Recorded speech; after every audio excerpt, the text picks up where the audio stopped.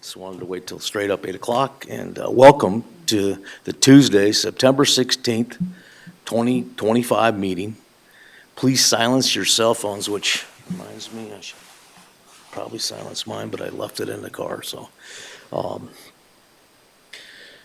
Please silence your cell phones, pagers, and other electronic communication devices. Agendas and speaker request forms are located at the back of the chambers, so if you want to speak on an agenda item or a public, just have something to say, fill out a request form. We'll put you up here, try to get everybody. We have a large agenda today, a long agenda, so we will try to adhere to the decorum rules today as best we can and get everybody in to speak and say what they have to say. But please be cognizant of the next person that's speaking, and I'll ask that the same of our commission here. So we're all present today. All 5 of us are here. So today I'm going to take the privilege on the moment of silence. We've had a lot of abnormal catastrophe in the country lately, and I just wanted people to have a reflection upon Charlie Kirk and his family, and the fellow that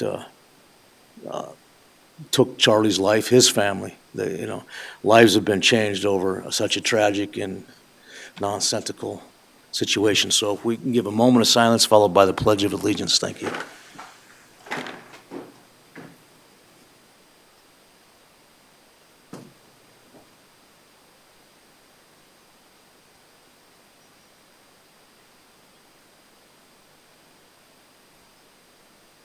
Pledge of allegiance to the flag of the United States of America and to the republic for which it stands, one nation, under God, indivisible, with liberty and justice for all. Thank you all for partaking in that. We will review and approve the agendas. So at this time, I would ask if there's anything on the agenda that the public or anybody wanted to. I guess I'm looking for a motion from the committee on the agenda. Move to approve. Second. We have a motion by Habcock and a second by Ross Connect. So is there any discussion on it, or all in favor say aye? Aye. Aye. Opposed, same sign. Hearing none, motion carries. So we'll move on to an executive proclamation, National Addiction Professionals Week, and this is for Brian. Are you an officer? Brian, we're going to have you actually have some things to say about it, and then we have a speaker. So we'll let you take the floor, Brian. Awesome. Thank you, Commission. Brian Mueller, Pennington County Sheriff, and I appreciate you giving us just a few minutes to recognize National Addiction Professional Day, which is September 20th. And I'm going to have 2 of our directors from our care campus, David Oster and Deanna Nolan, come up, and our other staff from the care campus. If you want to come up and stand up front here, I'm going to have them briefly introduce themselves in just a minute. And then I'm going to have Director Oster read this proclamation. And the folks at the care campus really have a front row seat to life, and those of you that have spent some time working in the county and over there with that group really recognize that. So Tony Virtue, our director, he couldn't be here today, has worked closely with the staff. This was our 2nd year in doing this National Professionals Addiction Week, and I'm extremely proud of our staff for putting this week forward to give those at the care campus that work in the trenches some extra recognition this week. So if the staff want to come forward, just briefly introduce yourself, how long you've worked at the care campus, and then I'll have Director Oster read this proclamation. Thank you. Thank you.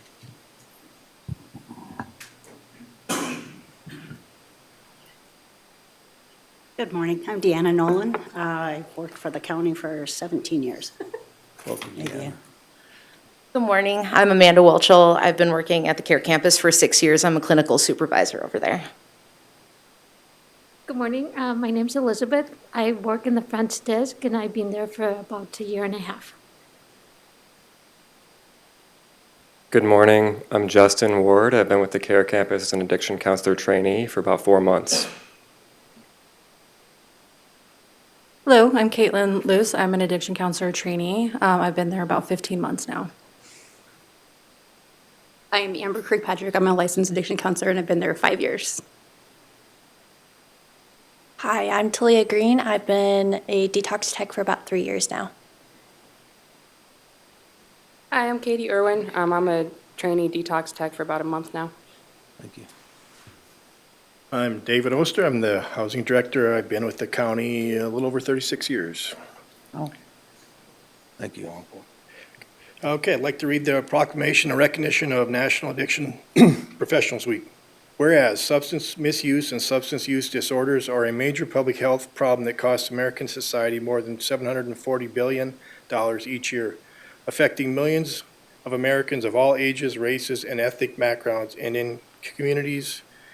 And whereas addictive disorders are a treatable disease and treat of addiction is as successful as treatment of other chronic diseases such as diabetes, hypertension, and asthma. And whereas 48.4 million people over the age 12 were diagnosed with substance use disorder in 2024, and only 19.3% of those individuals received any type of treatment. And whereas addiction counselors are uniquely qualified frontline healthcare professionals who are indispensable in the process of guiding patients with substance use disorders to recovery. And whereas 483,500 U.S. addiction-focused healthcare professionals have dedicated their lives to increasing awareness of substance use disorder and enhancing the care of individuals, families, and communities through treatment, education, prevention programs. And whereas addiction professionals promote excellence in care by promoting the highest quality and most up-to-date science-based service to our clients, our families, and our communities. And whereas the Pennington County Commission hereby proclaims September 14th through the 20th, 2025 to be Addiction Professionals Week in conjunction with the National Addiction Professionals Day, September 20th, 2025. Dated the 16th day of September, 2025. Thank you, Mr. Oster. Thank all of you for your dedication and service to a complicated situation. If you don't mind, we'd like to muddy up your picture and get a picture with the commission and all you guys. If you can so allow us to do that with you.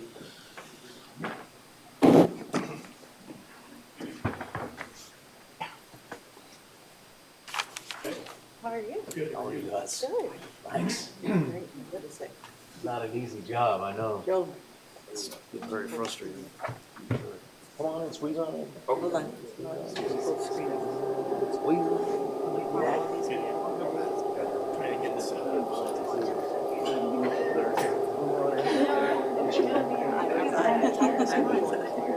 There you go. You know. Quicker we do this, the better, right? Good, how are you doing? Good. Oh, okay. Want to go this way? Yep, you just step up. All right. You got a lot of people directing traffic out there, so.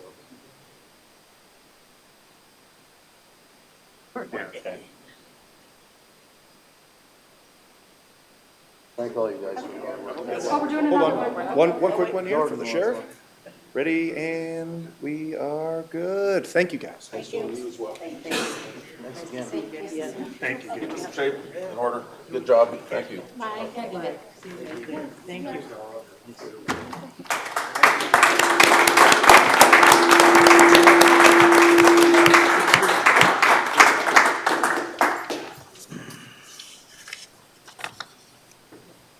What did I just do with my glasses?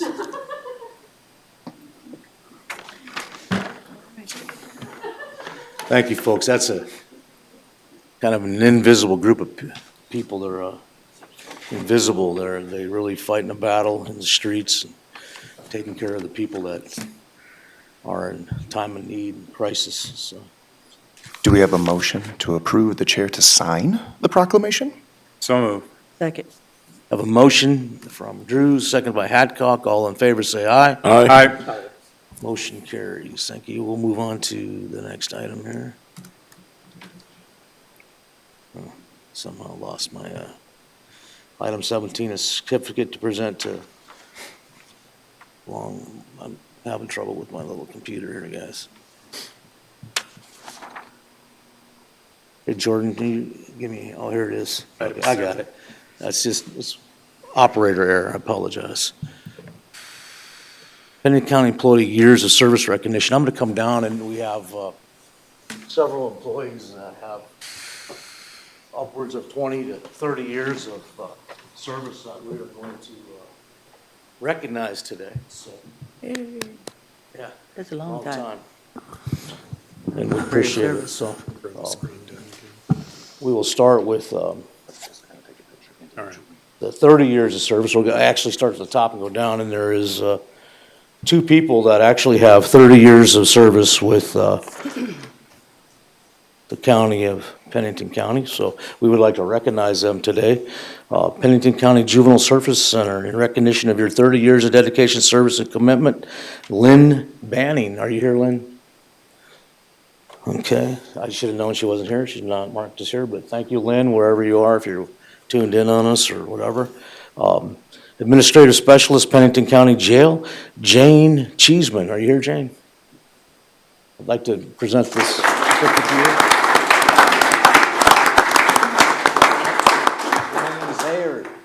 Okay, we sure will allow you to say anything you like, so.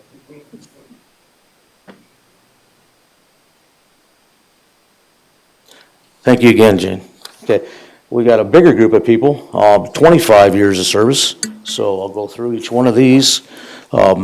Major Crimes Deputy Public Defender, Law Office of the Public Defender. Wow, what a job. Brian Anderson, you here, Brian?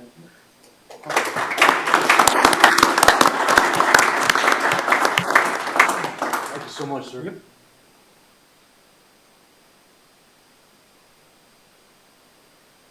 25 years of service for this person.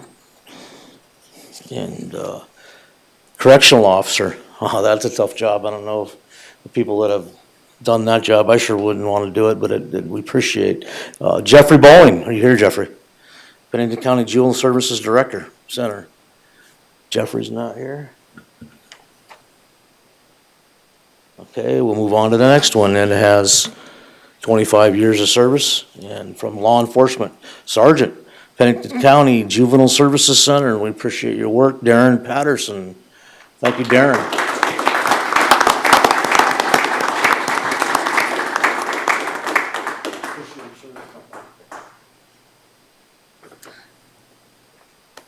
Thank you.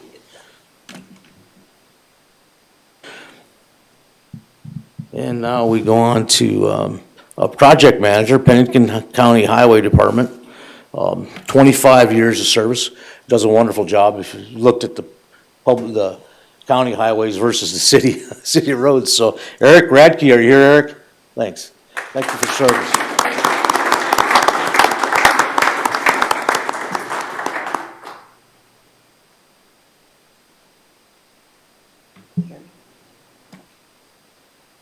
And we have another 25 years of service, law enforcement sergeant. That's a long time in law enforcement, guys. It's a job that takes a different person. It really, you have to go home and you want to make it home every night. And a lot of people sometimes don't end up doing that. And everything they go through is just wonderful. Jeremy Smith, are you here, Jeremy?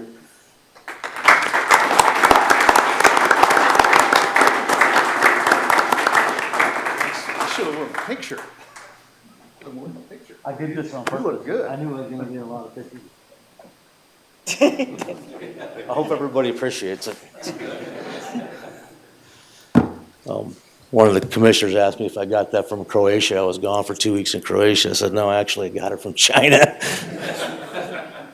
But, okay, now we're going to 20 years of service, still a huge achievement. So it's heartfelt for me to say that these people have dedicated their service and gone through all the different commissioners and all the different changes all the time, and they've stuck it out and realizing that they were contributing to our communities. So Legal Secretary, Pennington County State's Attorney's Office, Magda Canaday.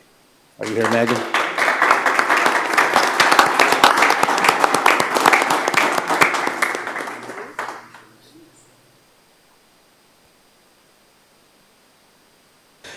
I'm kind of shameful that I ruined all these people's pictures, so maybe I should let them take them by themselves.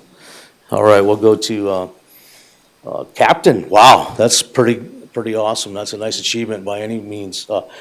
Captain Christopher Hislop, Pennington County Sheriff's Office, sir.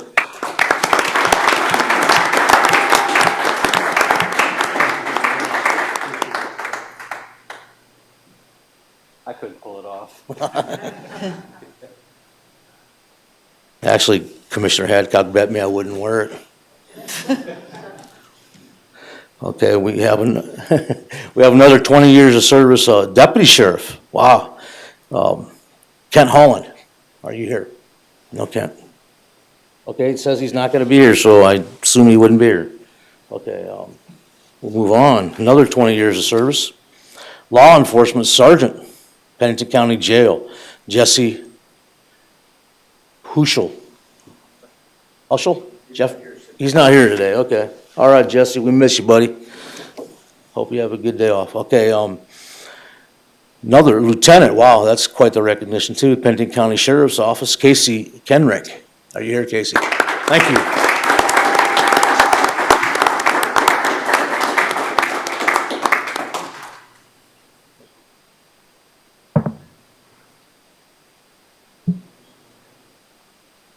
Nice thing is I feel damn safe today.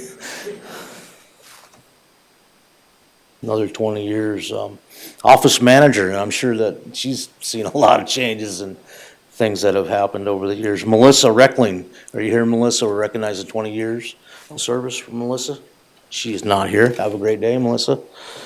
We'll move on. Detox technicians, some of the people that we just recognized that have an invisible job, that have a very complicated job. Detox technician, Lynn Renville. Are you here, Lynn? Nope, no Lynn. Okay. Thank you, Lynn, for your service. We'll move on. There's another outstanding achievement, 20 years, and Captain Taylor Spurley.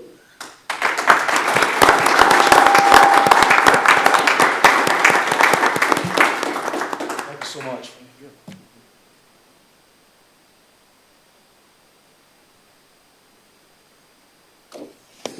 Oh, this fellow here, very invisible fellow who does a really huge job for our community, for the people who are in time of need and a lot of things like that. Director, Pennington County Human Services, Barry Tice. Thank you, Barry.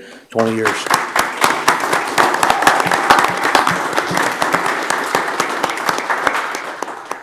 Talk about a complicated job.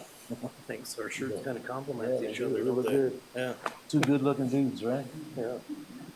Thanks. All right, here we go. Another silent hero here.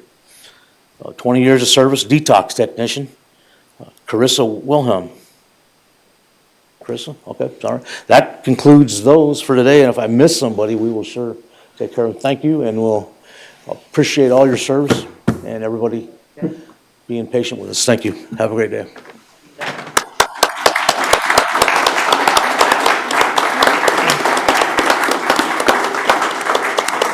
I'm sorry, I guess we want to take a picture with all of you. If you're here, if you're so mind to come up and let us get into your picture. We promise we won't sell them to anybody. Not with that shirt. That's a good shirt. I could pull it off. Thank you. Stick it in the middle with this pretty shirt. Where do you want us? Where and how do you want us? I'll get here with that. I know one thing we got to squeeze. I know what you're gonna do. You can get in front of me. Here's the warrior. We need the warrior in the front.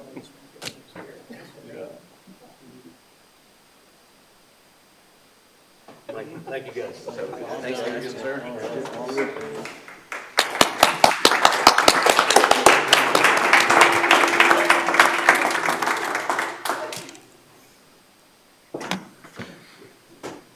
You add up all those years and they almost have been here as long as Brian Mueller.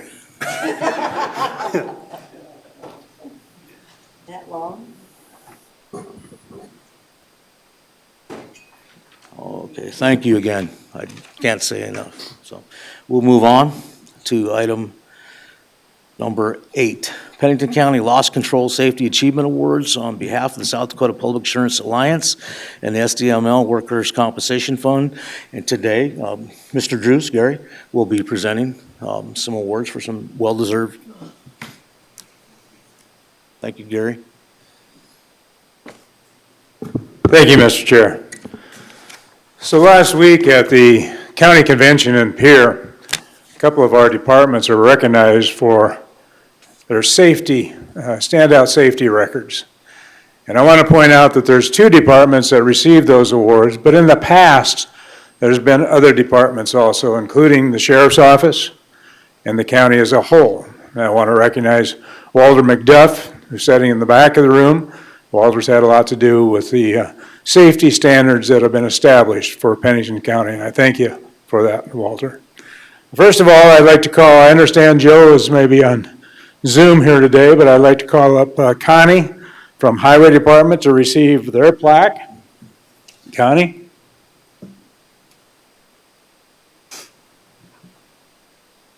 Thank you.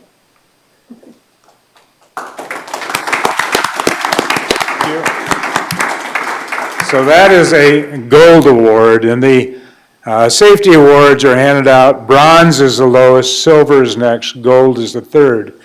And then there's a 4th one, which actually you can't apply for. It's something that you're highly recognized for.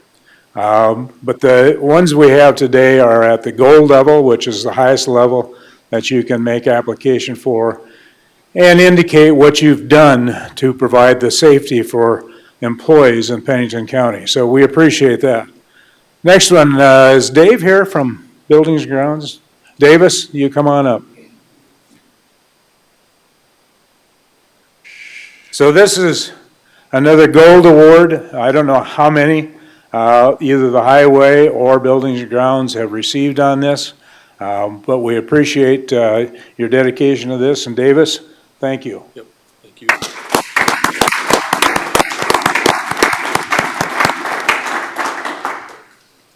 Being safe on the job is really a critical thing for us, and no matter what your work is, but we really appreciate the efforts that go into it to provide the safety for our employees in Pennington County. Thank you to all. Did you want to get a picture with the And commission? need those 2 up here? Yeah. Come on up, Connie. We know you don't want to take a picture with us, but it's okay.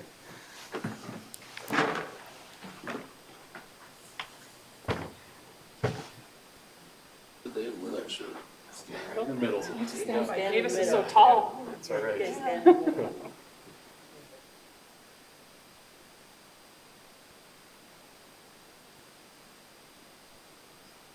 I've got covers for those of you. Oh, Good great. job, Connie. Thank you. Good job, David. So they're not scratched by the time that's back. Thank you. Like, to reiterate Commissioner Drew's comments, safety is paramount. You're working with so many people and working with the public, and thank you guys. We're gonna move on to item number 9.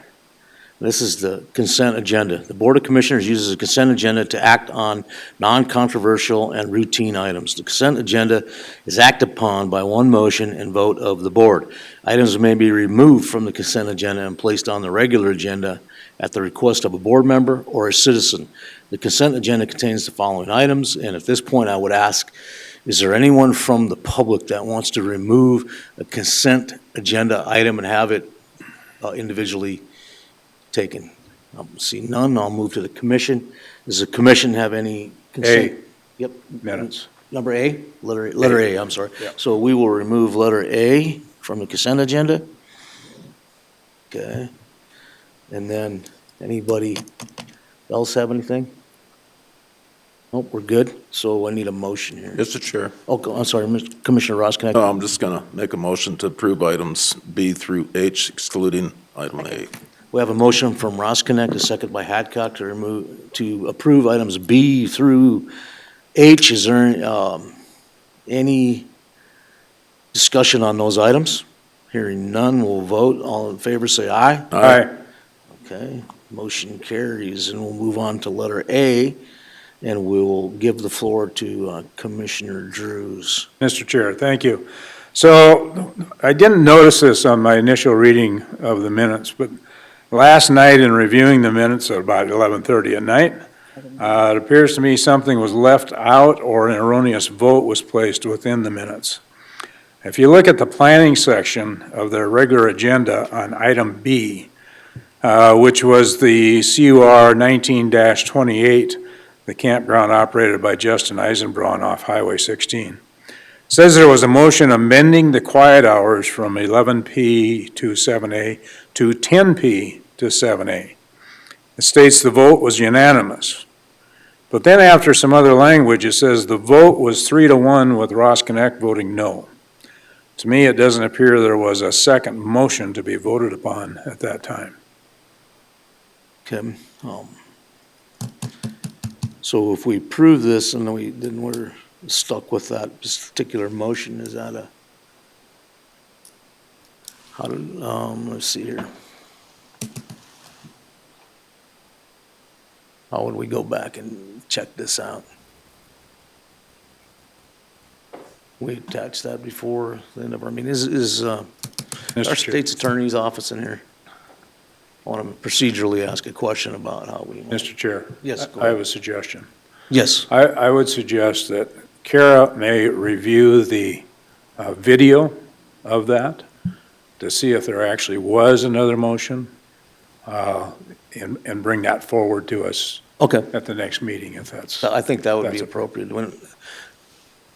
Megan, would that work to resolve that, to make sure that we're approving the correct minutes here? Yes, Tyler is looking right now to watch the old video to see what the correct information is. Why don't we just hold off on approving the minutes from last time and then have him verify what's correct, and then we can just orally amend the minutes. Okay, thank you. I think that's what we'll do. Okay, perfect. So we'll move on from that. Letter A, we'll move to later. So we'll move on to item 10. Items from the public, speaker request form. Speaker request form is required. Action will not be taken during the section on any issues brought forth that are not properly noticed. Speakers under this section will be recorded in the minutes by name and area of interest. So if you have something you want to speak on, I have a few speaker request forms here. We do have a clock that we haven't used in the past. Before, I was using my phone to kind of do a stopwatch thing. So if up here there's a red and there's a green and a yellow and a red light, we're going to have 3 minutes to speak. And if you just pay attention to the light here, once you hit yellow, start winding down your speech, try to get it done when it hits red. So I'll just take them in the order that I have them, and I have, looks like Mr. Boos, Dale Boos.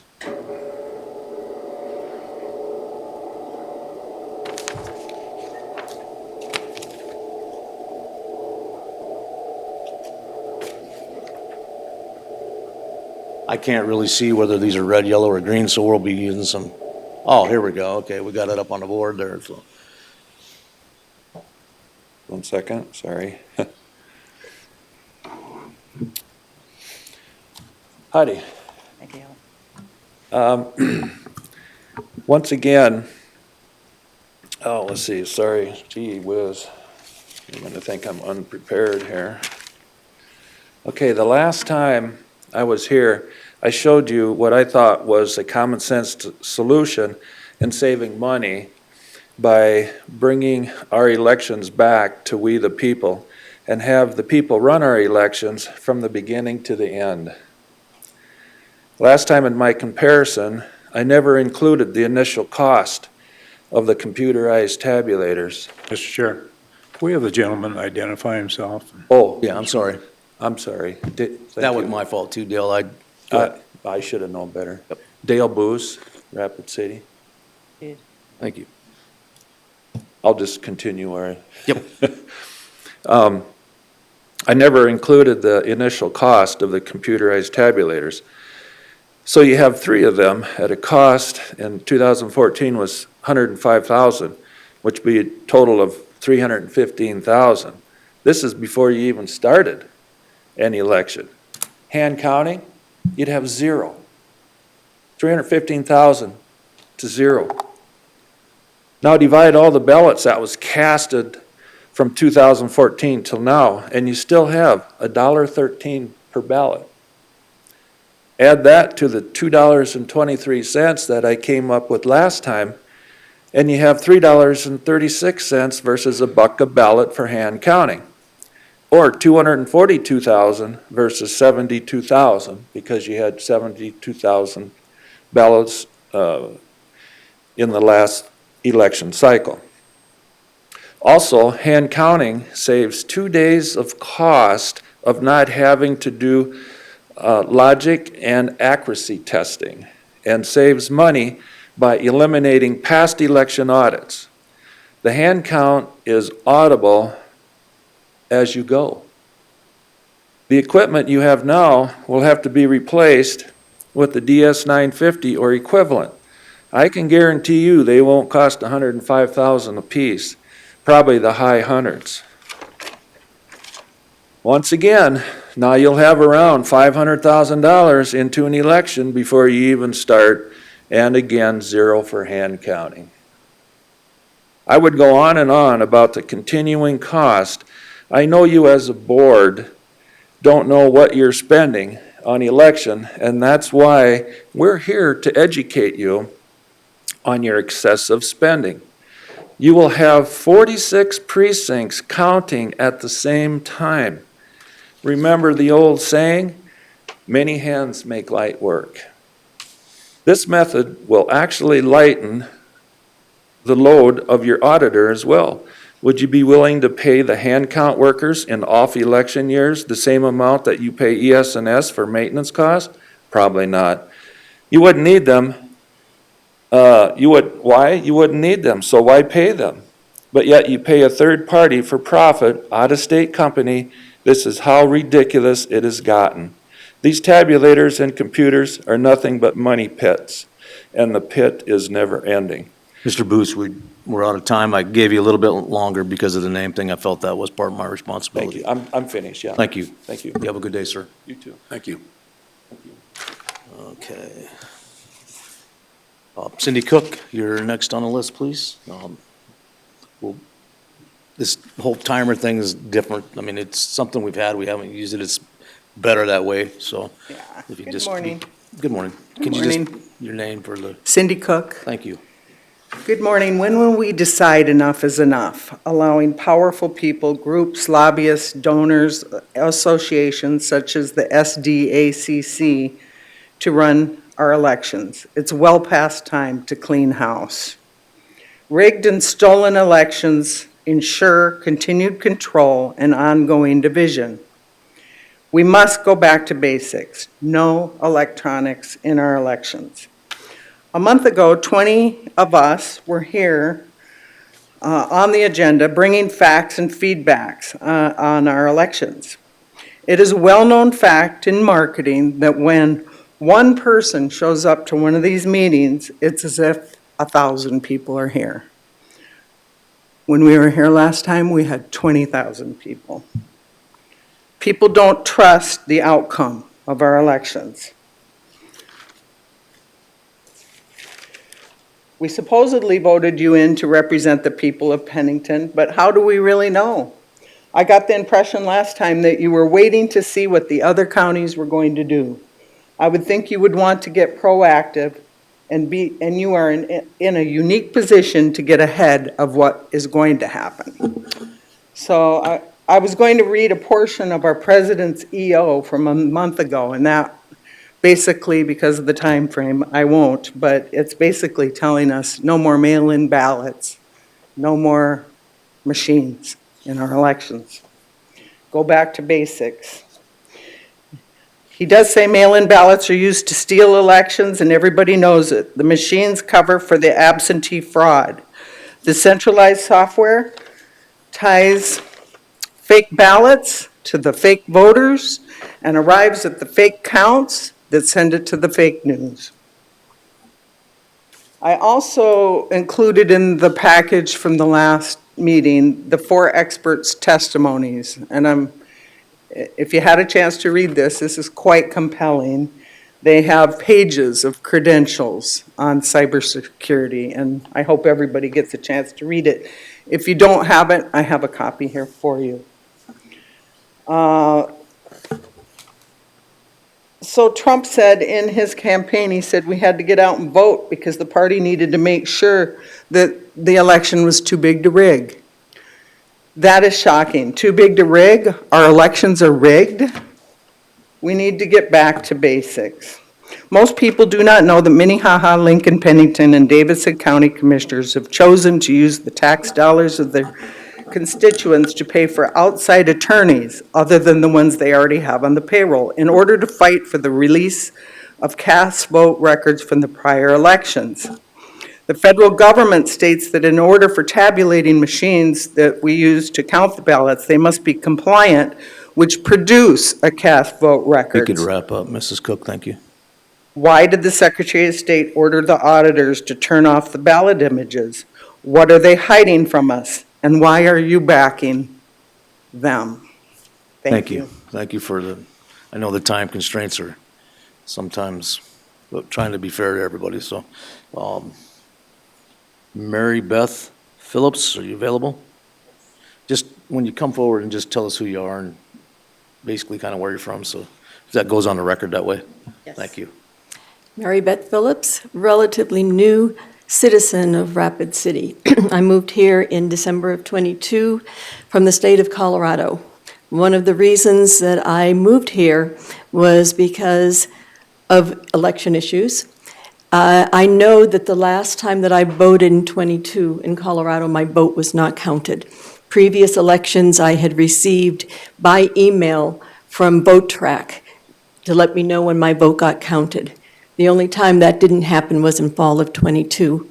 I wanted to come to a place where there would be counting, and that I, as my duty as a citizen, I want to take part in our great country by voting. And if I vote, I want to make sure that my vote is counted. So I just want to encourage all of you, and I want to first thank you all for the service that you're doing. Thank you that you are working for the citizens. So I would encourage you that we do want to have paper ballots, no machines, as President Trump has put forth in an executive order. And I am just saying that it will save money. And I want to make sure that my vote is counted, and when my children start voting, their votes are counted also. So thank you very much for your time. Thank you. Heather Baxter, if you'd just come forward and identify yourself for the record, thank you. You bet. Good morning, Commissioners. I'm Heather Baxter here in Rapid City, speaking on myself, and I want to thank all the Pennington County employees for their service as well. And thank you, Commissioner, for taking time this morning to give a moment of silence for the turmoil in our country. That was very important.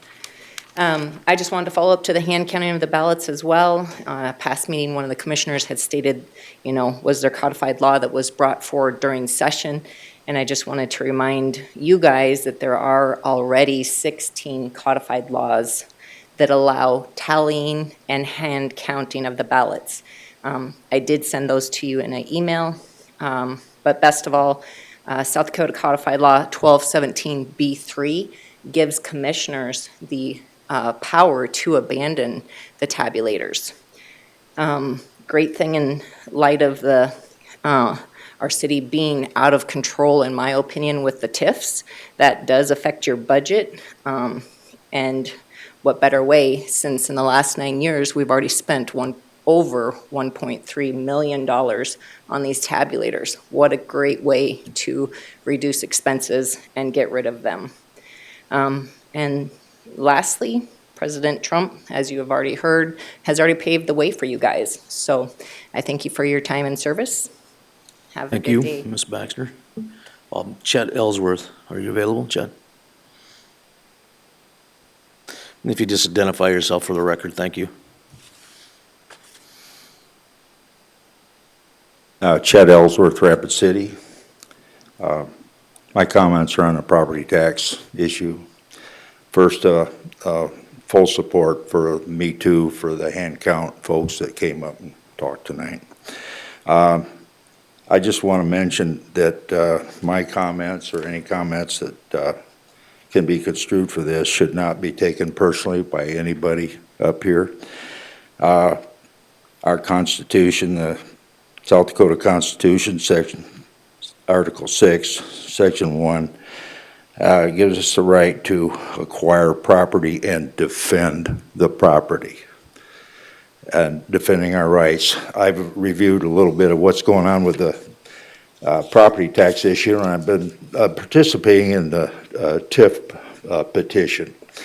I see that Pennington County wrote 2 letters, August 5th and July 15th, from the chair to the governor, or the mayor downtown, with his concern over jurisdiction problems that you have between them and you. Nothing really has been done. In my duty of being a petitioner, I run across some pretty serious situations going on. The city workers down there tell us that they are working and can't sign the petition, or they are afraid of losing their jobs. We're coming to a serious crisis. We had the sheriff come in here in early August and say, hey, folks, what are you going to do? He's waiting for his budget money, but he's also protecting us. I am saying that we should turn this over to the sheriff, and we will petition to do so under some sort of rule coming from this article that we can defend our rights. We need to take it off your hands because nothing is done. Now, you may not have anything you can do. If it's a jurisdictional issue, that's something that if there's a conflict within that jurisdictional issue, that can't be solved. That's a violent situation. People being afraid of losing their jobs, that's a Charlie Kirk situation. So it is critical. I would hope that we could talk the sheriff into taking over that issue and putting in a corporate revenue source for the people. You haven't been able to do it, I take it. Thank you. Thank you, Mr. Ellsworth. We'll go to Meta Halverson. Meta, if you want to come forward and just identify yourself for the record. Meta Halverson, Lawrence County. A month ago, several people were here, as was stated before, regarding election security, tabulators, hand counting. And I'd just like to say a me too to the people that already publicly spoke this morning regarding elections. If you recall, I handed a handout last time to you that showed how the Secretary of State's office lost votes, about 4,000 votes in just a few minutes. And you had asked where that data came from, and it came directly from the Secretary of State's office. And when you flipped that sheet over, that handout that I gave you, on the back side, it showed several representatives and senators that had also lost votes. And so there again, how could anyone ever lose votes when they're being tabulated? And I do know, and I almost, as I was waiting my turn to speak a month ago, I saw up on the overhead Mr. Boose's presentation that must have been submitted to all of you prior to the meeting. And I'm like, well, it's already there, they already saw it, so I don't know that I'm even need to hand it out. But it seemed to be that that was the first time that that handout had been viewed. So, I mean, I know everybody's busy and don't know if you just didn't have a chance to review the information that had been submitted to you prior to elections being on the agenda last time. So, that's all. Thank you. Thank you. Thank you. I think we got one more. James Bialato. James, if you just come forward and identify yourself for the record, thank you. My name is James Bialato. I'm a candidate for public office. I am really disheartened by this commission. Today you talk about Charlie Kirk. while 2 weeks ago you kicked me out for public speaking. How dare you?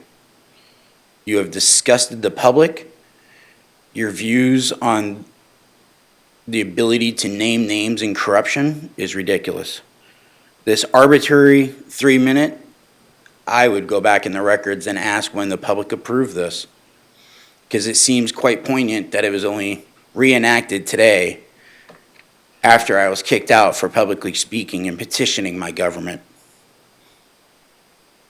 There's more I'd love to discuss, but with this time limit, and since I lost my time last commission meeting, I can't get to it all. What the commission did was a criminal offense to deny public comment. It's actually in South Dakota codified law. It is a crime. Not only that, depriving somebody of their First Amendment rights is a federal felony. This is not a joke. And having somebody threatened with arrest to remove them from their First Amendment right is an additional criminal act. The South Dakota codified law, if you're not aware, Commission, under Chapter 1-1A, I think you all should review. Enforcement of unconstitutional policies is prohibited by law. State officers are directed to actually protect constitutional rights, not act against them. And in 1A-3, state officers are directed to use the full force of their authority to protect and resist the intrusion of the unlawful provisions that violate constitutional rights. Captain, I see you have your cuffs. I am calling for the arrest of Deb Hadcock and Sheriff Brian Mueller. Mr. Violated Bellato. a felony and a misdemeanor in public presence. Mr. Bellato, if you'd prefer to just address the commission, we'd appreciate that. These people. If the here. captain refuses to act on this, he will be then violating 1-1A-3. This is your moment. You can either choose to violate the law or you can choose to uphold it. But I will not stand idly by. The violations for these are complete removal of office for every board member who goes along with this. Let me make that clear. Removal from office and ban from public service. It's disgusting. If you could wrap up, James, we'd appreciate I it. would ask this board, add this to the agenda for immediate review and discussion. Thank you for your comments, sir. Have a good day. Okay, that concludes public discussion for today. So if I think my computer keeps fading in and out here. Appreciate the participation today by everybody who participated. And we will move on to item number 11? Yep. 11, 9:15 a.m. public hearing. So the 5-year county transportation plan, which has been attached to the agenda. I think we got a Zoom on this, right? We have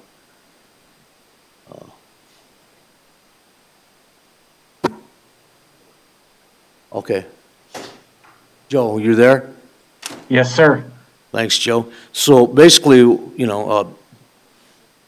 Joe's out of town today on figuring out how to better improve our road system here, which they've done a great job with. The 5-year county transportation plan, which has been presented here, I would like to just address this to any questions that they have for Joe. So if there's any questions from the audience on the 2026 5-year transportation plan, I would suggest that if you want to come forward and we could ask Joe on why he's on Zoom. I'm seeing none, so I'm going to move to the commission. And if the commission has questions on the 5-year transportation plan, or I guess, do we need a motion to discuss this would be nice. Motion to approve? Second. I have a motion from Hadcock, a second by Drews, to approve the 5-year transportation plan. So I'll open it up to questions on the commission. Do we have questions from the commission on this item? Seeing none. Commissioner Hadcock, did you have a question? Nope. Okay. Chair. Seeing none, will Mr. all in Chair. favor say aye? Mr. Chair, Public comment. sorry. Public Yeah. comment, is there any And then we have public a s- comment on, I asked that Announce that we earlier. have a sign-in sheet for the public. What's that?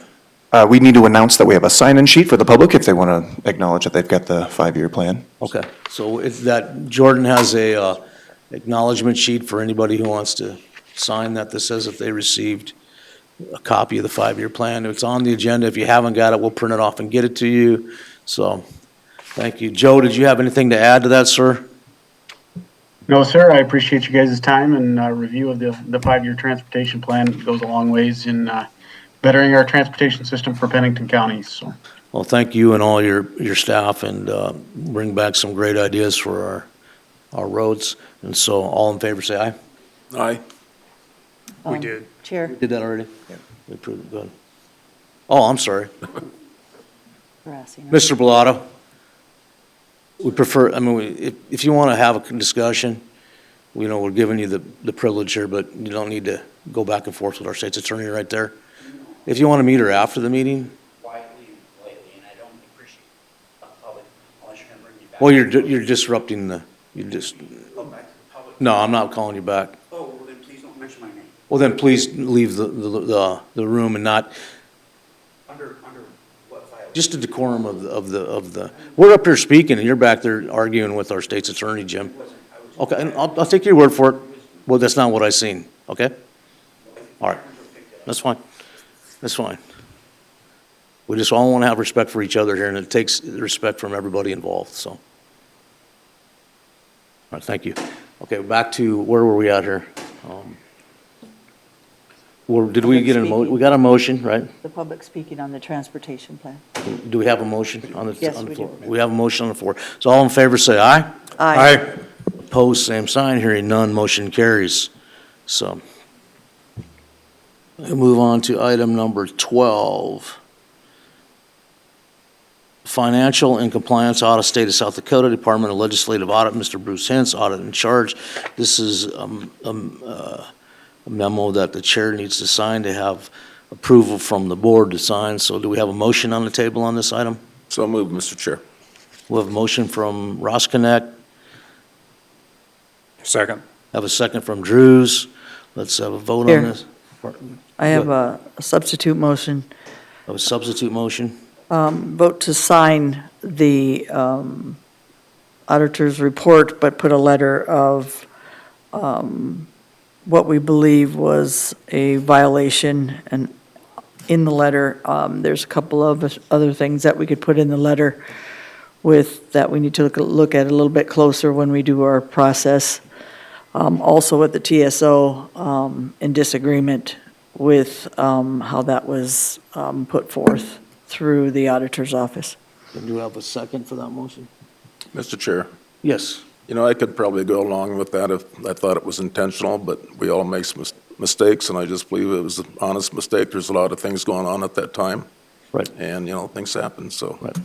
And I don't, if we can get a motion, and we'll, if we can get a second, I'll second it for discussion. And so I would just say that I'm okay with it as long as we, it's been presented to Mr. Hintz. He's seen it. He made a report. As long as his documentation is just filed with the report, I'm good. Chair. So I don't think it needs to go any farther than that, but.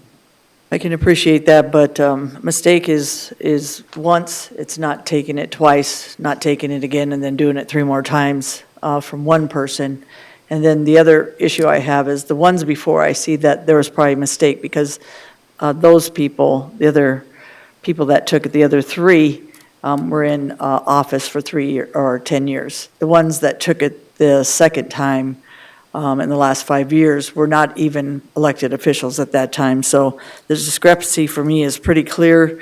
The law is pretty clear, and Lisa Marshall made it pretty clear that that wasn't supposed to be taken. What I do appreciate is that Carol Bancroft, you had put it in the new memo for the HR to make it clear for some people that didn't understand that they're not supposed to get time of service as elected officials. For me, again, it was very clear who should get it and who shouldn't.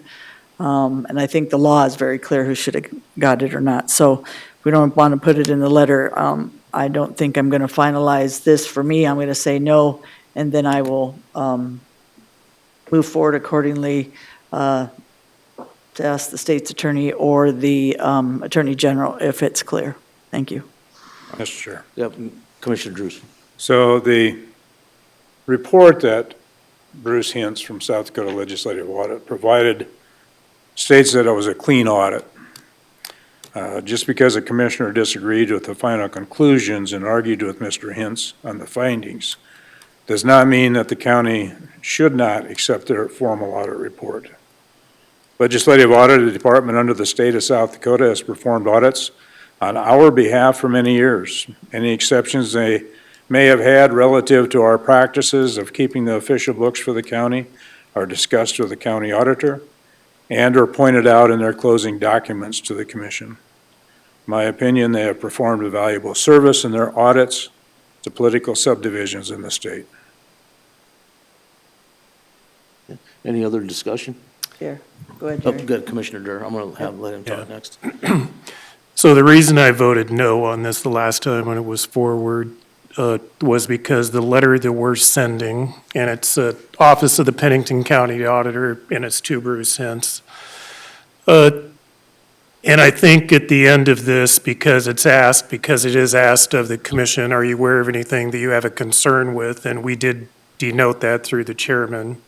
And so I wouldn't authorize, without the chairman being here to vote on it, his signature on this letter. And so to kind of get to a middle point, which we've already reported, I think it would be just to add a paragraph at the end of this letter from us that just states that it was reported by the chairman of the board about internal controls related to payroll, time of service payments, and I think that's good enough. I would agree with that. You do agree with that, or you don't? I do. Okay, so the motion would have a memo that just stated that. A motion to approve our response with an added paragraph that would just say that, the board was asked if there was any concerns about internal controls, and that the chairman reported concerns over internal controls related to payroll and time of service. Okay, I appreciate that. Jordan, did you catch that if this passes? So that's the motion. Do we have any, discussion on that motion? Mr. Chair. Yes, Commissioner Drew. I'd just point out that Bruce Hintz did reply to that. He said that essentially the handbook, the county employee handbook, was not clear on that, and suggested that clarification on that be made moving forward. And I agree with that too, and I think that's Here. that's a good mention to make there too, that we clarify those things so they're rock solid. So, Chair. Commissioner Hadcock. Just one more comment. I appreciate the state auditor saying that, but our legislative person or the person that for the county for, actually the lawyer, Lisa Marceau, said that she disagreed with the auditor and that wasn't the fact, that it was very clear that time of service was reiterated and that any elected official that took that should pay it back. So that's the lady that, on liability, we listened to, and we have listened to. Commissioner since I've Hadcock, been I'm going to here. rein you in on that one because I don't think that's our discussion right now. Our discussion is about signing this memo and so let's move forward. If you want to stick to that, I'd appreciate it. Thank you. Right. Mr. Chair, Commissioner Roskinek. so we have a motion and a substitute, correct? Well, the substitute motion is to sign it and have a memo put in that says that it was brought to Bruce Hintz's attention on the irregularities that were discovered. So. And then I think Commissioner Drews said we could add Payroll some information on the handbook that. Well, I think that's a whole separate discussion that I think everybody's willing to have, just because I don't think there's anything ever wrong with solidifying any policy, but we're talking about the letter than signing this. We're getting off into the woods now, so I don't want to do that. Okay. So we're Just going to wanted to vote make- on this if everybody's ready? Could All we in have, favor? could we have I'm the sorry. motion Go ahead. restated? The So we're all motion- clear on what the motion actually is. Pardon? Could we have the motion Yes. restated so that we understand what the motion actually is? Jerry, would you put your amendment in there? It's not an amendment, it's more like, okay, go ahead.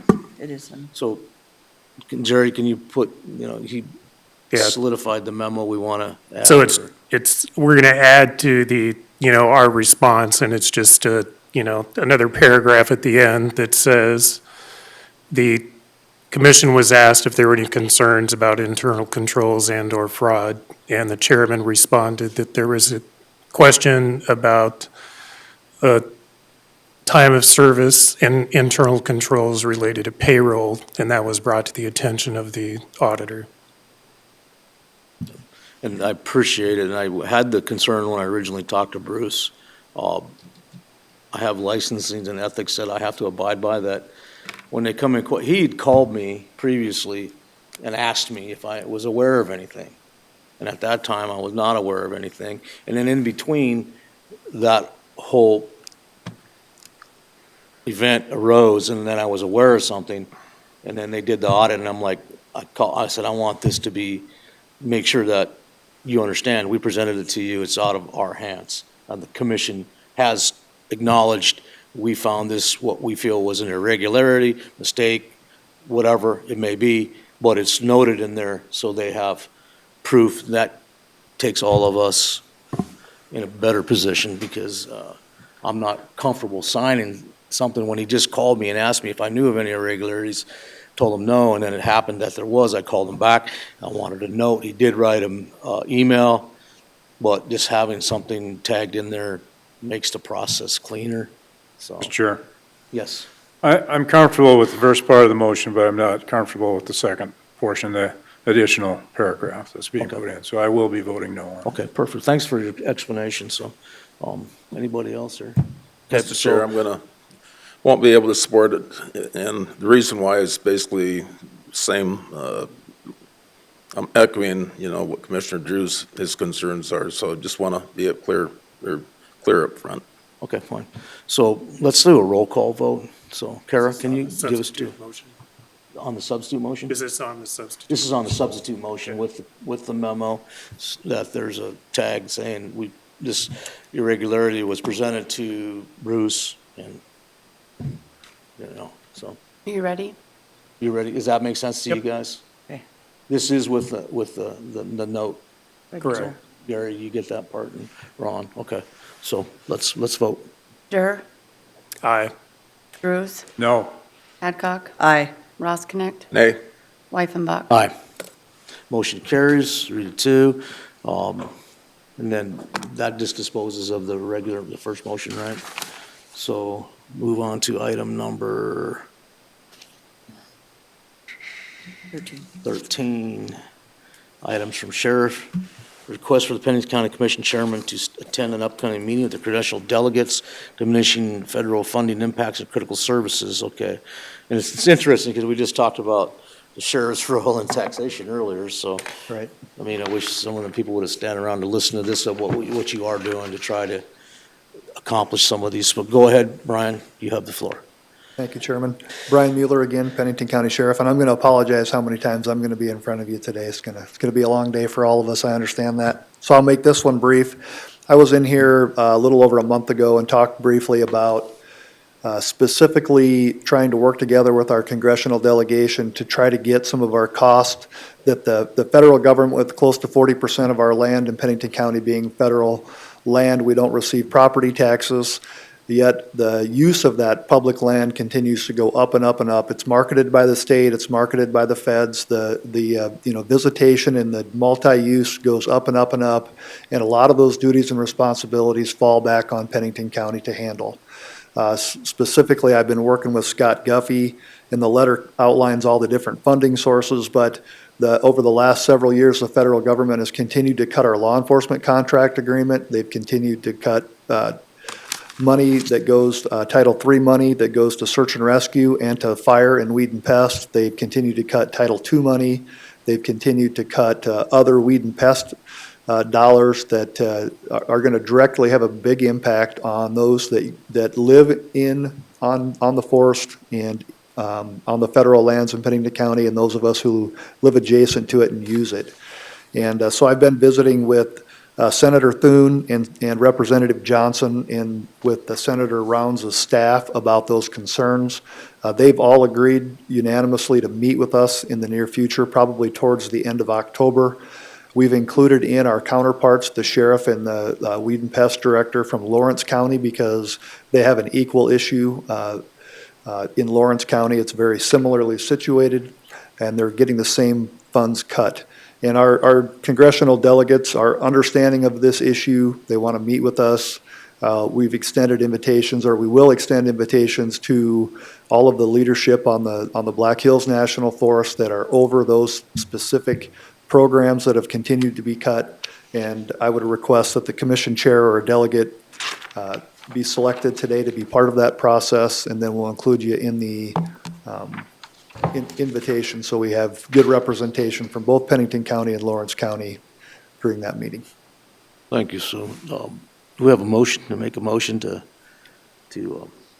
we can have a discussion on this item? So the motion would be to ask the county chairman to attend the upcoming meeting with the congressional delegation? Is that what you're looking for? Commission chairman or delegate, right? Yes, I'll volunteer if you'd like me to. So we got a motion. Second. Yeah, you're correct. You were asking a question, right, Gary? Yeah, Sounded like a good motion. What? Chair or vice chair? If you can't make it, I'll go Oh, for the delegate. That's the motion. I don't see a conflict today, but. I'm not asking for a motion. I wanted to bring the item to the whole board, Yeah, let so we the don't community know that we were working on it. And if you're in agreement on that, then I think we're in we agreement can on. coordinate with you, and if you can't attend, you can ask somebody else to attend in your place. We'll move forward with that, Yeah, okay. if it's Yeah, easier. that makes sense to us. Okay, I thought maybe we needed a motion, but we don't, I guess, so. But appreciate that. And then, so we'll move on to item 14. Thank you. Items from sheriff's office. Don't run away. Buildings and grounds. So this is a presentation that I know that Davis has worked with, trying to put numbers together, and this has really been a complicated issue, so we're trying to narrow it down to, I'll let you go forward. So we also recognize you have a lot on the agenda today, and we probably could tie up 2 or 3 hours on this. That's not our intention today. The presentation that we have that's uploaded that you all have access to is pretty close to the same presentation that we've done at 2 community meetings. We've done a majority of that presentation to the commission at least 2 times. There's a couple of newer slides in there that we updated for the community meetings. Most of this is review information for the commission. What we really wanted to be able to do is get through that part of the presentation today and get down so you had all the information we have as far as the latest costs for the project, and then also the bonding implications for the project, so we can answer those questions. And what my hope would be is that we could use today to get through this process. You understand the numbers as well as you can through this, and then we work together on what other lists of questions and concerns do we have that we want to work through to build a strategy to try to move this forward in one direction or the other. And then maybe after this meeting, we can work on a list of questions and concerns that we can share with each other and line up a separate meeting at a commission meeting in the near future to talk through and spend more time on the actual project and the strategy, if that works for the commission. I think that seems fair, because Davis is just gonna be the messenger on the numbers that he's calculated. Is that correct, Mr. Davis? Pretty much, yep. That would give us, I mean, I think we've all have plenty of good idea on all the expansion stuff like that, but we don't really know is the numbers and those types of things. So if Mr. Davis wants to present that in the commission, or anybody in the audience has a question, that we can start that process of answering the questions, but bring in some solidification. I think Commissioner Drews probably has some concerns too, or questions. So let's get rolling. Mr. Davis, if you want to present just numbers and that type of stuff. Yep, we'll get into it. So here we have we have the construction site aerial view here, so it shows where the new proposed jail tower could potentially go. You can see along St. Joe there. And then another view, which pretty much faces south, again, shows the job site. When we talk about infrastructure and remodel, we are talking specifically about the 1989 jail right here, which is number 2, and the jail annex number 1. And then I just put in here, this is where the new tower site is. So this breaks down what those infrastructure and remodel costs consist of. So for the jail annex, for number 1, you have some security electronic upgrades.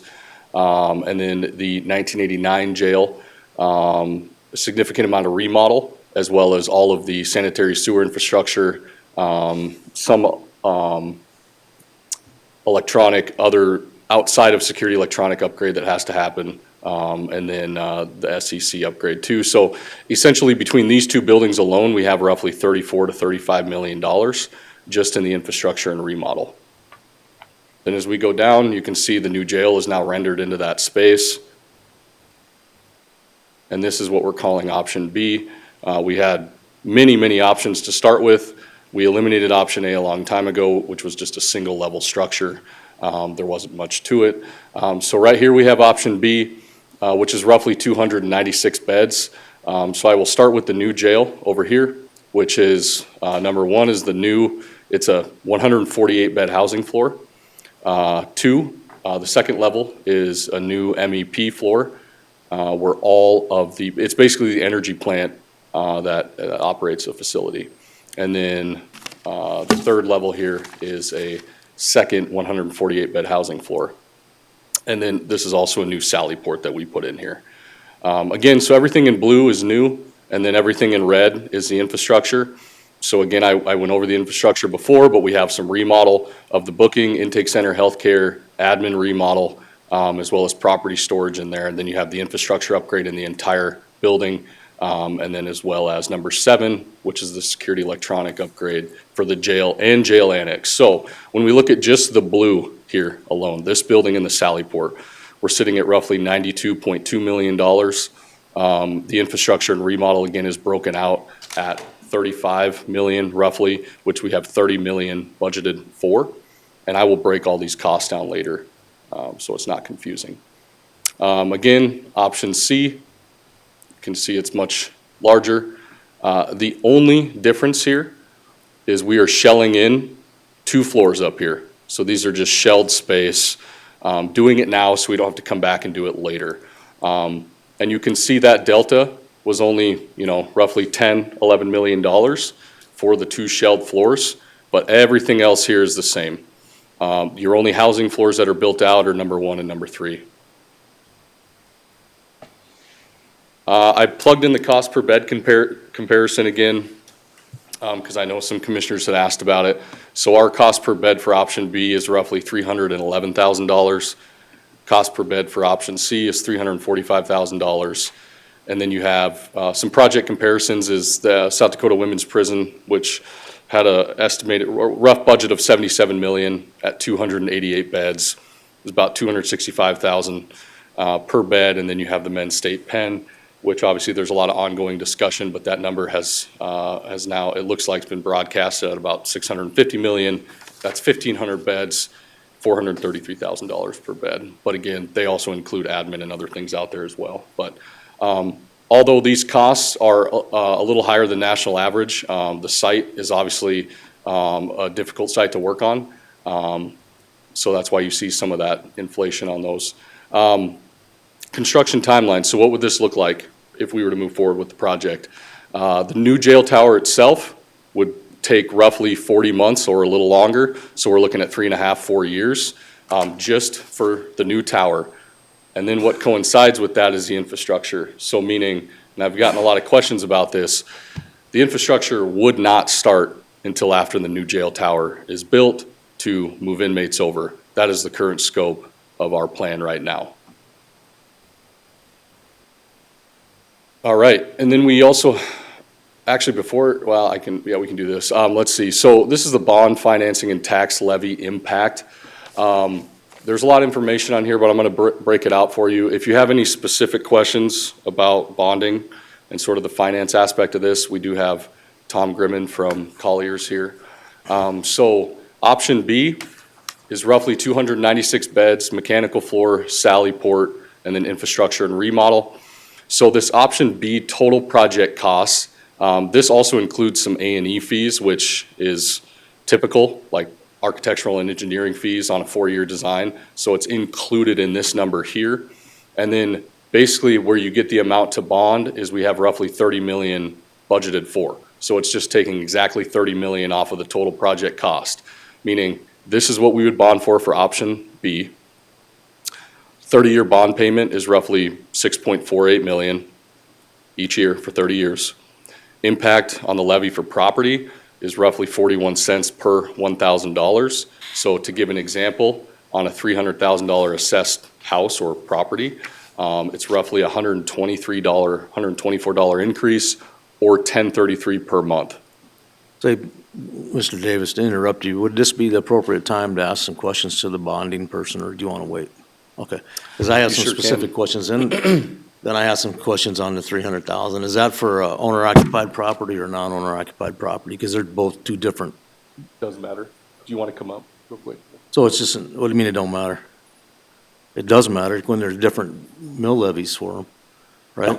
No? It's the same levy, so it's based on property. Oh, It's based on property because of the values. bonding number. Property values. So that 41 cents is on taxable value. So it doesn't matter if it's ag land, owner occupied, commercial, non-Z, whatever, the different property That makes sense, classes. I had a question for you. Recently, maybe in the last few years, we had a bond expire, and that's part of the commission's duty is to pay off debt. Then there was another bond created without a public vote. How does that work? So there was, and I'm not sure which bond you're talking about for sure, but That's that is that we're the new admin. have right now that we're paying debt service on and collecting interest on both. Right, so there's two ways that a bond, that counties can finance. They can finance through general obligation bonds, which requires a vote and is a 50% simple majority vote. Oh, no, what kind of bond is that? You have to. General obligation bond. General GO obligation bond. bond. Yep, Okay. a GO And bond. what does general that consist obligation. of? As far as what? That's, What is it? What is considered a general obligation bond? well, it's a property tax bond, a bond that goes against property. There's a levy that's put in place to pay for the bond. Is that what we have now then? Well, that's, I'm no. trying to get my arms around bonding. No, a little that's bit. fine. No, general obligation bond is a bond where you have an election, and it requires a 50% simple majority vote, and then a levy goes in place, because you've approved that. So a levy Bond goes that in we have place now. to retires that debt, all right? This is general obligation bonds. So then the other way you can do it is through a lease purchase. And the lease purchase, What'd you call that now? lease purchase. Okay. And that's the law, under that section of the law, is what you're using to repay the bonds. It's still a levy against the property. It's a 90 cents, less than 90 cents per thousand, which is in basically the code. I don't have the code here, the sites, Lease but the 90 purchase would be cents per something thousand. that But a lease we would- purchase, by action of the commission, 4-1 or greater, because it says in law, it has to be greater than 60% of the voting commission to raise the taxes. So since there's only 5 of you, 3 of 5 is 60%. So it's, by law, it says greater than 60%. So 4 or 5, or all 5 have to approve it. And I can't remember, I did the bond, but I can't remember, I think it was 5-0 that voted for that. And then that, under the lease purchase language, that becomes referable. So the bond that we have right now is a lease purchase bond? Is a Or lease, I believe that we're talking about the same one, yes. It's the only way it could be, right? Because if it was a general obligation bond, the public would have had to vote on it? Would have had to vote, yes. Okay. And the other one is it's referable. So then 5% of the voters, much like, with the city, when you're on the city council with the sales tax bond, 5% of the voters can refer the bond to a vote. And then the vote is 50%, simple majority. Now you're confusing me, because that's on any bond or general, or per lease purchase bond, or if we want a bond for this jail. I'm sorry, you only have 2 ways to do this. Yep, Lease general purchase obligation or or general lease obligation. Okay, yep, General obligation or lease purchase, only 2 ways, right? there you go. So if we do a general obligation, the voters have to vote on it, Yes, no matter what the value. right. If you did $1 million or $50,000 and That's you what I guys passed the understood. general obligation resolution to have a vote, So if you have a lease purchase, Right. you're actually buying it, and we're actually lease purchasing it from No, you lease purchase it from a bank, a trustee. A trustee is set up, In that case, that has to be a 4-to-1 vote. or greater, yes. So as Yep. we going into this jail, and we've spent $6 million on this jail, what is our plan?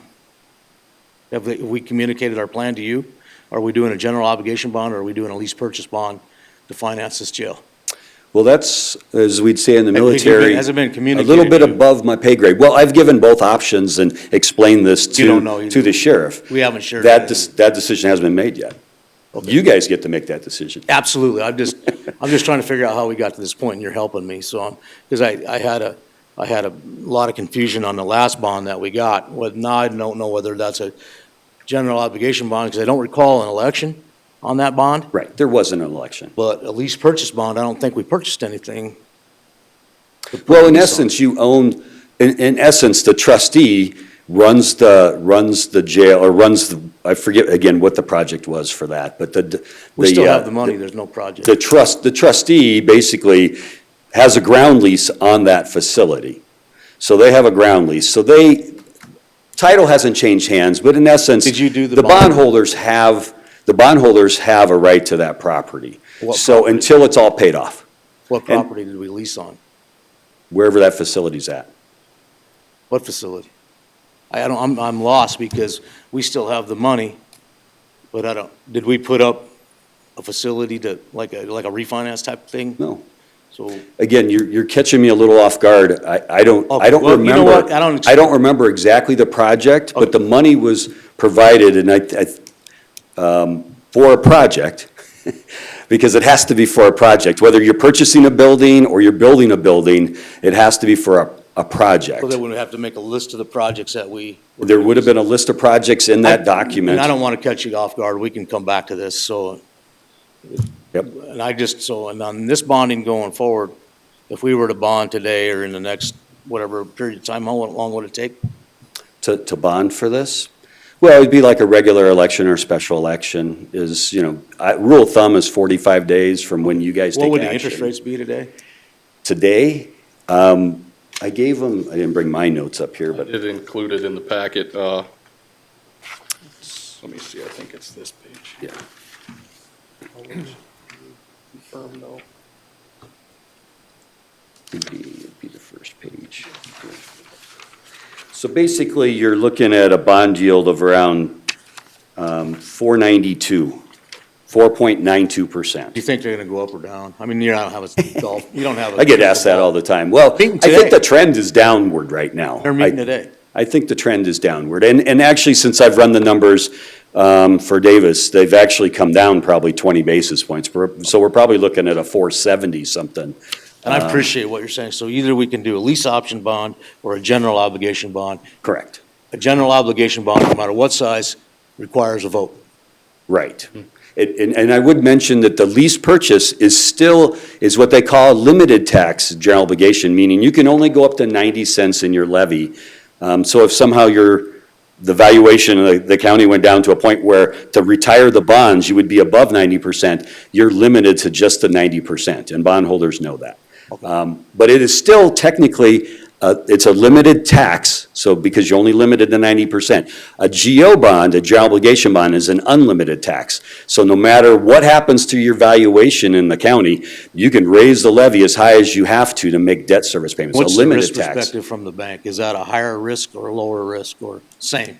I think it's about the same. If you go to the rating agencies, they give you the same rate as if you did a general obligation bond. So your rating last time, I think, was AA1 on these, AAA, let's back up, AAA I'm is talking the about like best. interest rate risk. Right, well, AAA is the best, and then you have AA1, AA2. You're at a AA1, you're almost at the highest level that the rating agencies have, and they don't, what they call ding you, they don't ding you for having either a lease purchase or a general obligation, because they see it as a very strong credit.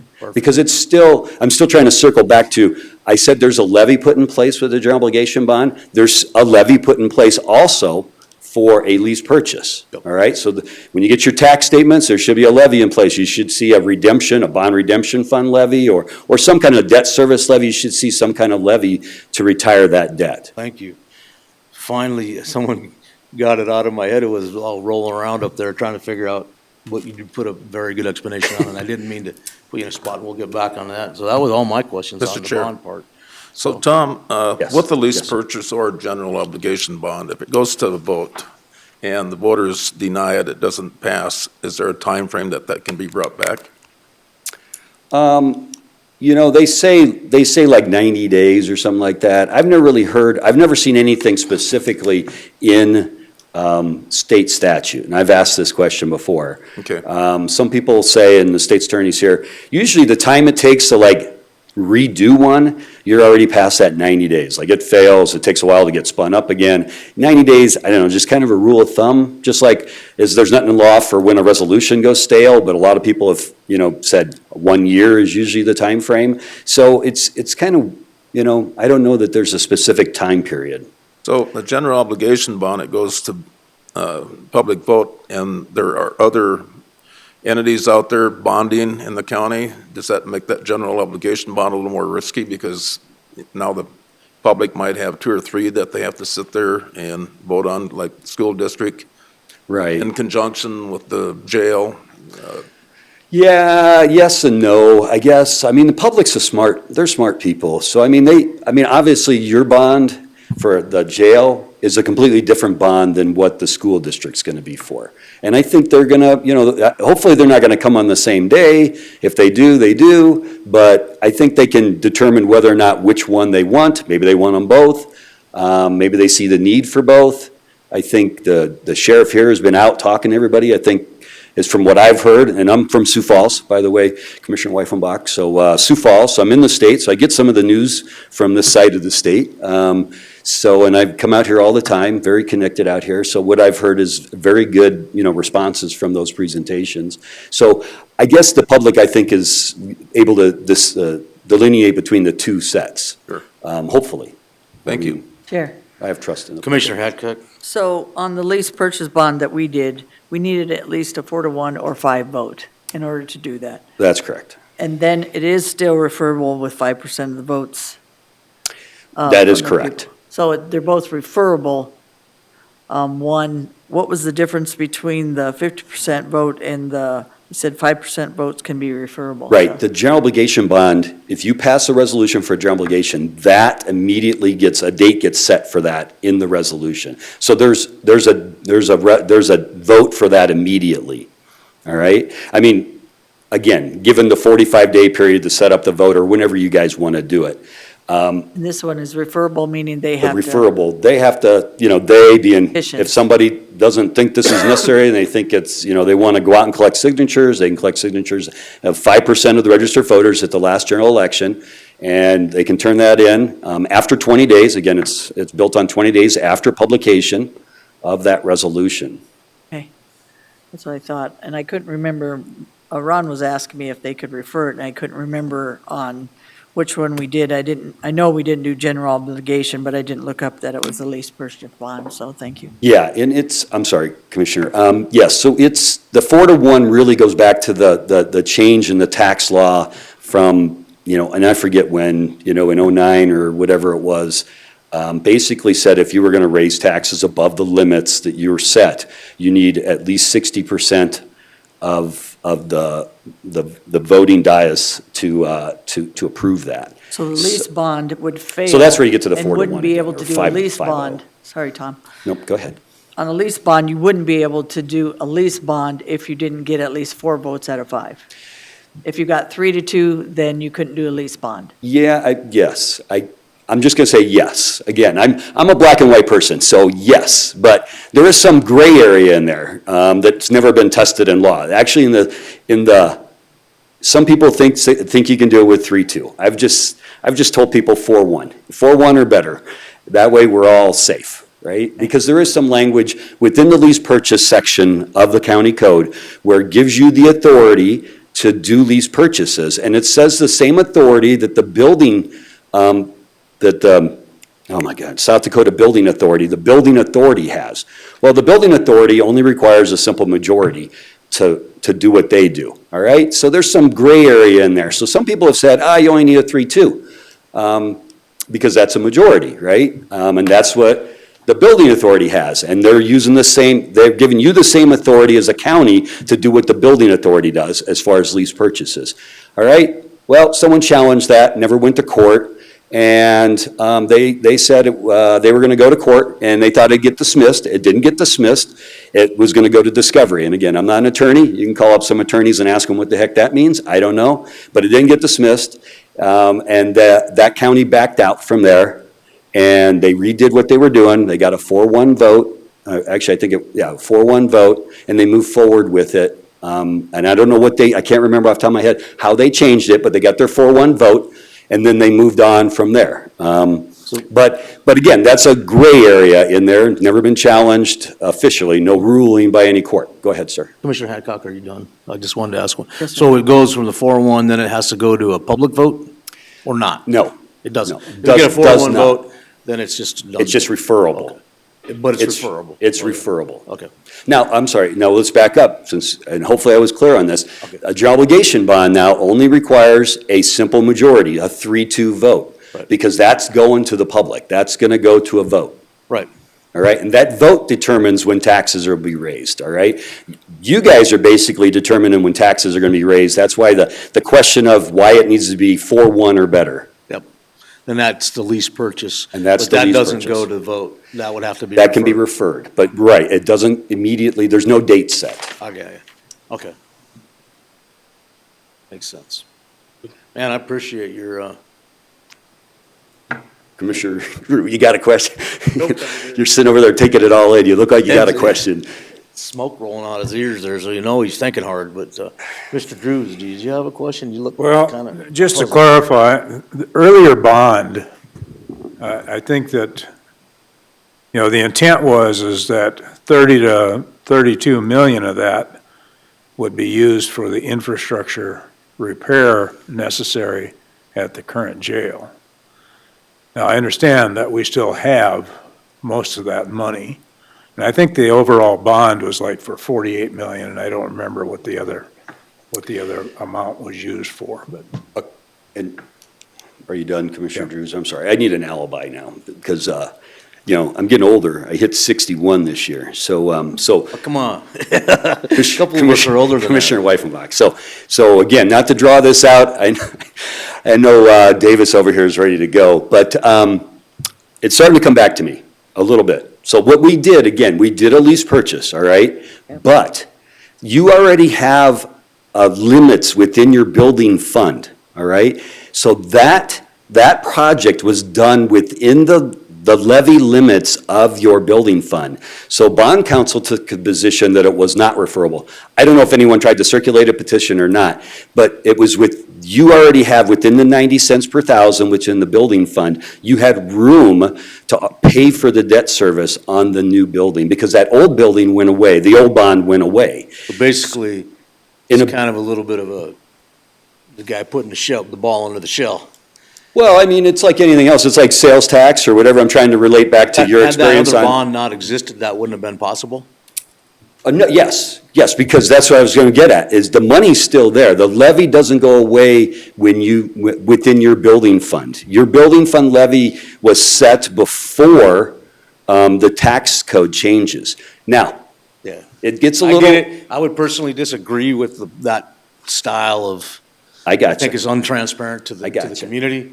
I think it's a disservice to the community. That's the part that I was befuddled with, and I appreciate you clarifying it. So Yeah, in my so- mind, I was correct. So basically, the other bond expired. Before it expires, still got this level of debt service here. Let's put another bond in there, continue that same level of debt service, which in my mind goes strictly against what a commission is designed to do. But that's not your choice. Right. You're Right. just the messenger, and I appreciate your But the high commission knowledge did, level of but the all this. commission did act on it. It wasn't just like the auditor did Agree, something. 100%. And the other is that, again, I have to reiterate, again, my brain lit up a little bit, is that The building fund levy doesn't disappear. So even though, I mean, you could have reduced it as a commission back then, but that levy, whatever it was, let's say it was 30 cents per thousand, that 30 cents per thousand, even if you paid off the bond issue, would still be in place. All right, because the public approved that way back in 1997, as I remember, something like that, when we did the first jail. Yeah, there is, so you have your general fund I levy, get it, but and then that's you one have of a the things the building fund public- levy. The public looks at us and goes, you know, it's the proverbial nose of the camel under the tent. Once you get the nose of the camel under the tent, you're sneaking the whole camel in, and that's what we did. We snuck the whole camel in there, so taxpayers probably aren't real thrilled to understand all that, but. Right. But But I that's appreciate what your happened candor. with that one. The Absolutely. levy was in place already, and When I yes, inquired about it before, through our administration, they were said, oh, we had debt level service to pay it. And I said, no, you didn't. The only way you did is because you already had debt level there. If that debt level went away, which those people voted on that period of time, they thought, I would have assumed as a layman that that would go away, but it doesn't. now, I will tell you, I think for your point and what you would agree with is a good thing, is that if you do a lease purchase for the additions to the jail, in 30 years or 20 years or whatever the term you guys set, we're showing you 30-year payments here, that levy goes away in 30 years. The commission can't come in and say, hey, we're going to keep that levy in place. Nope, it goes away. So it expires. Same with the one we have. Any other questions for Steve? I mean, I appreciate his level of Sure. knowledge on this. You've been doing it a while. Just a little bit. I've been hanging around. Ray Woodson taught me everything. Davis, do you want to get back on track, buddy? Sure. Just a- Commissioner Hadcock. Thank you, Tom, for the explanation. And we did do a lease purchase. We also did a lease purchase, and we knew we already had a levy and a debt service at that point. And the bottom line was, we did that for the infrastructure and the security of that jail, which was basically 30 million. So it wasn't a kind of needed to be done, it was a have to be done. And at this point, we are still, as you see, dealing with a jail that has the infrastructure. We still have the 30 million, and we need to move forward on getting that done. So bottom line is, that's why I decided at the time that the 45 million, which was what it was, then I don't know what it's called when they took about 3 million, I don't know if that's interest or whatever. So bottom line to spend, we had about 42. Where we put the other 12 million, I wasn't really in agreement with on some of it, but the 30 million is still, for that lease purchase, for the jail is still there. So we still need the infrastructure, we still need the security, and now we're doing the presentation. So just so we have the bottom line of where we're at and why we did that at the time, it wasn't a kind of have to. That infrastructure, and Mr. Davis can say that, that sanitary sewer has needed to be done for a long time and should have been done long before this. So, thank you. Go ahead, Mr. Davis. All right, yeah, just a few more slides here. So I went over option B and what that impact on the levy looks like. And then if you look at option C, you can see the total project cost up here, subtract 30 million that we have budgeted. This would now be the amount you bond for. Your 30-year bond payment is roughly 7.2 million. The impact on the levy there is about 45 cents per $1,000. So again, if you look at an example of a property value of 300,000, it's $137 per year, or $11.43 increase per month. And then what I did here was just to show an example. I know the sheriff is still working on some of this as far as if we can get any partners involved, but let's just estimate that we had roughly 700,000 a year coming in from partners involved in this project, whether it's the city or Custer or Fall River County, things like that. You can see that the project cost doesn't change, the amount to bond doesn't change, the 30-year bond payment does not change. It's strictly the impact on the levy is less, because this is basically an additional $700,000 into our general fund to pay for the bond payment. So option B is roughly, let's say, 37 cents per $1,000. You got about $110 increase per year, or $9.20 per month for a $300,000 property. And then we swing over here, same on everything. but your impact on your levy is less, and then you can see what that property value example is. Mr. Chair? So this. Yes, Commissioner Roskinek. I got a question for Davis. Davis, just ballpark on a percent basis, if we would have pulled the trigger 2 years ago and started digging dirt for a jail, how much do you think that went up on a percent basis on what that would cost today? I guess Say that again. what I'm trying to emphasize is, the longer we wait, the more that's going to cost with building or construction costs and building materials going up. So what I said of 2 years ago, we would have started digging and building this jail. I just wondered what we're looking at for an increase in cost in labor and building materials today. I'd say it's anywhere. Just on a percent basis. I'd say it's anywhere from 2.5% to 5% So when you each sit year. there and look at that, Yeah. that's a pretty Just big. depending on inflation, yeah. And obviously, prices have skyrocketed since COVID. So what you could maybe see 5 or 6 years ago are completely different than what they are now. But on an inflationary basis, yeah, I'd say anywhere from 2.5% to 5% a year. So this just breaks everything down. If you just go vertical here. So you have option B with roughly 296 beds. This cost includes the infrastructure and remodel. Here's our current available bond money, so you subtract that from that total amount to bond payment, levy. And you can just see it runs all the way through here, depending on if we had partners or not. And that is all I have on that. So I'll stand for any questions. Any questions? And this is informational only, we're not looking for a motion, so. Mr. Chair? Yes, Commissioner Roskinek. So I think what Davis, if I understand it, and, we met last week, whatever we decide, you just want a decision as soon as possible, so you know what direction to go. I think what we need to do is figure out if we're gonna move forward with this project or not. If you wanna do a GO bond and see what the public thinks, that's your guys' decision. But I think, we do need to, we don't wanna rush anything, as the sheriff had said earlier, but we need to figure out what we wanna do moving forward. And if the option is to just fix the infrastructure, then we need to be told that so we can move forward on that as well.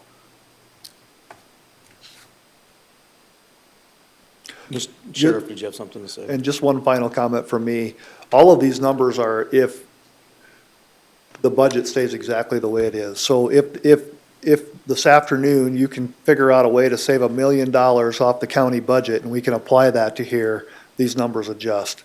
So we thought it was timely that you had the numbers for part of that discussion as we move things forward. I know that's been a big part of the discussion all year long. Can the county come up with some savings that we can reapply to this? So that's not a max number that you're looking at. That's a max number if nothing else changes right now. I think that over the next couple of weeks, I'm gonna visit with you on some contract things, hopefully in executive session today, that we're gonna find some wins on some things that we're doing that we can reinvest some of that money here.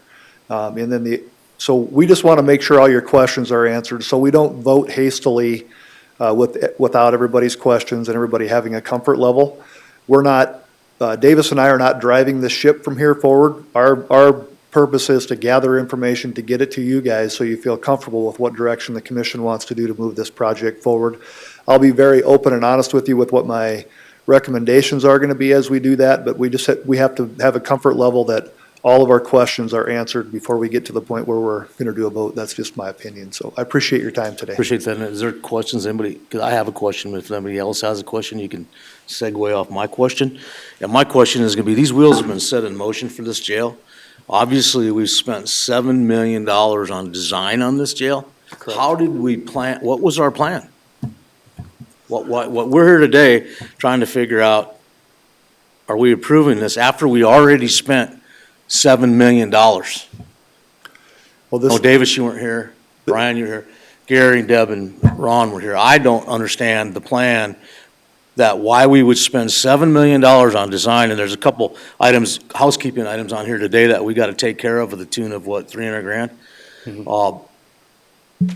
I'm missing something, because we've not presented the bond guy with even an option. He doesn't know. He's given, can you answer that? This is some of the reasons we go back to the decisions that this commission is stuck with today. figuring out where we go. How do we go forward? We got roughly 30 people in jail, and those 500 and some sitting there are on parole jumpers. That's out of your control. That's out of the state's attorney's control. We got arraignments and then status hearing after status hearing after status hearing, which is ringing up the till for the public defender's office. They're wanting more employees. The state's attorneys wants more employees. And these people are sitting in your jail. You can't arrest new people. The police department is bringing in more police officers because we want people off the streets. We want to be safe. I understand all that. That being said, I still don't understand what the plan is here, but we've spent $6 million. I don't know, do you guys have a plan up here?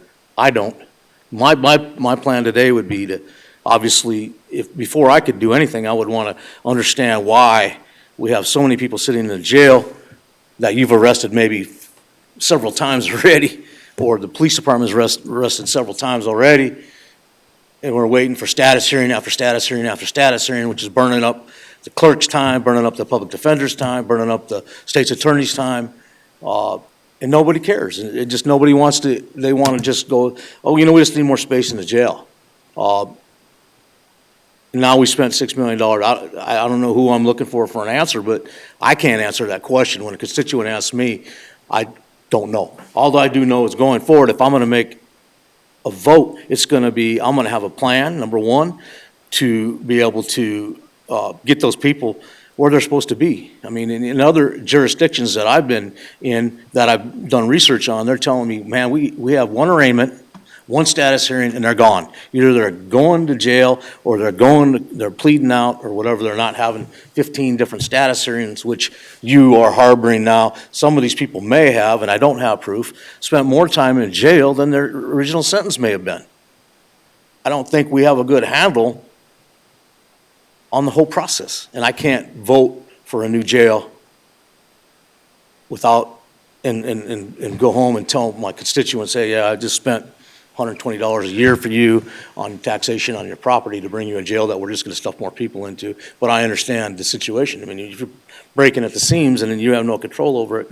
And I know that we are working on ways to fund this thing. Alcohol consumption is 80% of the problem in the jail. Nobody wants to talk about it. Drug addiction, whatever it is, we're looking at avenues. I know you've been lobbying very heavily for those arenas. People got to start realizing what's going on. And until that is under control, I'm not moving forward. But I still don't understand the $6 million. It's water under the bridge, and in my mind now, there's not much I can do about that. But going forward, making a good decision, having a plan for you guys to say, here's what we're going to do. Here's how we're going to fund this jail. We're either going to do a general obligation bond, or we're going to do the other bond, which specifically identifies the project. And I'm not going to shortchange the citizens in the community to have an opportunity to weigh in. So that's my position on it. If someone can, prove me wrong or convince me differently, I would accept that. I've been thinking about this for a long time, pondering it for a long time, and I don't understand the process that's happened here. So maybe somebody can give me a grip on that. If I could make just Yeah, a few thank comments you. on that. I don't know that I can answer all of your questions, but I can tell you that the infrastructure issues that we have in the jail were identified when Don Holloway was here, and that's been over 15 years ago. We've been working towards what's a solution look like for the jail capacity and for the infrastructure for a very, very long time, way past me. This was my third year in office.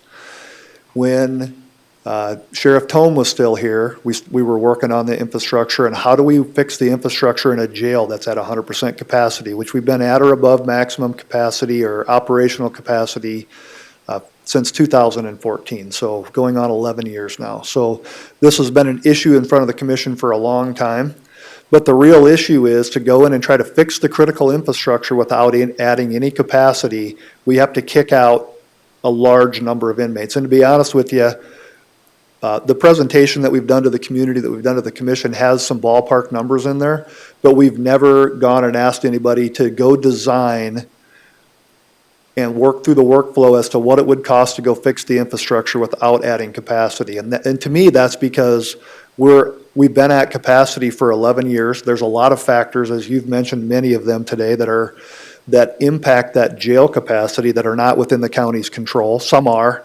We are working hard on trying to figure out how do we make some headway on that.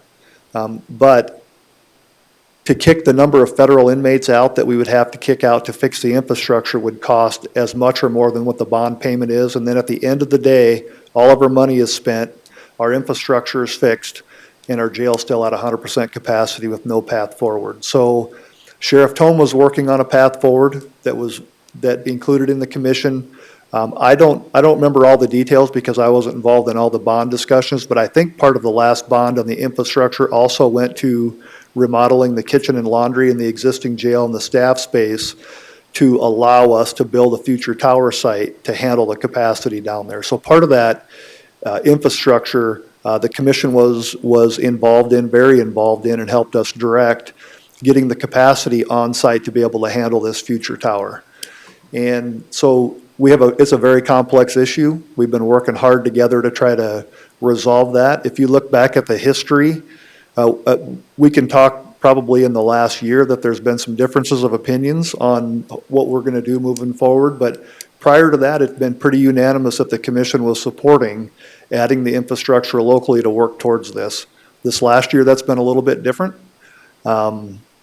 But when I ran for sheriff, I've said very publicly, and I've been talking about it for 2.5 years now, that one of our goals is to try to fix this very difficult, challenging issue for Pennington County in a way that makes sense for the taxpayers, but also in a way that allows us to keep the doors open for public safety and not close those doors off so we can't continue to have accountability. So there's a lot of different layers to this, and it's frustrating to me too. I understand it's frustrating to you to sit on that side, especially only being in your chair for 8-9 months now, trying to understand the whole history of it. But we're all in this project together. We are where we are today. The jail's full. The infrastructure needs to be fixed. And I feel it's important we work together to find a project that's suitable for our community in a way that makes sense. So we're here to answer questions and try to work forward on that. I appreciate that, and I appreciate the conversation. So if we had some of these parole jumpers out of there, 100 of them parole jumpers, we could continue to have 100 federal inmates. We have probably, I don't remember, I haven't looked at the numbers this week on there, but we probably have 40 to 50 people that have parole as part of their charges next door. Yeah, but, or some of them, but several of those have new charges. Probation, there's close to 80 people on probation. Most of those have new charges also. So I see the state's attorney coming forward. She wants to probably chime in on this. Is that correct, Laura? Yes. Okay, thank you. Go ahead and chime in. Thank you, Mr. Chairman. Laura Retzel, State's Attorney. The issue with the parole, people who are on parole that are in our county jail, is that they're there because they've committed new crimes, almost all of them.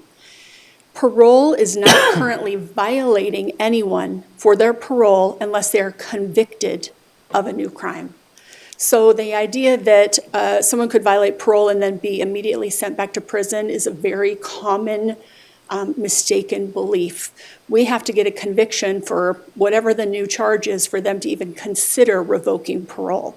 So the reality is that we're forced to hold these people because they're on parole. Those are, by definition, our most dangerous criminals. They're already on parole. They've committed new crimes. We can't let them out of the jail while we resolve new charges. We have to keep them there until we do.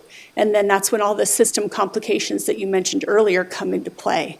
So we can't just send the parole violators back to prison. I just wanted to clarify that point. No, and I didn't have that misunderstanding, but the process that takes place of having status hearing after status hearing after status hearing, multiple status hearings keeps them in the jail. And I get it, okay, and I appreciate that.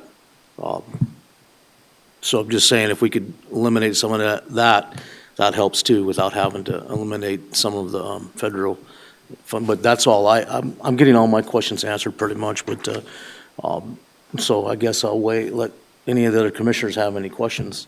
I listened to all this, Mr. Chair, and I just think that we one of the first things we have to do is we have to ask ourselves, do we need to fix that infrastructure? And do we need additional beds going forward?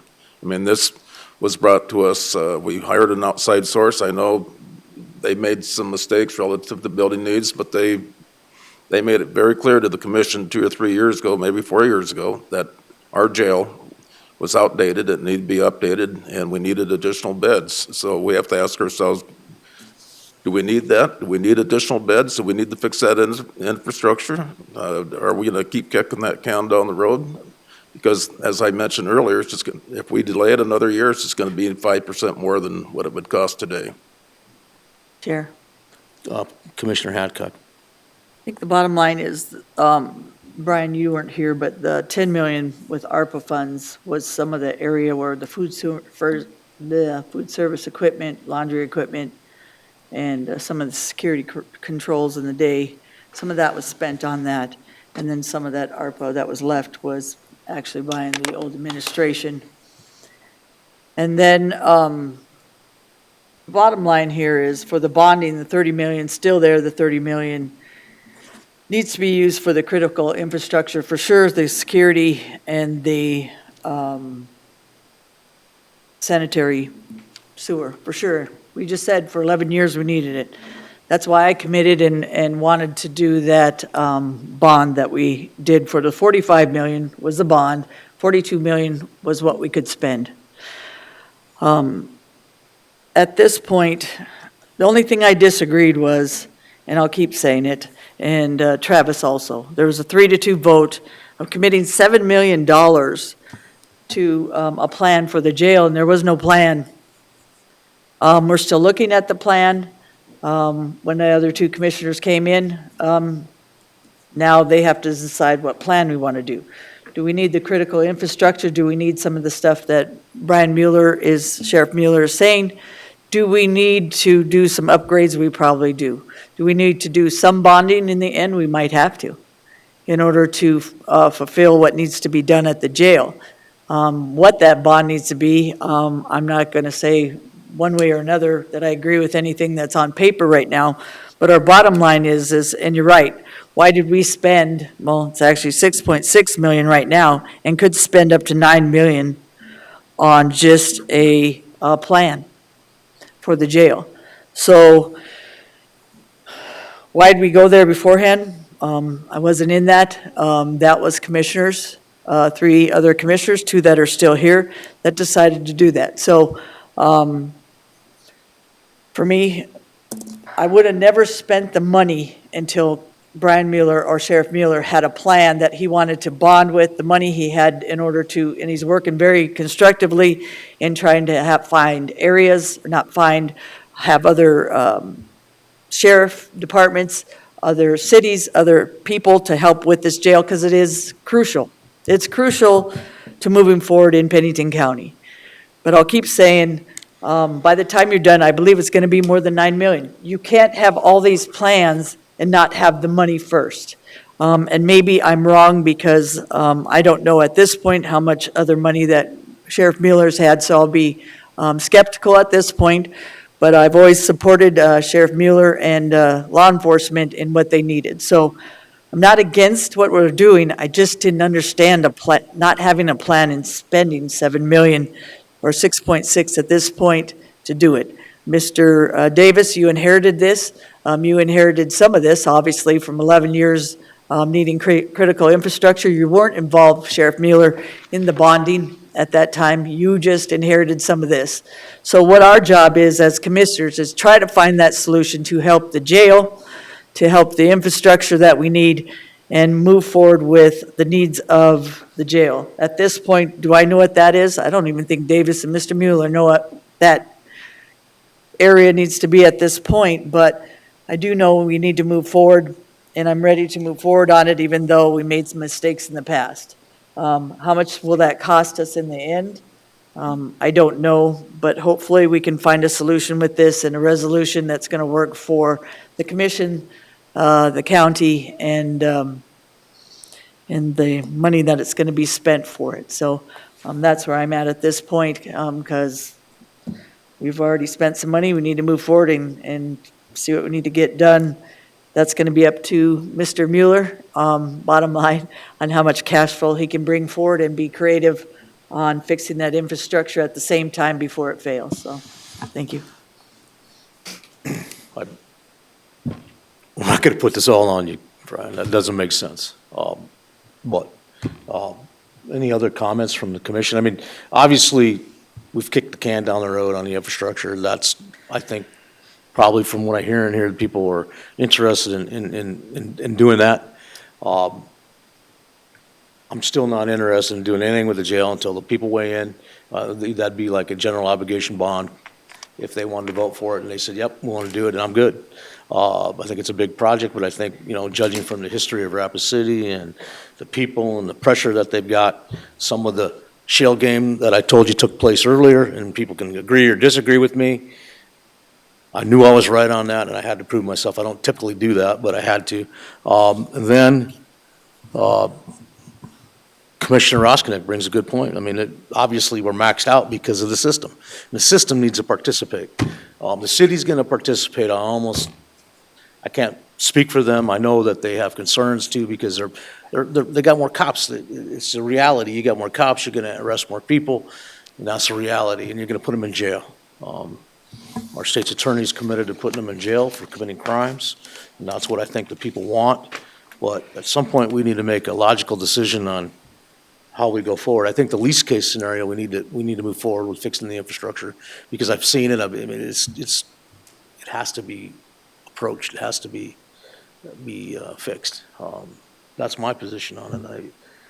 I don't know that I have an answer today. I mean, if I had the answer today, I would just say I would vote to fix the infrastructure and then figure out how we move forward. I know Brian's working on a lot of several cost-saving motions and revenue issues, one concerning alcohol tax. Alcohol creates, I mean, if you go through the county commission's budget and you look at the money that's spent, and I think we've done a due, I want to give a due to Jordan and his team, really breaking it down to really making it, wow, it's an eye-opener if people look at it. Crime, addiction, you know, everything that the county does is huge, and it's a lot of money, and it costs the taxpayers a lot of money. So they need to weigh in on how we do this going forward at some level. That if they're going to, $120 a year doesn't sound like a lot, but it is when you consider, you know, they're getting tagged by everybody else. The city went ahead and, even though they do all these tips and tell you they're going to get all the money back, they went ahead and raised people's property taxes anyway. I'm not comfortable with that. I think that's questionable at best. I think your approach, Brian, I understand. We need to fix the jail because that's your job. And we're not going to leave you hanging on this. We have to participate to help you find the funds to do this. I think we as a commission have to commit at the minimum to sharing in the legwork it's going to take to get the funding to do what we decide or what everybody decides to do. So not putting the angst on you because that's your job. You were elected to do it. It's hard to do a job when you don't have the tools. So. Well, I appreciate your time. And can I make a suggestion? Yeah. My suggestion would be, as you guys finalize the budget over, whether that's today or whether that's by the end of the month, what that looks like, we take a look at what that potential cost savings is, how that could factor into this plan.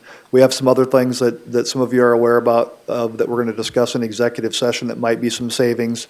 Give us a few weeks to work through those and see how much of that money we can work at getting reinvested for this project. If you have questions on the project specifically, I'd ask you to send them to Davis and let us compile them all together so we can work on the next time we get together an updated budget bond impact based on what you have decided through the budget process this year and what other potential wins we might be able to get. We'll try to get clarification from our partners and see what the influence is going to be on that. And then we can make the next meeting very productive by letting us research all the questions ahead of time so we can have a very productive meeting going forward. And then maybe the commission will be comfortable at that point to find a path forward on this. I feel that's a good path forward, and I would tell my commissioner colleagues to participate. If you don't send him questions or have something lined out for him the next meeting we're here to ask those questions, then I'm not going to even give you the time of day to answer them. So He's not on his own. Davis, you're not on your own. We appreciate Davis as a conduit for the commission. We've been using him as a conduit. Sometimes we beat you up as the messenger, but we're getting something done. We're moving forward, and we're attacking what we think is part of our responsibility, and that's to be responsible with taxpayers' money, pay off debt, and do a good service. Make sure we get bad guys off the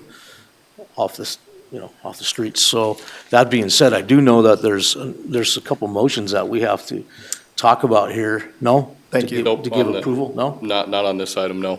Okay. Nope. Information. Oh, item B then? He needs to finish his presentation, Ron. No, we were just gonna touch on the finance breakdown of it, the rest of it. If you guys have questions about it, we can share. Well, today some we the can Fed's answer, but- meeting, so hopefully they Yep, make a big bang on the interest rates, so, but we'll see. yep. I'm ready to move on to the next item if you guys are. Which one is that one? That is the item B under. That's the one where we need a Sheriff's Office motion that Buildings you and need to pay these This guys? Yep. fees, Yep. Okay. So can we get a motion on the floor for this, or does you want Davis to speak about it first? Davis, go ahead and give us a little Yep. summary. Thank you. All right, down here. So here I'm asking for, design assist, pre-construction services, associated with the jail project. This was brought forward to the commissioners in, early on in 2024 when we elected to have Skull as our CMAR. They were also gonna bring on some design assist, partners as well for this project. So we knew these costs were coming. Now that we're at the tail end of the project, this is where we're at. And obviously, this project took well over 18 months. This is why you're seeing some of these fees reflected on here.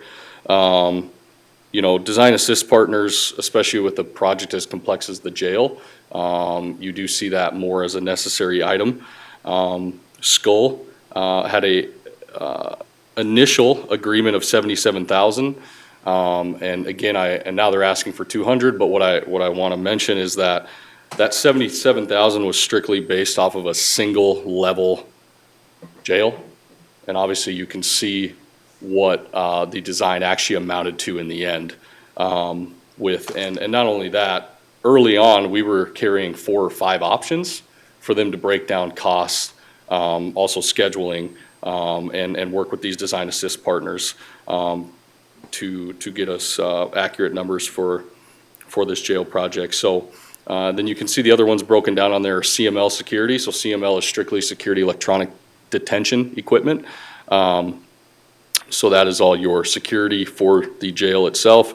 And then you have Action Mechanical, which is plumbing, heating, cooling, and they were at 63,500.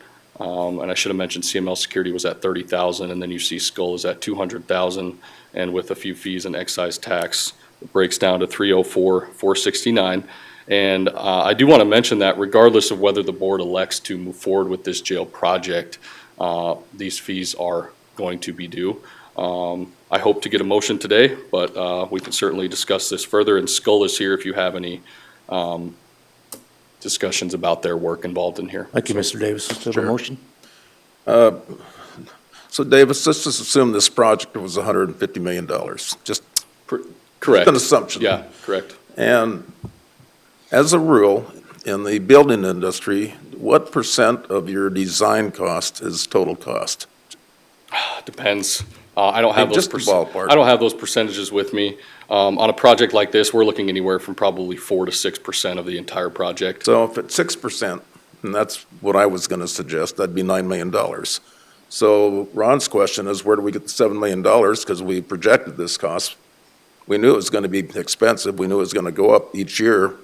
And so the 6%, in my opinion, it aligns with industry standards. And you gotta have the design before you can build a jail. So just wanted to point that out.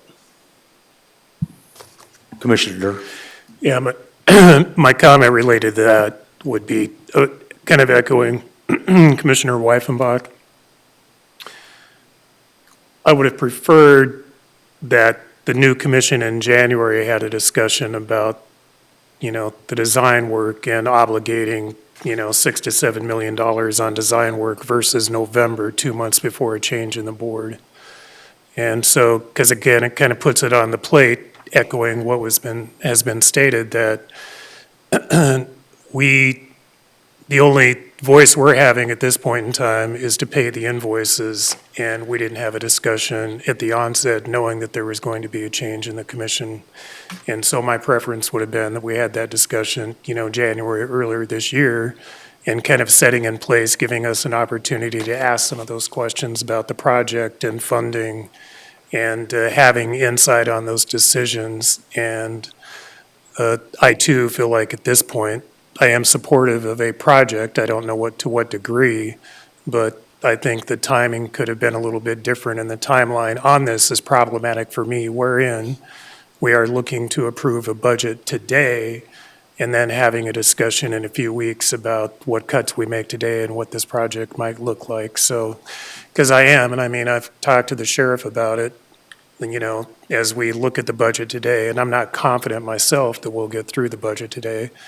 I would rather have a separate day that we just spend on the budget and try to make, informed and decisions in the best interest of all players. But I too feel like a little shortchanged on this, that it's down to approving invoices. And I would rather, as we move forward, have a better timeline on some of these discussions, so. So with that, Chair. Commissioner Durr, you still have the chair. I was going to make a motion, and we can discuss it. Okay, go ahead and make your motion. So I'm going to move to approve and authorize Davis Purcell, Director of Buildings and Grounds, to sign the AIA 133 Guaranteed Maximum Price GMP amendment with Skoll Construction Services in the amount of $304,469 based on 100% construction documents and design assist and pre-construction services associated with the jail expansion and remodel project to be paid from existing bond funds. Second. I have a motion from Durr and a second by Ross Connect, so let's have a discussion. Go ahead, Alderman. So or I echo Commissioner Hadcock. what Commissioner Durr said, because it was said many times that we should not have moved forward with this design plan until we had new commissioners, so they were on board. Also spending the money before the plan. So you're correct, Commissioner Durr. Again, two other commissioners did not agree with that. I was one of them. I totally agree. I don't think you can take and vote something in before you have the money. Number two, 2 months before you have other people that might be coming in, having them try to start all over with a project they have no idea. And then, again, paying invoices, which I don't mind paying Skoll Construction. They're a good company, but there wouldn't be invoices at this time if we waited and figured out on a plan. So I don't think you can have a plan without money to do that plan and how that funding source is going to come. I don't care if you're a government or you are a citizen doing a motel. So, bottom line is, today I am voting for this. It's something, once you commit funds of the Pennington County through a project, you can't just say, okay, 3 commissioners voted this in, we're not going to pay you now because we don't believe this is a good idea. So, at this point, it's something that 3 people committed to, and we have to pay. So, thank you, Skoll Construction, for doing this and trying to work with us without the full plan ready to go. It must be a headache. I have no idea how you guys are doing this. We have 3 plans right now. I'm sure there's going to be 3 or 4 more. By the time we're done, like I said, it could be up to 9 million or more for these plans. That should have been the huge thing in the bottom line for this. But today, I'm ready to vote on this and to make sure that you guys get paid for what you committed to. Mr. Chair. Yes, Commissioner Drews. So I need to make a statement relative to what Commissioner Hadcock has said about the previous commission.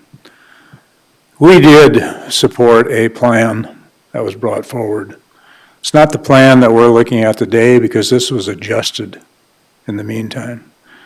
The plan that we saw originally was a 1-story jail.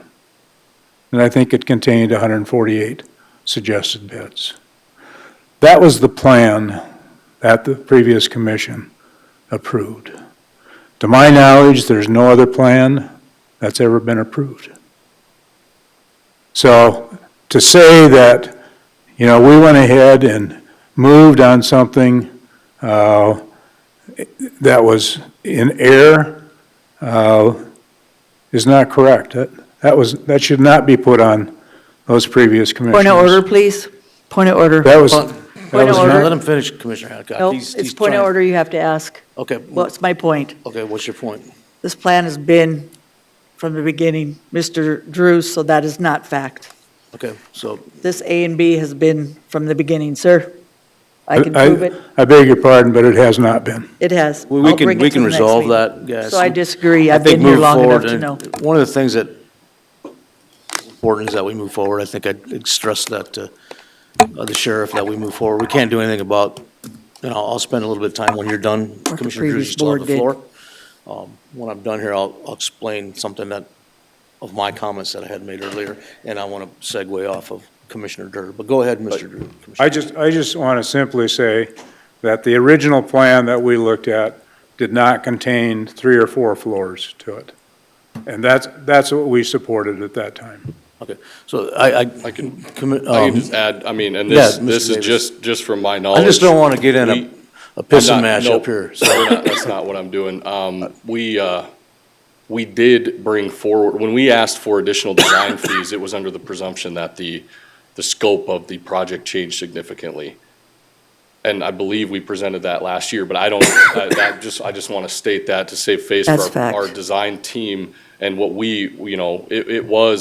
there was the initial design of a single story, and then we realized that would get us absolutely nowhere by the time it was constructed. And then there was later, when we asked for additional design fees, that's when you see the different options in front of you. And those So, design fees were approved when? I think November, And the new commissioners came on board when? January. Okay. And that's the point that I want to segue off of Commissioner Durr's position, my position. My position is, I understand what a design costs are. And they can run anywhere from, probably on a low side in government work, 5 to 10%. I've seen it all the time. Depending on the size of the project, this is a large project, probably 6% I get all that. But when you're approving November and this design has to be, there could have been some better planning. We all understand that. I don't think that's not disputable. Do I think that the fees are exorbitant? No, I do not. I think that they were not timely. I built a new house, right? So I went out and planned that house. I paid for the plans to be built, and I did everything. And I'll guarantee you one thing. I had the money in the bank to pay to have that house built. That's the issue that I have with it. Then the other issue I have with it was the shenanigans that were played to get a $45 million bond when they should have been voted on. Whoever was involved in that was not told the entire situation or how it all happened. You could still make that decision however this commission wanted to do it, if they have that information. I don't know, I wasn't there. But when I questioned it, everybody said, no, you're wrong. You're wrong. And now I come to find out today, I'm not wrong. It's a matter of transparency through this whole process for me, and that's it. We will come up with a solution, I guarantee you that. It may not be pretty as we have showed up here, but I'm comfortable with that. And we just got to get beyond the finger pointing and realize that what we need to do and make a good decision based upon the information. Davis, I think you're a good character to have in place to do this. I think you've brought a lot to the table to get us to this point. And I want you to understand that, and we appreciate that. So, Mr. Chair. Commissioner Roskinek. As Gary said, we looked at that 148 beds and then the second level mezzanine. And I think the reason we supported it at that time is because we all agreed, everybody agreed that the infrastructure in the current jail is failing. And as Sheriff Mueller pointed out earlier, to fix that, we have to displace a lot of prisoners. And some of that, if you lose 100 marshals, or prisoners, you're losing $7 million a year, which is, something that we got to consider. So by adding the 148 beds in the second level mezzanine, the plan was to move pod by pod into that facility so you could really get in there and do the work that you need to do to fix that infrastructure, because you can't really do it until those pods are unoccupied. And I think that was the rationale with the one. And then as we went forward, what's it going to cost? Do we really need another 148 beds 10 years from now? Well, if we do, to be fair to future commissions, we need to be thinking ahead. And so I think that's what these presentations are trying to tell us. Right, and I, I'm not here to argue with Commissioner Roskak, and I agree with that, but you still got to have a way to pay for it, and that's the key. I think we were looking at our availability to the bond. That's how we're going to pay for Yeah, it. and we'd have, the voters would have to vote on that. Well, there's two bonding options. You do the lease purchase, or you can do the Right, general you got a 4 to obligation. 1, you got 2 commissioners coming in January. Like, if like Commissioner Durr, he had, before the vote even came up, he was in the meetings and he had expressed his concern that these didn't happen. It happened anyway, so it cost that. We're gonna make the best out of it. How's that?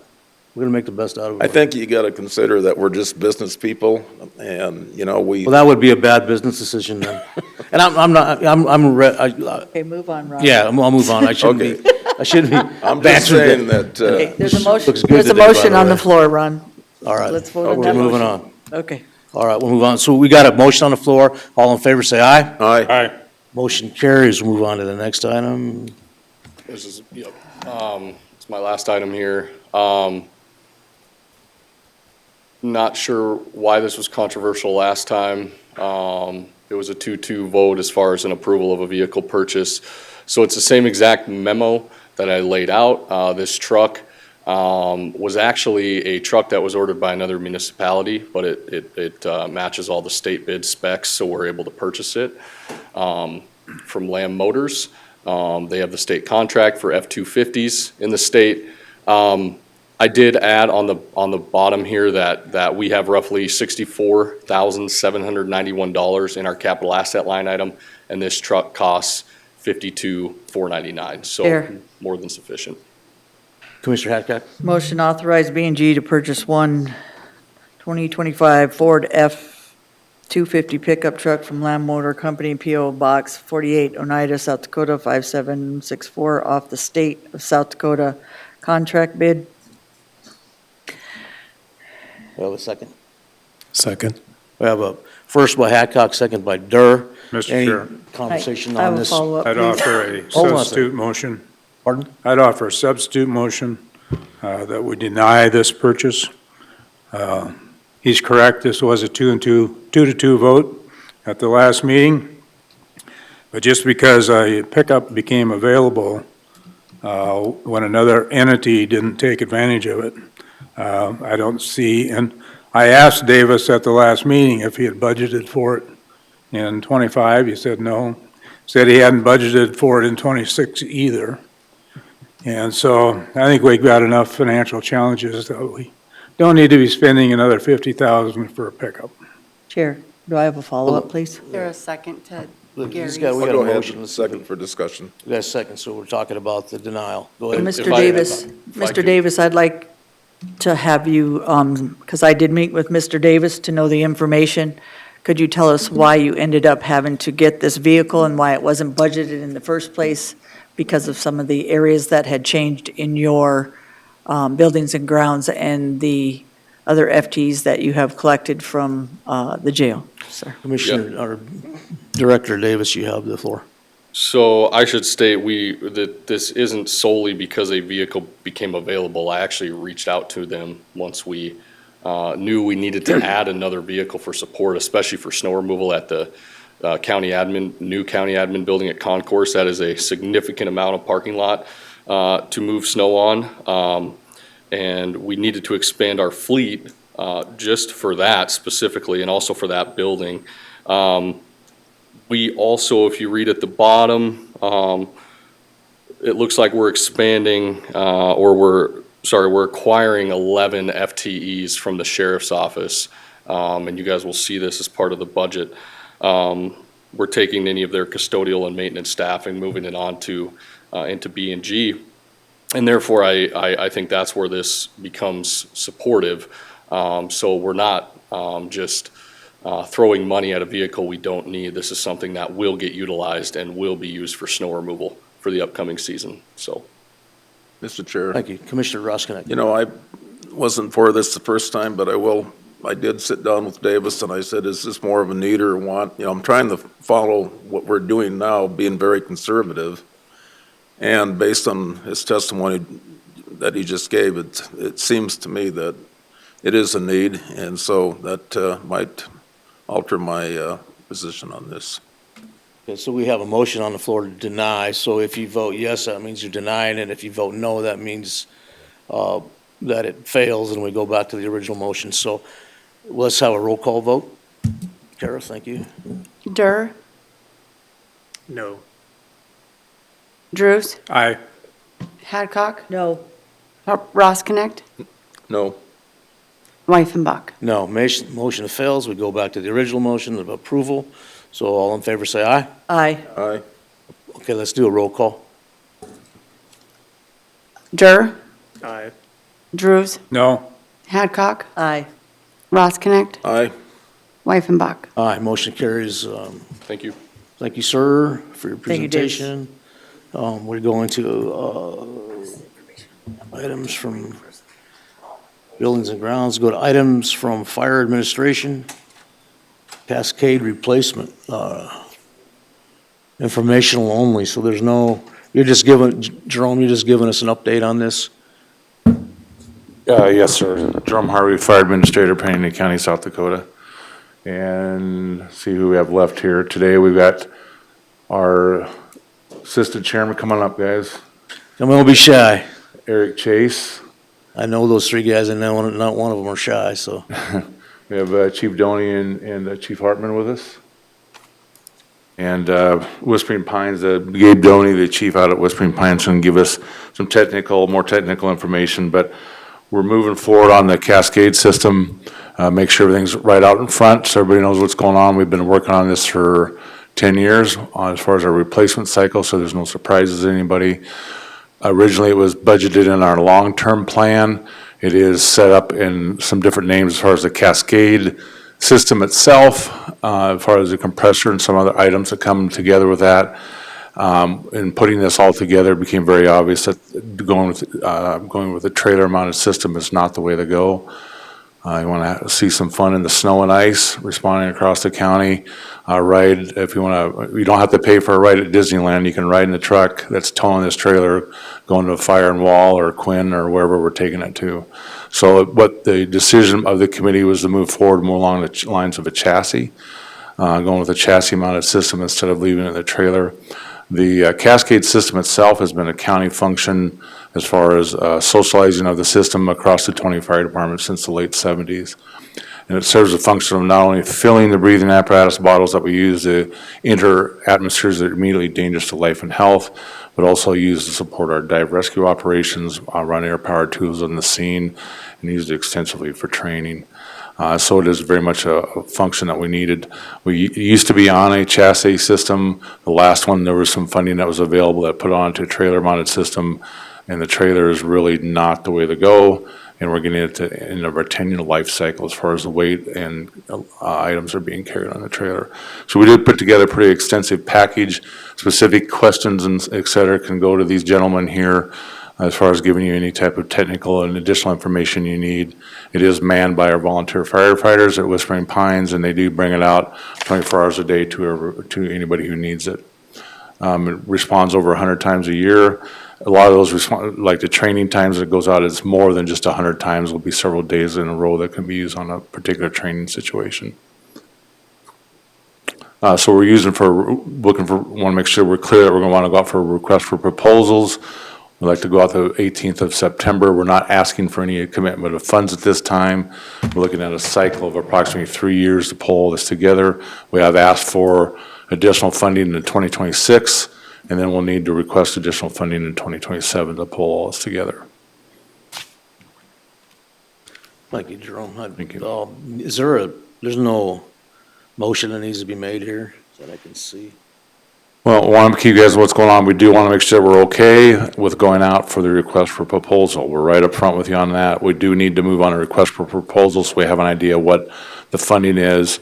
And then if everything comes together, and then we would come back in December and say, here's what we're looking at and here's your cost over a 3-year period of time. Okay, so, would it be appropriate for us to give them a motion to let them go forward with a, It's just, I have a question. So if you go out for proposals, when you plan on making the purchase? The purchase would start sometime, if you guys were to approve, would start sometime in December or January of this year, January of 2026. Okay, and do you have the full amount of this in the budget? No, it is not the full amount. It would take a 3-year cycle for us to get to that amount. Okay, so you plan on making the purchase in 2026?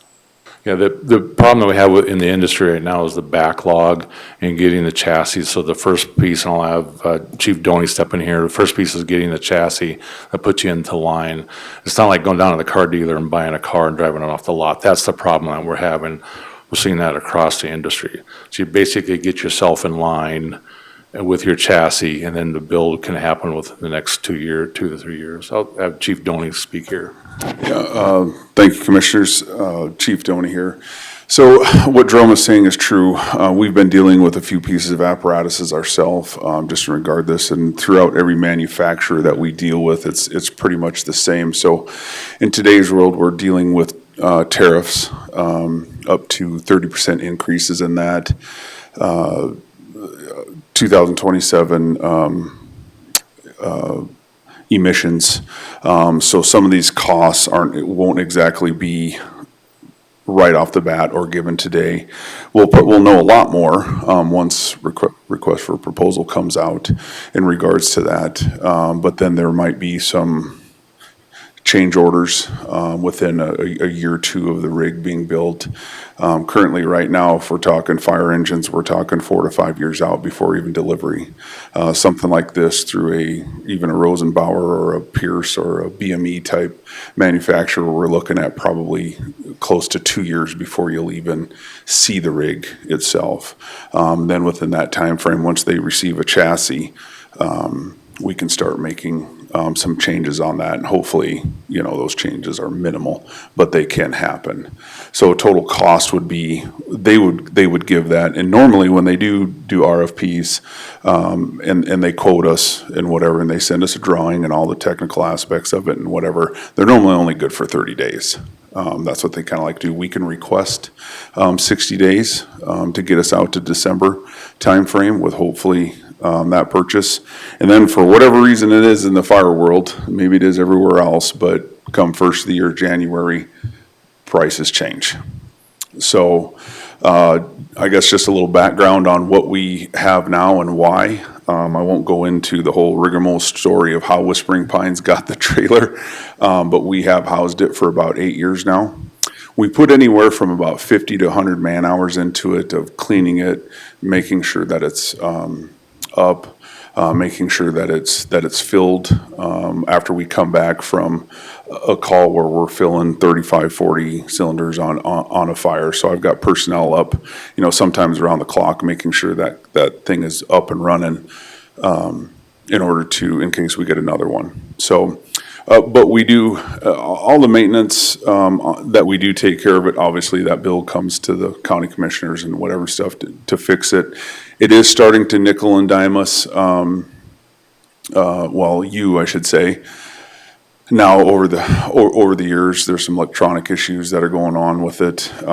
It was a system that worked, and it worked well, but we are in a time period also where we do not have individuals, and not to talk bad about my young guys, but they don't have experience driving trailers. They don't have experience driving stick shifts. So all of that is kind of, we're out of that. So the safety factor in what we're doing, especially when we got to take this thing down to hot springs on icy roads or to Wall on icy roads, or even coming into the city, coming where we're from, it creates a problem. It is, because it's a trailer, it does take our first response rig for our medical, our motor vehicle accidents out of service. We deal with that, we can send another one, but that is there.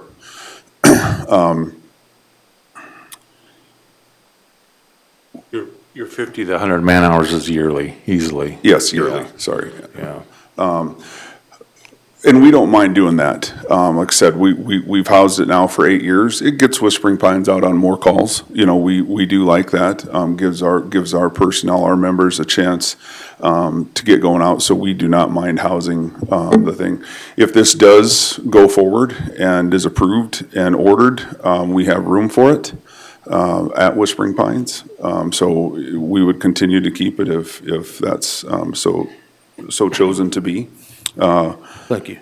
Chair. Yeah, we have a question from Commissioner Hadcock, so. So we know we need the 175. What's the cost after the 175 after you order the chassis? So What's normally what happens the estimate? when you order a rig, they will ask for a down payment. And usually that is the cost or very similar to the chassis itself. So that gets the chassis to the manufacturer who's building the rest of it for you. So how long do you wait before you have to pay? Once you pay the 175 for the chassis, then you pay the 175 when? Right away. So basically you need, what, 350 right away instead of? Give or take, it'll probably be somewhere Instead of around there. 175. And again, it's going to depend on what size chassis you go with, which is what we're trying to get back from them, what's going to fit the needs. That's your basic. Mr. Yes. Donnie, sorry to interrupt you. Hold on a Damon second. Hartman, admin chief out at Doty. Part of that is right, part of it's wrong. It's 175 as a down payment. That gets the chassis in line. After that, with the RFP, we'll get a final cost of what it's going to be for the truck. Then that's when another 175, we're looking at making 3 payments to pay for the truck. So you're getting 175 at first for the chassis, 175 once you decide on the truck, and then whatever payment is left, which you think would be what? Since that would be about 350, how much do you think the We are guesstimate on the truck? estimating right now at 3 payments of 175 over 3 years. Okay, First one being this year to get the chassis in line. for December, right? This way, if it's a diesel, if we can get it online before the 2027 emissions go into effect, the chassis is going to be a lot cheaper. Okay. So that's our biggest concern, is to get that chassis in line. It gets our name on a truck, and then it's on the assembly line. Then as we go forward from there with the RFP, we'll design, they'll give us their design of the truck. We'll decide for sure exactly how we want things positioned on it. Okay. And then we're looking at 175 in 2 more payments after that. And how many firemen does this Cascade unit serve? The entire western half of South Dakota. Which is, how many departments? Help me out with that one. That's how many It departments? supports the 800 firefighters we have in Pennington County. What Chief Doney is referring to is part of the funding for the trailer was Homeland Security funding that required the trailer to be dispatched to incidents outside of Pennington County. And that's where that other thing is coming from. Okay. But the primary purpose of the Cascade system is to support the 800 firefighters we have here and your dive team and a whole mess of things that the air system supports. Bottom line, we need 3 payments of 175,000. First this year, next year, 175, Mr. Durr, and then 175 after that. Do you have any questions, board? Yeah, Commissioner Durr? yeah, so Jerome, if you're anticipating expending 175 in 2026, is the 175 a line item expenditure in your 26 budget? Yes, it is. It's right. It's on here someplace. Purple. There. Says it right. Yeah, it was right there. Just was looking at I'm it. looking at the county budget sheet, not that one. Yeah, no, we put it right in the budget, right up front. General fund accumulate. 3 years of, right here. Yeah, we've kept it in the it's in the 2026 budget request. As an expenditure, Correct. okay.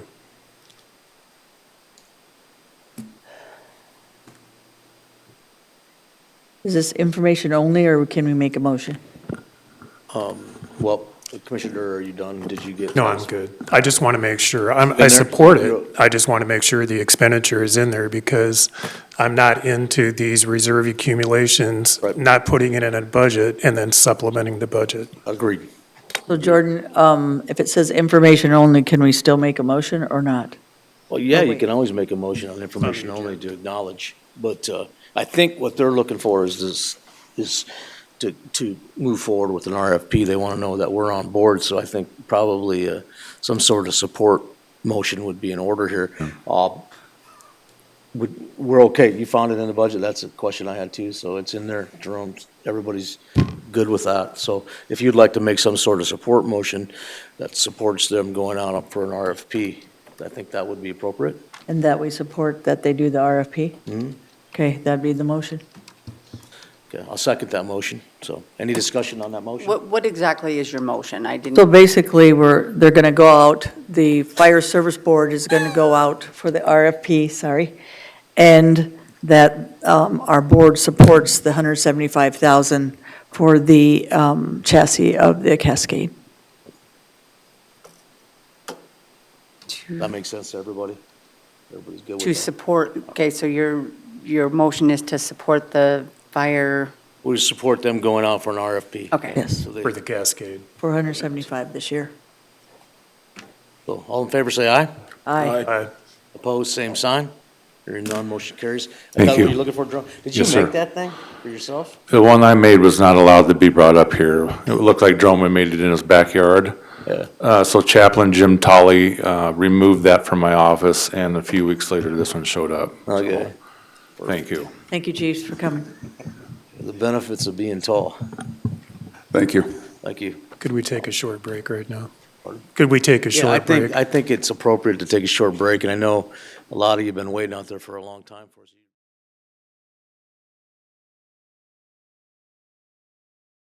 Ready to go. Okay, so we're ready to go. We have a housekeeping item we need to handle, so get everybody's attention. Okay, that's okay, Bill, quiet. And we're gonna go back to 9A, but we needed to make an amendment change to that. So Jordan, if you could walk us through that. Yes, of course. So Commissioner Drews correctly pointed out that there were 2 votes that were recorded in the item for conditional use permit review CUR 19-28 RNJ LLC, sorry. It said in one line that the vote was unanimous, and the second line, it was that the vote was 3-1 with a Ross Connect voting no. The 3-1 vote is correct, so we need to strike the unanimous vote from that if you're going to approve the minutes. So that being said, we have a motion that would strike that from the unanimous from the record, and we could approve the minutes. So move. Second. A motion by Durr, second by Hadcock to strike the unanimous from the previous minutes, and so all in favor say aye. Aye. Opposed, same sign, hearing none, and thank you for, Mr. Drews, for pointing that out. And we're gonna do a little bit of a movement here too, because we're into item 9, we're gonna drop down to item 19 because of the timeliness of this issue. These issues were meant to be handled at 10:30. We had have a long schedule today, so we're gonna drop down to item 19. And we're gonna bring Miss Brittany forward. And I know that there's a couple of these that are just going to be continued correctly, so we don't need to have a lot of conversation if we're gonna continue them, so. No, you're not supposed to vote or talk on continuance. Pardon? We're not supposed to talk on continued motion except a vote, but we usually are pretty nice about letting people talk, so Okay. not a big deal usually. So, 19A, I guess? Yes, sorry, Brittany Han, Planning Director, we need to go into Board of Adjustment. Move to go on Board of Adjustment. Second. We have a motion from Hadcock and a second from Durr to go into Board of Adjustments. All in favor, say aye. Aye. Motion carries. We're moving on to 19A. Thank you for making that motion. So item 19A is variant COVA 25-0014 for Christian Harding, is to allow more than 40 dwelling units on a dead-end road system. And we are recommending that we continue this to the October 7th, 2025 Board of Commissioners meeting, as the applicant did not send letters to the neighbors. So moved. Okay. We have motion, Second. we have a motion from Hadcock, second by Dur, to continue this item as Brittany discussed. By Drews. Second by Drews. Second by Drews, I'm sorry. All in favor, say aye. Aye. Motion carries. Move on to item 19, or actually item 20, correct? Yep, 20, then there's A, B, and C. We have to come out of Board of Adjustment first. Move to come out of Board of Adjustment. Oh, okay. Second. Second? Second by Drews. Okay, I have a motion by Hadcock, second by Drews, to come out of the Board of Adjustments. All in favor, say aye. Aye. Motion carries. We are out of the Board of Adjustments. We'll move on to regular planning agenda, or are we going to move back? Okay, you want to handle these right where you're here? Okay. Number 20, A, B, C, D, E. Okay.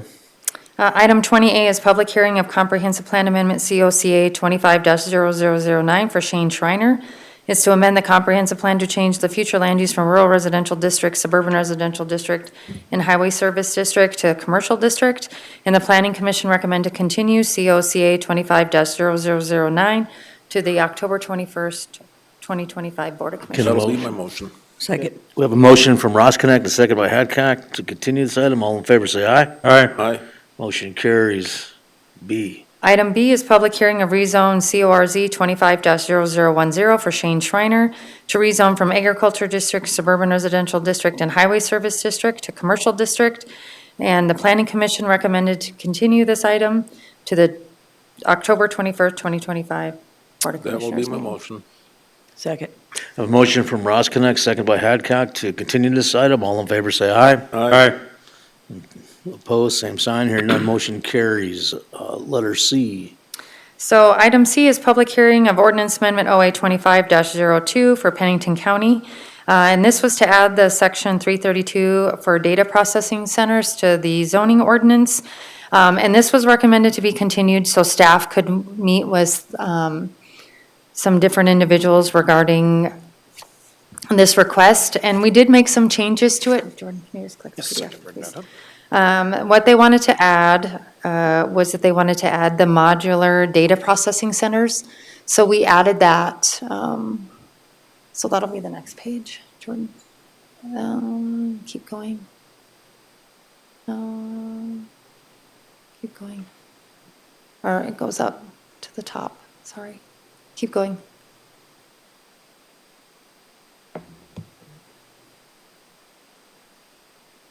So right there is adding this data processing centers. Because these are smaller prefabricated data centers, so they almost look like small storage units in lieu of these larger type systems. So they requested that these be added to our ordinance because they're just they have a lot smaller footprint than what normal ones do. And with that, they also requested that these be allowed in agriculture districts. And with that, the maximum lot size in an agriculture district would be 15 acres. They would still be a conditional use permit for these. Lot dimensions would be the same, and the maximum height for the modular data center is 35 feet. But that's just the biggest change, was adding that to the ordinance. So they are in the audience if you have specific questions on the modular data centers. Chair. Commissioner Hadcock. Just, I'd like to thank the due diligence with the staff, visiting sites and doing what they need to do and work with the public in order to find out good solutions for what can happen with AI centers, with the closed loop, and then the individual ones where it's more, a lot less restrictive on those because it's community-based. So I'm in favor of this today. I know we're not supposed to vote right away, but I went through this a couple of times with your staff and then talked to some of the people in our community, and then the ones that brought it forward on and had it continued on other information for just specific, I can't say the word, specific base for just community members. So thank you for all your work. There's some in the audience today, and thank you to your staff. It's a good ordinance. Commissioner Ross, could I? Mr. Chair, yeah, I just wanted to say, Brittany, thank you for working with that group. I think the reason we added some of the different language is because that's probably where the demand's going to be beginning, are these smaller units, opposed to like the one that I looked in Ellendale a couple months ago. So once again, I want to thank you for working with that group and modifying or amending the current draft here. Mr. Chair. Commissioner Drews. I'd make a motion that we move and approve ordinance amendment OA 25-02. Second. A motion from Drews and a second by Hadcock. In the future, I'm going to try to get a motion out of you guys before we discuss, but go ahead. So any more discussion? No, I'd see if there's anyone from the audience that'd like to speak on this. Anybody from the audience want to speak on it? No, they're quiet, so. No. I think we lulled them to sleep earlier. So, we have a motion on the floor to approve this item, so all in favor say aye. Aye. Opposed, same sign, hearing none. Motion carries. Thanks for your hard work, Brittany, and your staff. Okay. Commission, we go on to item E now, conditional use permits. No, item D. D, I'm sorry. Wow, I skipped over that one. So item D is public hearing of ordinance amendment OA 25-03 for Pennington County. And it's to amend section 511 fees of the zoning ordinance. And this section is just to add the fee for the data processing center, CUP. It's $1,000. It's in line with what we require for wind energy systems and cell towers. So. Okay. There's no extra work that has to go into it or anything? No, it's about the same type of work, these types of We got a motion on the requests. floor and we'll discuss. Move to approve for discussion. Second. A motion from Hadcock, second from Durr to approve this item. Chair. So Commissioner Hadcock, you have the floor. The motion is to approve. Some of those fees, for me, look kind of crazy, but why I'm saying that is, I also didn't do comparables. Did you guys do comparables, and how did you come up with the fees? How about that? We do, these fees are consistent with, like I said, our solar energy and our cell tower. This includes the advertising fees, staff time, site visit time, things like that. These types of requests, the staff reports are usually larger and they take a lot more work than a standard CUP. The standard CUP is $500, so it's about double. Thank you. I just needed an explanation why you did it differently. Thank you, Brittany. Any further questions from the commission? Seeing none, all in favor say aye. Aye. All right. Opposed, same sign, hearing none, motion carries. Now we're moving on. So item E is conditional use permit review CUR 1928 for R&J LLC. Justin Eisenbraun is the agent. And it's to review a recreational vehicle park. And this item was continued from the September 2nd, 2025 Board of Commissioners meeting due to a 2-2 tie per SDCL 7818. Sure. Sir. So, although it's not reflected on the attached amendment, item 16 of the conditions was amended at the September 2nd meeting to have the quiet hours of the campground to be from 10 p. to 7 a. The question on which there was a tie 2-2 vote was on the wood-burning fire rings. We know the wood burning creates a major health hazard for Tracy Guthmiller, who lives adjacent to the Pike Haven facility. I was hopeful that Justin Eisenbraun would understand the health threat this creates and would work with the residents to make some alterations to the wood-burning fire pits. Although I'm told some conversations were held between Justin and the residents, it doesn't appear Justin is willing to entertain any changes. I still favor amending the CUP forbidding any wood-burning fire pits. Chair. Pardon? Chair. Oh, Commissioner Hadcock. Yes. So what we forgot is the outlining areas where there is vacation home rentals. So if you look at the property, do we have a picture, Jordan or Brittany, that we can pull up?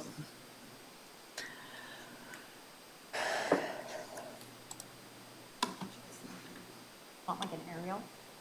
Yeah, just so you can see what the campground with the vacation home rentals, the RVs in the middle, and then the wedding venue.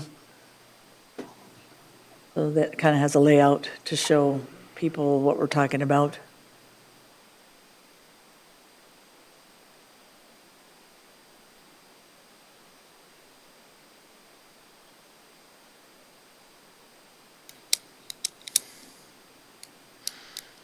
Thank you, Brady.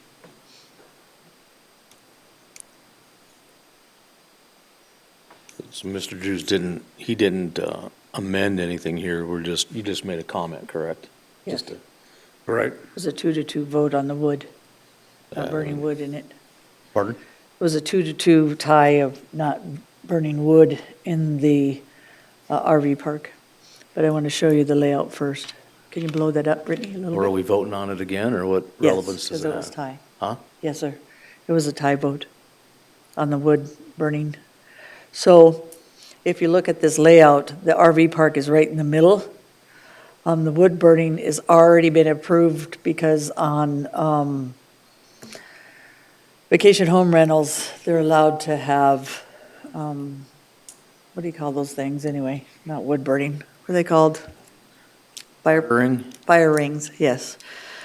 But I also looked, they also approved it with the planning commission on the vacation home rentals. They also approved it with the wedding venue, and this is in the middle. So if it's gonna be affected by the smoke, it will be mostly from the vacation home rentals. Here's the number 2. By law, you cannot tell somebody in their campground or otherwise that they can't burn wood.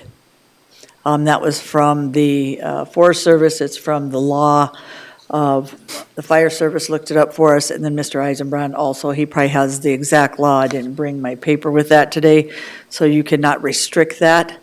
They say most of the time that they have issues with is shingles or tires. Other than that, they have never had a request or anybody tell them that they couldn't burn wood or come to the conclusion that they shouldn't be able to burn wood in their fire rings or their campground. Unless it was restricted by law, there would be no fire rings or any kind of fires in the national forest or otherwise because of weather conditions. In this case, it's common sense. If you, I feel bad for the applicant or not the applicant, the person that can't handle the wood burning area, but I think in this case, it dissipates a lot. There's a lot of trees, there's a lot of barrier there. And in his case as well, he burns a fireplace at his house, but he burns it in the winter time. And for me, there's not much of a difference between winter and summer with the wood burning. And I do feel bad because of the applicant's daughter having disabilities with that. But I also think if you have that issue in general, you can't really restrict somebody from burning wood in their fire rings, so. Anyway. Any other comment? Mr. Chair. Commissioner Durr? Brittany, could you come up, please? When Commissioner Adcock mentioned tires, it just took me back to Iraq, and we invited the locals when I first got to Iraq to come to a barbecue on our fob. And they said, we'll bring the tires. And I'm like, no, we're good. I have some wood. So explain how this is split up. Commissioner Adcock had mentioned the vacation home rental, which came up at the last commission meeting that we had. And so can you explain the different conditional use permits on this property? Yes, there's actually several. This property is zoned Highway Service District, which is a commercial type district. So the vacation home rentals are actually use by right in highway service, so it doesn't require any other permitting except for building permits. So those vacation cabins are a use by right. So they were able to just get building permits for those. And then he has a conditional use permit for the wedding venue or the event center. So that is separate, and that was something that was heard in front of the Planning Commission and approved. That is not a conditional use permit that would go in front of the Board of Commissioners. And then there's the RV park, which is a conditional use permit as well, but in our ordinance, an RV park goes to both the Planning Commission and the Board of Commissioners. So the conditional use permit in front of you right now is for the RV park. He has another conditional use permit, but it's for a sign. It's for the entrance. So those are the three conditional use permits that are on the property. The one that we are discussing right now is for the RV park, but the vacation cabins are used by right in a highway service district. I guess, so this is looking at the whole picture overall, because it's a conditional use permit, how often does he need to go through this process to? Typically, they get reviewed after the first year, and then they go on a 3-year review, and then a 5-year review, and then it goes on a complaint basis only. Do they try to get into a point where they can just Operate. operate the way they want? Okay. Full disclosure, I visited this site, and I talked to 2 different homeowners there, and we went through and looked at the conditions of the conditional use permit. And I don't think it ever said anything about the smoke rings or fire rings in there, but they were a concern. Another concern that they had was, keeping the place, there's some construction going on in the back of this house, and it looked like the materials in the quarters of the caretaker had not been cleaned up for several, the house was half done. If that'd be a code violation. You have to make some kind of progress, I'm assuming, but I don't know if that's been addressed on here or not or whatever, but when you're this close to a neighborhood, which, I think originally it went from highway service, it was originally planned, the future land use plan was residential. So it got changed to highway service from residential, so therefore now you got this conflict, okay? If you can have this conflict and you're the guy that has the business, you should be aware of this conflict. You should have some sort of level of awareness, and I know sometimes you can't please everybody, but what I noticed was obviously the lighting, the playground was put in a position that whether they had the right to do it or not, I get, but you're also under a conditional use permit where you should be cognizant of your neighbor, you should clean up your yard, you should try to mitigate whatever things you have. They have a little wire fence, and they have people coming and going from their campground. And I was like, well, it'd be simple. One way to help resolve some of this would be a nice wooden fence. It's not my position to do that, and not my position to order it in either, but it seems like it would have taken away a lot of the complications, because once you get into this back and forth between neighbors, and these people did not build that house with build their houses around it with the expectation that that was going to be a campground. They built it wasn't like the campground was there, they built their house. They bought the lot. They bought the lot thinking that they were going to be in an environment that was going to be residential. Well, it didn't turn out that way. So trying to do a balancing act here, I think that if the business owner the angst should be on him harder than the people that live there, because they live there, they pay their rent. They're not gathering any revenue from their house, so they're pretty limited to what they can and can't do in their house. The first thing I noticed when I was there, when the people pulled up, the lights would shine in the lady's house. I know that happens, but when you're talking big RVs, that type of stuff, or trucks, cars, kids, I don't know, has there been some mitigation done in those arenas? I guess I was gone for the last meeting. I just think that, I don't know, I honestly don't know if I would have made an approval on this originally or not, but because these are things that we have to really keep in mind when we do planning in the future. If you're saying your future land use plan is this, then all of a sudden, everybody buys around it or buys it up. Yeah, people have the opportunity to buy that, but you really shouldn't have the opportunity to change it that much. This is a drastic change, having RVs and campgrounds and wedding venues in your backyard.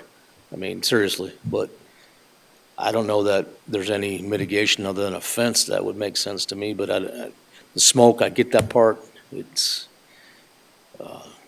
have they met all the criteria they're supposed to meet? If they've done that, I guess I would have to approve it, but on the other hand, I think that just trying to be a good neighbor to these people and put a fence up or something to block the noise, block the lighting. I know they did do some mitigation on one of the lights that was very bright.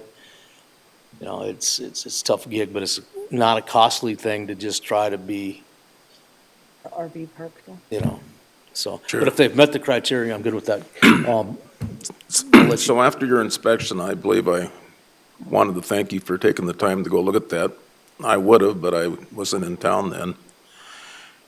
And I wouldn't, you know, that was my thoughts. You got a home that's assessed at $1.4 million. I just think there's some kind of an impact, really hard to measure. And then the other ones, I think, 800,000. And I thought the fence would be a solution. It's not going to cure the problem, but I certainly think it would be a token of good faith.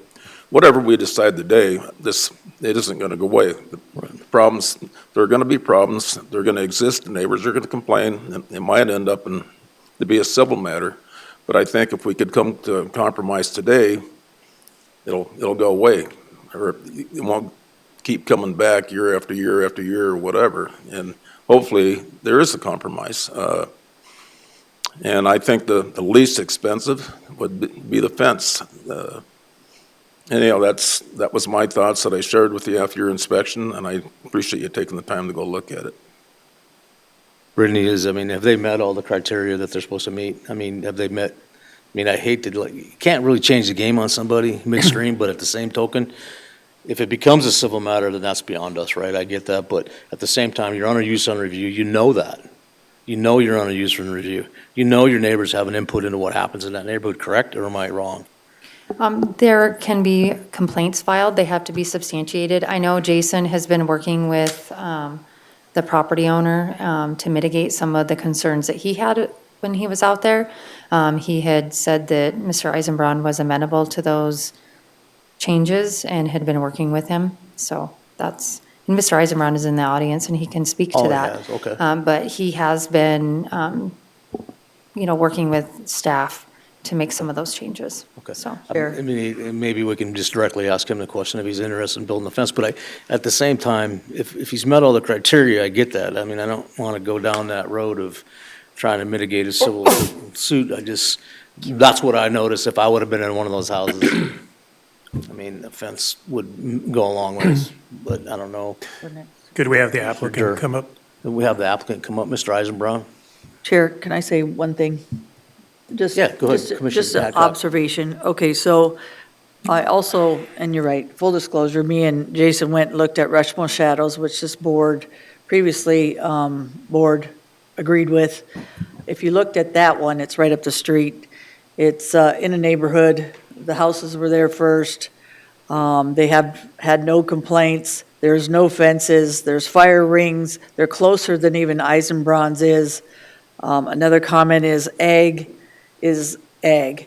Ag until it's changed, and most people know if you're on by highway or you're in a major arterial that you're probably going to end up with commercial or highway service. So unfortunately, that's kind of what future land use does. It doesn't necessarily, and I already know neighbors are not going to know that when they buy their properties, but that usually what happens. It's also because of noise, lighting, and all that stuff on the highway that we wouldn't put residential usually by the highway. So it was ag, you're correct, but in full disclosure, let's say that most of the time we would put highway service. I also went out to KOA campground. I visited with the people there. I'm going to say it up straight. They said 10 to 7 on how they do their properties. I know the vacation home rentals and the wedding is already 11 to 7, but Rushmore Shadows and KOA also did 10 to 7. I asked the lady at KOA about the wedding venue or any kind of venue. They said it's always 10 to 7. It's just a lot better for people.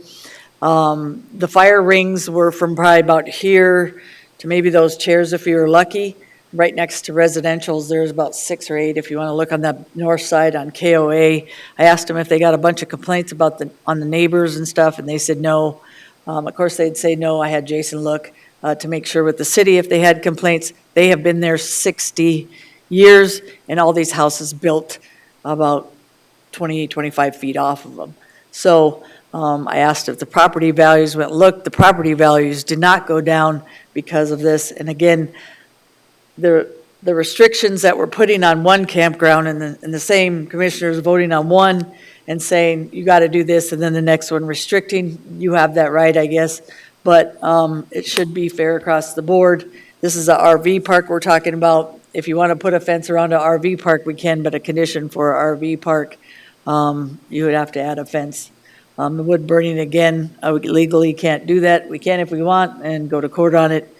And then some of the areas you have, when you're talking about constituents, all the people here are constituents, whether it be the Commissioner person- Hadcock, I'm going to chime in here. Do we have a motion on the floor? No. That's, Mr. Chair, I'd if I rather have a could, motion on the floor before we start. if I could.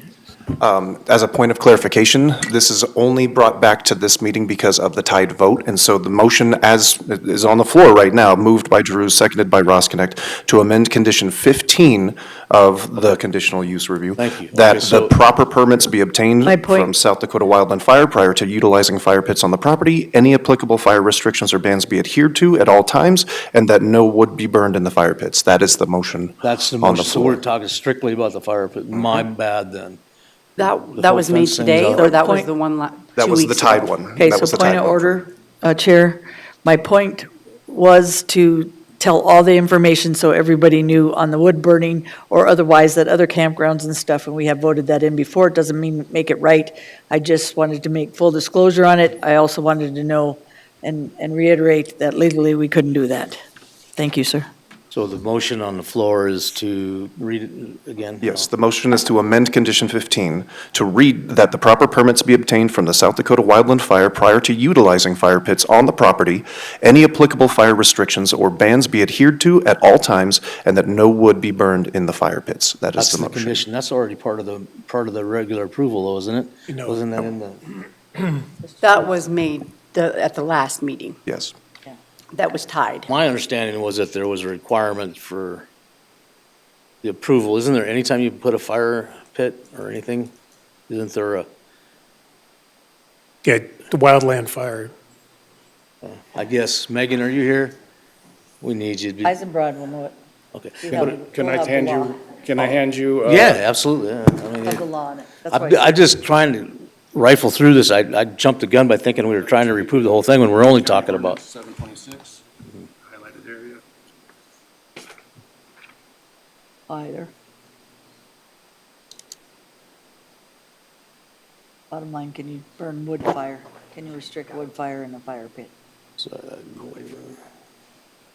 That's a question. We'll get Megan to give you an update on here. So, And I'd also like to give you Pennington County Fire Service showing Black Hills Park, and then the highlighted area on the top of that, where they have the only jurisdiction over Okay. fire. So Black Hills Fire Protection District burn permits, okay. So you're getting those, okay. Well, go ahead. Thank you. Tyler Sobzak, State's Attorney's Office. So I think really the first question that came up was, what's the permitting process for these fire pits, these fire circles? And it is through the state. You have to apply for the fire pit. And then, there really is a lot of, well, I should take a step back. The Black Hills is particularly interesting when talking about these fire concerns because of the Black Hills Fire Protection District. The state has utilized a lot of control over that district and really has reined in control on these fire pits for just this purpose, so they can approve and deny on their basis. As to the question of whether I've been able to find anything where someone has been able to dictate what is being burned, I've only seen it done, definitely not with wood, but I've only seen it done when linked back to public health, safety, welfare. Never seen an argument for that for wood, but we talked about tires earlier. All sorts of stuff could potentially be burned that could be hazardous to the public. Something else that comes to mind, takings considerations. There very well could be, although I don't believe it's a strong case, should it ever go to court, there could be some regulatory takings because, whenever there's a loss of financial viability, that's something that always rings a bell in my mind. Then there's the issue of whether it's a public nuisance or a private nuisance. Is this fire smoke really a detriment to the public at large, or is it more a detriment to one specific person? So these are just kind of the things that I'm considering when I hear the testimony from the last meeting and here today.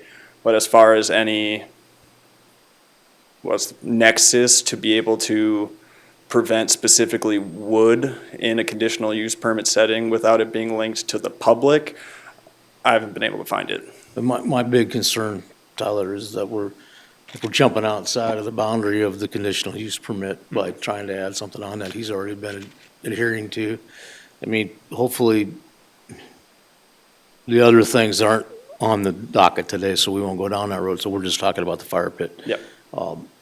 If it's been on, if he's adhered to what he was supposed to on those items, I don't see any room to move, to change that. I think all you've got is the fire pit in front of you right now, from my understanding. That's the motion that's on the table. I forget what number it is, but. Yeah, so it's, again, condition 15 already had all the permits and required. The only thing that was added is the very end of the motion, which is, and that no wood be burned in the fire pits.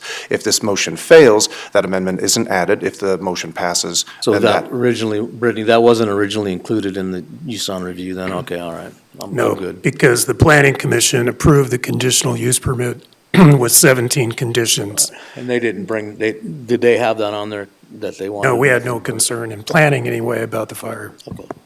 We didn't add that, it got added at the commission meeting. So the motion on the floor is to Add wood, no wood burning. add no wood burning. So if you vote aye, that means you want to add. Means you would restrict burning Not of allow them wood, to burn correct? wood. If you say no, then it goes back. Is there another motion in place? No. No, I don't remember there being one. Motion. So you'd have to So we've isolated just this one piece out of this whole. I think that's where you're sitting right now, from my understanding. Mr. Chair. Yes. So Commissioner Drews. one of the things that has confused all this are some of the statements that Mr. Eisenbraun has made over the period of time of establishing this. And one of those that we saw in the video was where he said, you know, he wasn't planning on burning any fire pits out of the hours, you know, that there would be no fire pits burning from 10 p to 7 a. So, you know, if he would limit it to that, I think that would help as far as the neighbors are concerned, but, you know. Otherwise, it's just quiet time in those hours? Yeah, quiet time hours are basically the 10 to 7. Yeah. And I'm not looking to over-restrict, because I don't think we can regulate that. Everybody chimed in. Mr. Eisenbraun, do you want to say anything since we brought you up here? I mean. I'd just like to read, I mean, I gave you the Pennington County Ordinance 726. Right, I think we understand that, so I don't think you need to read it. I'm good. Appreciate it, okay. So we're gonna vote on this, so if you say aye, that means you don't want fire burned in the pit. No means we go back and make another motion. Kara, we'll do a roll call vote. Oh, okay. Dur, No. Drews, Aye. Hadcock, No. Ross Connect, Aye. Wyffenbach. No. So now we need another motion to approve his use on review. That'd be my motion. Item 15 What is is that? for approval as is.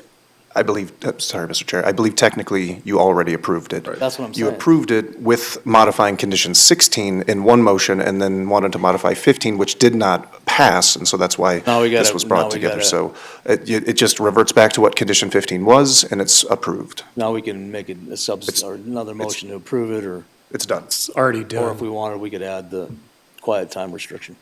But that's already already did. done. That's done. That's That all- was 10 to that's 7, not finished. 11 to 7 on 16. We voted 3 to 1 Oh, so it's already in? Yes. to 7, So- only on the RV though, but Oh, okay, well, cool. So after Okay. the roll call So vote. now we gotta have a roll call vote on, nothing. We're done. oh, we're done? Nope. Mr. Chair. We're done. I We just did just the want roll to say call. that we got someone in the audience that might wanted to have spoken before we voted. Oh, I apologize. Either way, they can still speak. Yeah. Because we don't have to vote now, right, on anything, we're done? We're done. Did you want to speak, or does somebody else want to speak? I didn't, nobody, okay. Oh, come on up.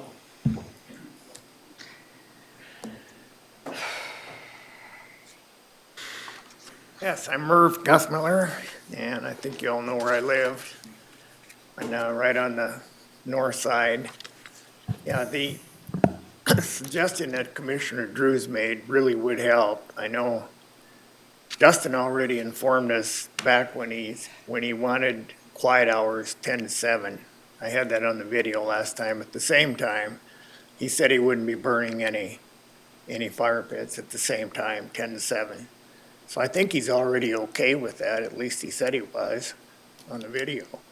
So that would help. At least we can wait till we open our windows, not just us, but the neighbors, until 10 o'clock. That would help. Thank you, sir. Okay. We've already voted, right? So Correct. I guess that's up to Justin, and if it's in his heart to do that, then so be it. Yep. Thank you. All right, we'll move on to, man, I'm all over the board here today, gentlemen, ladies. Back to the Healthcare Trust Board. Yep, we gotta go back to the Healthcare Trust Board, which is number, 17A. I'm sorry? 17A. 17A, and then this is Healthcare Trust Board, and I don't know why we choose on putting individual people's names on there, but Commissioner Durr, I guess your name's on here, but I think this has to do with. Because I wrote the memo. Okay, of changing the way we see the Healthcare Trust Board going into the future, maybe trying to find a way to, okay. Go ahead if you want to speak on it, and then we can get a motion on the floor, then. Okay. So I had discussed this with the Healthcare Trust Board going back several months ago, that I felt kind of in line with the Compensation Committee, Building Committee, that things have changed since 1992, when the Trust Board Trust Agreement basically was established. And at that point in time, we did not have an HR director and an HR office to work on benefits and manage those.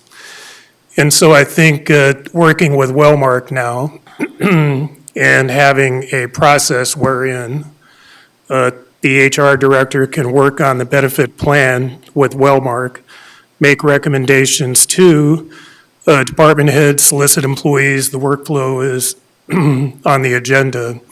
But basically just kind of streamline that process because we have now professional people in place that can manage those and do those things. And the big change would be that the presentation would then come to the Board of County Commissioners, and options would be given on the type of benefit plan that we would fund.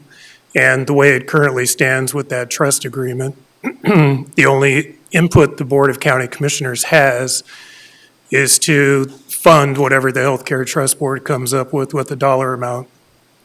And I think that it's relevant that the Board of Commissioners have the insight on the plan and take recommendations from the HR director, obviously recommendations from Wellmark on the scope and best business practice for the plan.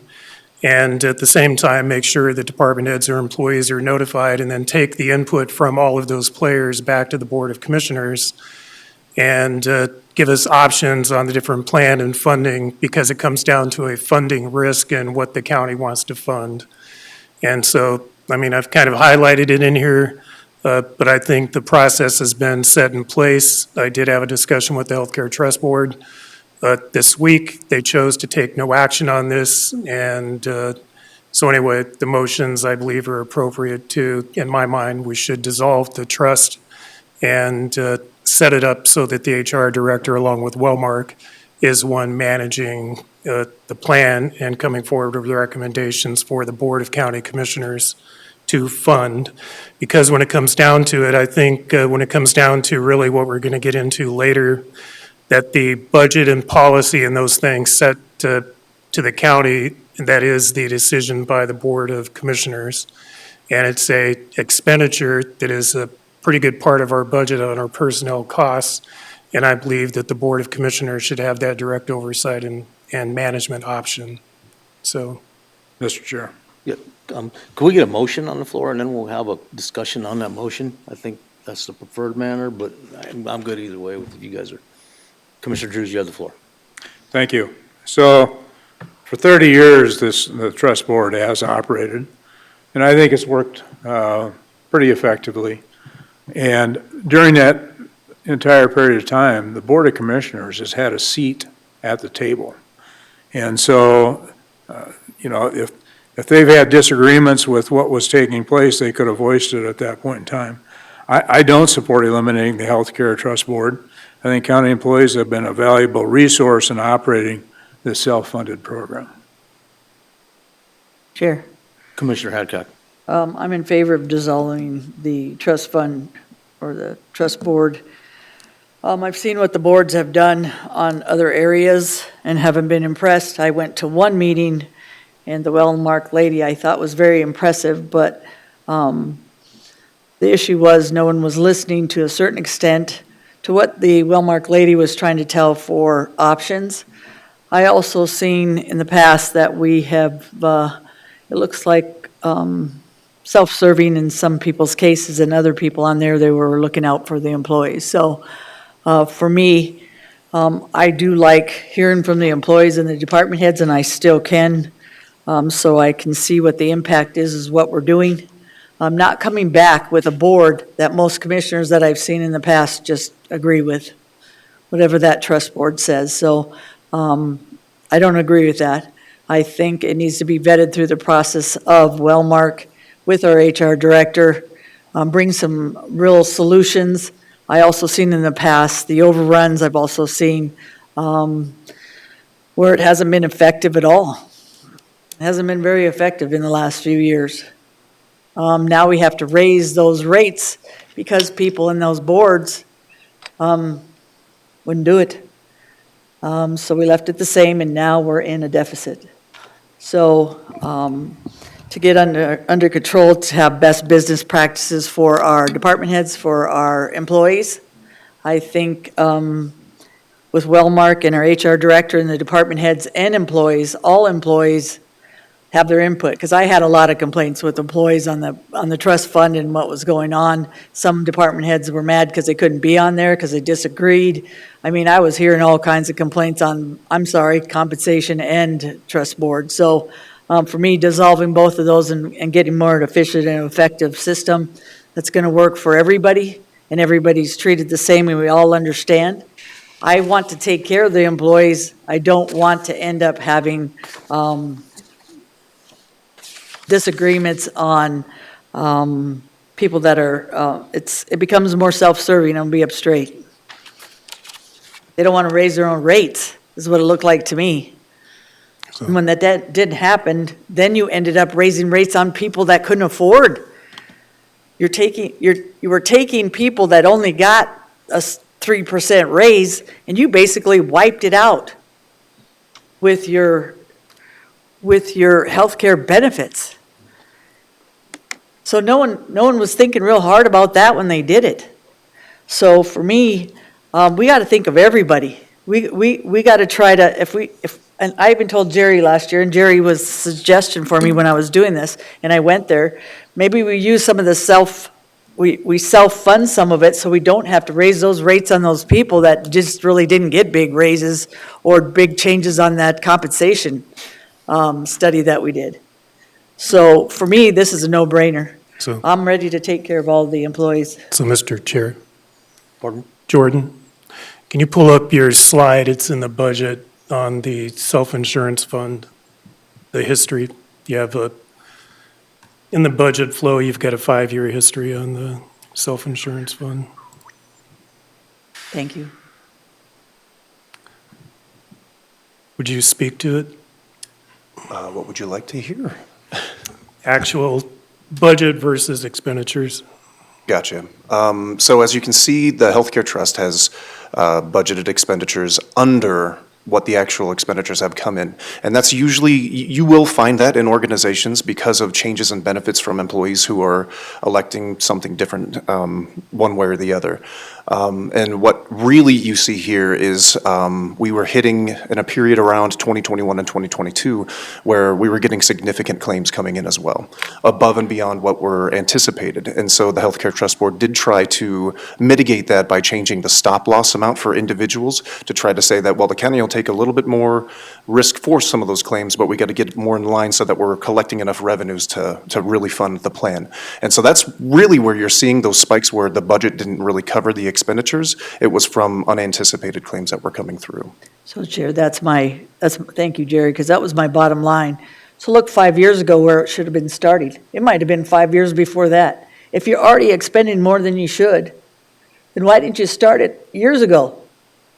So now you put it on 3%, 4% on people when it should have started by this claim, if you just look at the expenditures, 5 years ago. Did anybody look at this when they're on the Healthcare Trust Board and say, holy cow, look at those expenditures, guys, we got to do something different now?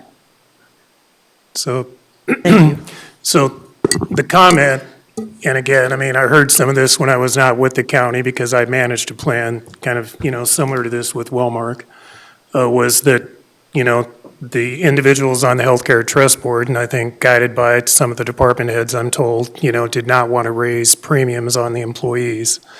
And it was partially tied to whatever, the commission did with increasing wages. So if wages didn't increase, you didn't want to push that off to the employees by having a deficit on their check. And so for this fiscal year, which I talked about before, and this is what really brought it to my attention, is that the Healthcare Trust Board had budgeted for increases of 8% for 2025. And so it would have been 4% to the employees and 4% to the county. And so, so anyway, and when I was on Healthcare Trust Board, having those conversations, and I'm like, if we didn't give the employees a step increase this year, then this is basically going to go back to the point that a 4% increase on their premium, they're just going to see their check reduced. And so in the Healthcare Trust Board, I had the conversation about could we fund that 4% and not put it off to the employee, but could we as a county absorb that 4% increase? And so Cindy, our auditor, came up with the number. It was about $175,000 it would take to fund.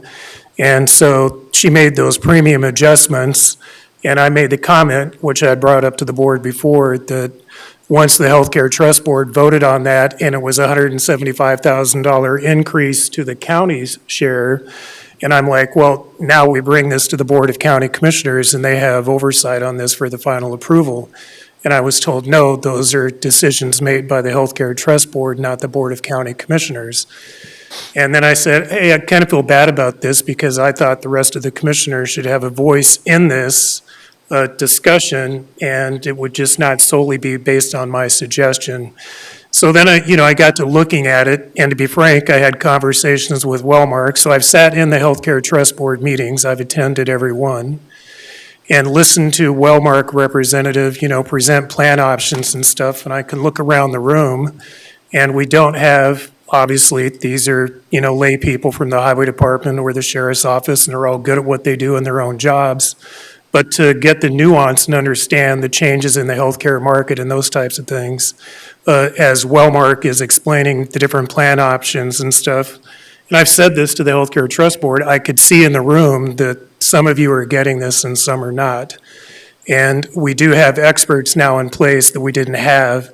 And this Healthcare Trust Board, is a document that's put together in 1992, and it's never been treated as a trust. It's never had a separate EIN. The funds are commingled. It's never had a separate account. And so in essence, those are county funds that are sitting in that 603 fund. And so, anyway, it's for those reasons and better management that we now have, professional people in place to manage this. And it's not that it would be taking anybody's voice away. I just kind of see it as, again, taking the information, presenting it to the department head, surveying the employees, just like in the workflow. But I do believe that the policy approval and plan benefit options and funding is a direct decision by the Board of Commissioners, and I believe that's why we're here. Not that we would hand off, which I believe has happened many times in the county, where you've put things down at a committee level to be decided, and I believe those are our decisions. And so that's why I'm supporting this. Happened to the 175, Jerry. The 175? Did they vote in? Yeah, the 175. The employees did not see the 4% increase. It got absorbed. Thank you for helping Cindy and the board. All right, so do we have a motion? Somebody want to make a motion, or? I'll make a motion. Motion 1, move to approve the following changes to the Pennington County Employee Healthcare Trust to strike Section 3.2 and amend Section 8.2 to provide for the amendment and/or termination of trust, with all funds to be used solely for the amended Pennington County Healthcare Plan for exclusive benefits of employees. Second. So we have a motion from Hadcock, a second by Durr. So discussion from the commission. Mr. Chair, Commissioner Roskinek, you have the floor, sir. I thought Jerry had a good presentation, but we have anybody from the Healthcare Trust Board here to explain their position on this? Well, I don't think they are, but I think they've had conversations with Commissioner Durr. They chose not to make any action whatsoever, and they see this on the agenda, they could be here, I guess. I don't. It was discussed, they decided to take no action, and they wanted the board to make the decision. And then once the decision is made by the board, the general consensus and comment was they would go out and support it to the employees. So, Mr. Chair. Commissioner Drew. Again, I'm going to be voting no on this. We've got a number of items on the agenda today to give the control over the certain items to the commission or commission office, which I just don't agree with. So I'm going to vote no on it. Okay, I'm going to weigh in on this one because I've been through this before at the city. The city had the same style of plan, and they had a board. I don't know if they called it a trust board or whatever they called it, but it got to the point where the decisions they weren't being controlled by the administration or the council, and they went from a huge surplus to a deficit, like one or two bad decisions. Blue Cross Blue Shield, I know the city now has a new HR person over there. They're going through a dramatic change. They're hiring a professional broker or somebody to come in and help them through their healthcare process. I remember when I was with the city, they would go out and they would take the people from the community that were the professionals in the insurance business, and they would put them together in a room, and they would meet, and they would come up with a product, and they would purchase this product for the city to cover everything they did in the city. And then they would take their brokerage fee off the top. And so they got a non-biased position. They got a best position from an outside third party, and it worked well. A mayor came along, changed it, and that's when it all went to heck in a handbasket. Our Blue Cross Blue Shield has way better options for our employees that they're not getting a chance to see. I have an issue with that. I mean, health HSAs and those types of things, they may have some, but there's more flexible spending options now than there's ever been. And it's when you're talking about the taxes and that type of things for our employees, there's some accounting maneuvers that have to take place in that stuff. We understand all that, but we have the ability as a county to make sure we have an obligation to take care of the employees in general, altogether. That's to the ones that are making the lowest wage in the community, to the ones that are making the highest wage in the community. Because when these healthcare costs come along, the people that pay the most are the people that make the least. So I'm going to support this, and we're going to give it a shot. I hope if it passes, we'll give it a shot, and we can always tweak it. But it's in the best interest of the employees and the best interest of the citizens, and that's what we're here for. And that's my position on it. I could be wrong, but I'm always open to correcting myself. I haven't seen any other evidence to support anything else other than the fact that this would make the most sense to lean on the professionals in the insurance business and say, especially when you come to healthcare, what are the new flexibility things that are out there? How can we get payroll deductions to help tax-wise? And, that was part of the introduction of Tyler, was to get us more flexibility. My main concern is the lower people on the totem poles on this insurance plan, because it gets tough to raise your family in this environment today. So that's only big reason I'm supporting it, because I think it makes the most sense for the employee. But Mr. Chair. Mr. Roskinek. And I said that I thought Jerry made a good point. The bottom line is I just think too much is happening too fast in this commission, and I'm not going to support it. Sure. It's plain and simple. Chair. Commissioner Hadcock. So let's be up straight. Too fast, too much. Let's look at what happened with the wage study and what that cost us. So now let's look at the transparency on this one and look what it's cost the taxpayers plus the employees. At this point, it's pretty apparent that we needed to do something different, and I like discussion. I like discussion to be up front, and I like those employees or anybody else to not have to come and say what's going on in those boards, because, they have to work. So then they come up here, and then you already know from the last year before this, it was 3-2 vote. Discussion was hardly anything.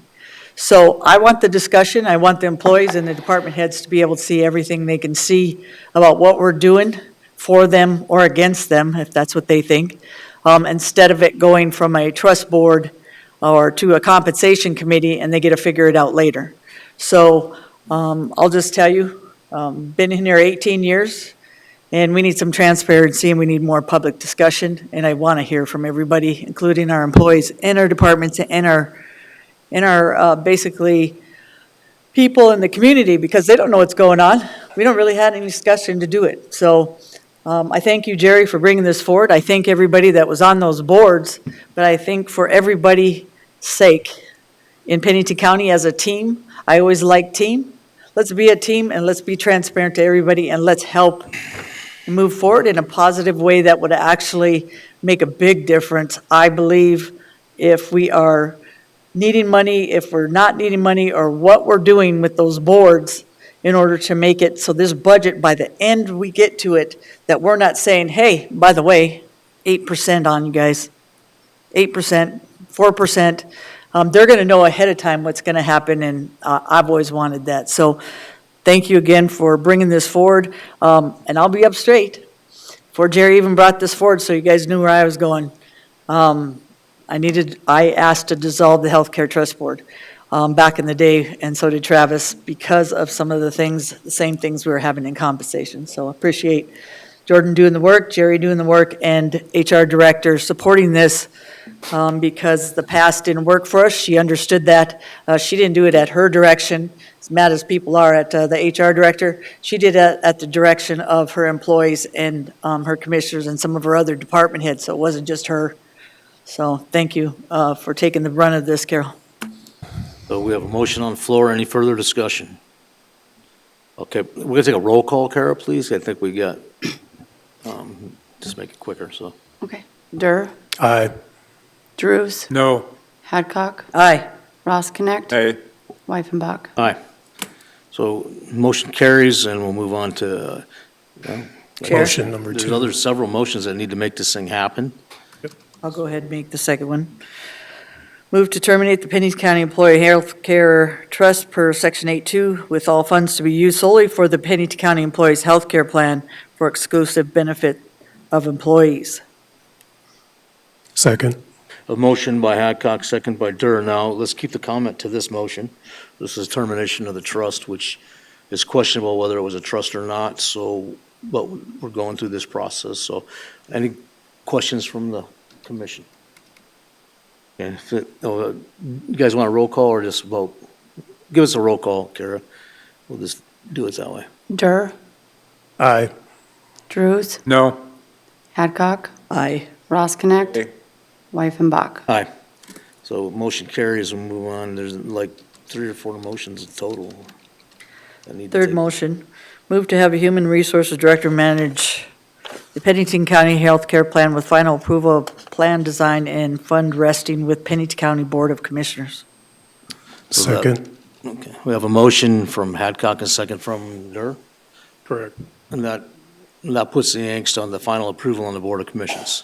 Everybody understand that motion, and then any conversation on that motion? Okay, Kara, if you don't mind. Roll call, please. Dur, Aye. Drews, No. Hadcock, Aye. Ross Connect. hey, Wyffenbach. Aye. So we have one more motion. Move to direct the auditor to rename the 603 Healthcare Trust Fund in which all premiums and expenditures for the Pennington County Healthcare Plan are accounted for to self-insurance fund. Second. We have a motion from Hadcock, seconded by Durr. Kara, if you don't mind giving us does any discussion on this motion? None? Okay, Kara, if you would mind doing a roll call, please. Dur, Aye. Drews, No. Hadcock, Aye.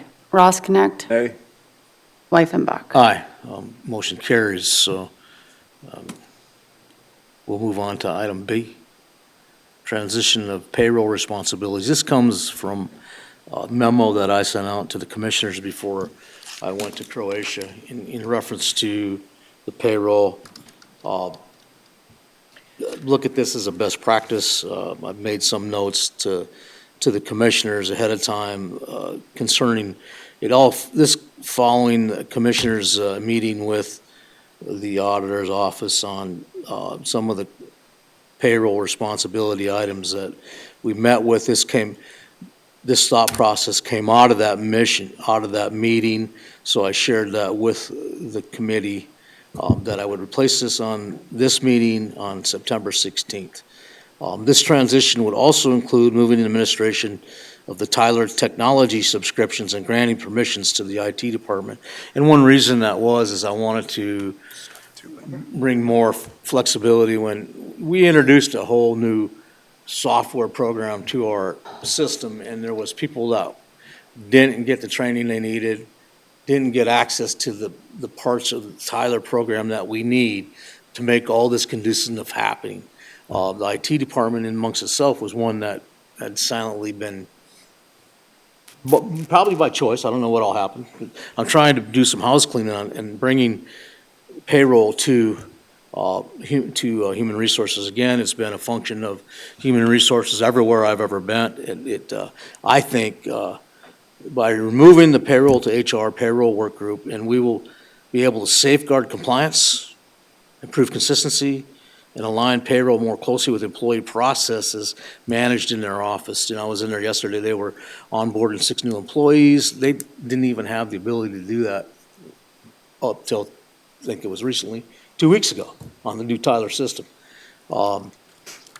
This helps alleviate some of that, having the control in the IT department with on and offs for people that want to be in the Tyler system. It's becoming to be a very robust system. There's a lot of change in it. There's a lot of change in having a new commission happen. I get all that. I understand everybody's concerns with it, but the angst is coming back on us if we fail. But we have a lot of good people in the system that can help us get there as long as we are transparent and we are, bringing on their concerns. This transition is not about taking anybody's responsibilities away, but about strengthening both offices to succeed in their core missions. And that was one of the things when I came on the commission, was to say, hey, when I'm gone from here, that this next commissioner comes in or the next department head comes in, and they got sort of a plug and play going on, that they can just come in, they know that they're to make policy and procedure, all these changes that they're accountable for, like their mission statement says as a county commissioner. So with that being said, I had a long conversation with our HR person, our HR Carol, and she can help talk a little bit about what I talked about. Carol, you want to come forward? And I'll let you explain about kind of like the team concept that we've put together, because payroll is a big deal for the people here. If they don't get paid, or mistakes are made in payroll, whatever happens, consistency levels need to be the same. All these things need to happen. We need to have this happen. So Carol, I'll let you have the floor, and just want to start off. That'd be fine. Carol Bancroft, HR Director for Pennington County. Good afternoon, Commissioners. So I know that this is one more change for us to take under advisement, but it truly is, we are at a stage within the county with the number of employees we have that we need to think differently than what we have in the past as far as how payroll is processed. And the auditor's office had one very talented individual who was working the payroll with years of experience, and when that person resigned, and the launch of Tyler is where it became evident that we needed to think differently and have a work group versus just one individual who was responsible for the payroll for over 850 employees. So with a work group, what my proposal, and you'll see my memorandum here, is that we would have 2 positions, and they would support as far as all of the payroll functions. And this has also been in tandem with having some conversations with the auditor as far as what their vision and what they understand as far as the needs for payroll are. So a payroll administrator, in lieu of having a senior accountant who handles payroll, would be the first position that I would like approval for, and they would be responsible for the overall administration of the payroll operations, that they would ensure as far as the accuracy, compliance, and coordination with human resources, the auditor, and the commission. And then we would also have a new position in this work group that would be the payroll and benefits specialist.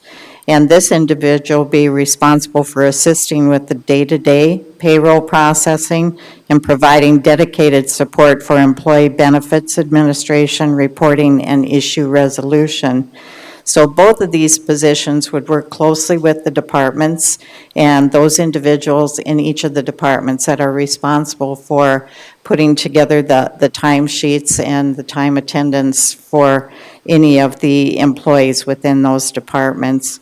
So this request actually does replace, as far as the FTE that are in the auditor's office, so the senior accountant that handled payroll in the past, that FTE would be allocated to the payroll administrator, and then the election specialist FTE would become the payroll and benefits specialist. So the position of payroll administrator would be at the same rating, that it scores out the same as what the senior accountant for payroll was. So that step one would be $30.29 an hourly rate. The payroll and benefits specialist would score out as an S3.2, and step one of that would be $24. So that is actually less than what the election specialist position was. Thank you, Carol. So the basic bottom line, there's no increase to overall county FTE or budget. So if we could get a motion on this floor and have a discussion. I'll do it. Move to approve the creation of a county payroll work group and authorize 2 additional positions taken out of the auditor's office, payroll administrator, P3-1, step 1, $30.29 an hour, and payroll benefits specialist 3-2, step 1, $24 an hour, effectively September 16th with no, don't have to do that. I'll second the motion. So we have a motion from Hadcock, second by Wyffenbach to move to create the payroll work group. I forgot one. Mr. Chair. Okay. Commissioner Hadcock, go ahead. I forgot. Move to approve the creation of a county payroll work group under the HR department with the 2 additional positions coming out of auditor's office, and then the 2 positions, payroll administrator, payroll, all the rest Okay, is perfect. the same. That's Did you get fine. that? Okay. Did you get that, Kara? So we're now down under items from human resources, right? Yes, human resources, payroll administrator, and payroll benefits specialist position description. So it's moved to approve the creation of a county payroll work group under the HR department Okay. with additional 2 positions coming out of auditor's office, payroll administrator, P3-1, step 1, $30.29 hourly, payroll benefits specialist, 3.2, step 1, $24 an hour, effective September 16, 2025. And I'll second that. So motion by Hadcock, second by Wyffenbach. Commissioner Roskinek, you have the Mr. floor. Chair, I think it all sounds good in theory, but I've already told you, I don't support the shift. I think that responsibility should be with the elected official. When she ran, she knew that was her responsibility. It's been a responsibility for the auditor's office for 100 years. I don't think it's the right move, taking that payroll from the auditor. And, if her office could support that, she clearly made it, stated that she did not support that. And so you know where my position is on this. Mr. Chair. Thank you. Commissioner Drew. I agree with Commissioner Roskinek, and I don't understand why the commission feels they have to put authority of dominance over programs such as this. I agree. I mean, the county auditor, an elected official, has had these responsibilities for probably over 100 years, and to all of a sudden decide that we're going to jerk that away. She's been asking for these employees that have just now been suggested that they be hired, but not under her office, but under HR, which an HR is controlled by the commission. So can't agree with it. Can I Any just other ask, discussion? was there no motion under item E for the transition of payroll responsibilities? Because We were on that, now we're on, Yeah, we skipped A, we're on, no, we were on E, but now we're on Human Resources, item A. So I'm just oh, okay, confused. I see what you're saying. If there was Do we no need to- motion on item Do we E. need to do that, I guess, or? Where's Well, I just E? didn't know if there was a motion on E. Yeah, there was no motion made. No motion. There was no motion, we're just, No motion that on was it, just, yep. okay, Motion, thanks. Okay, okay. So I just got one question for you. Are you familiar with the payroll? Has it ever been in HR previously? Yes, there are situations where Brown County, that HR did the payroll, and then they migrated it to the auditor's office with payroll being backed up by HR. So when the auditor's unable to do it, HR continues to do it. So that is one example locally. As far as if you look regionally or nationally, a lot depends on the size of the organization. And in many cases, the larger the organization becomes, the more that it tends to go to human resources. The city of Rapid City is another comparable entity, and HR is responsible for doing payroll. So any other So Chair, discussion? so what I want to know is how we got here, why we decided that. So two people have already voiced their opinion that they believe it should stay there. Why'd we, let's be up straight, why are we moving the payroll? We're moving payroll because it's very obvious that where it sits now, it's, how to put this without, I don't feel like I'm That's why I said. not being disjointed, being straight up that this is a better option to handle what needs to get done. Things that we wanted to get done, we couldn't get a time frame on when we could get those done. Tyler being one of them, that there was no time frame of when we would have it in the HR, it's in HR now. Those questions couldn't get answered. I mean, so when you can't get something done, then there has to be an option, and this is the one, to make things happen. And if it takes the commission to control that option, then I guess that's the reality of it. And I think it's a great option in the long run. I think having a work group that will work together. I mean, the whole county's working together. It's not like it's leaving the county. I mean, people are still gonna get paid. We're trying to, there's a lot going on right now with Tyler being integrated, and it can be overwhelming, and obviously it was. So, Chair, Yes. so let's be up straight. Do people just move people just because they can? And they want to be dominant over people? Come on now. Let's be up straight. We're moving payroll because it's the best option for the county. Why it's the best option? We can't tell you all the reasons why, because we're not going to beat up a person that was having issues with the payroll that needed more help. She's always said she needed more time. She didn't have time, she didn't have stuff. So we're not doing it to be facetious. We're doing it because we're trying to relieve some of the burden that has been on her from this position.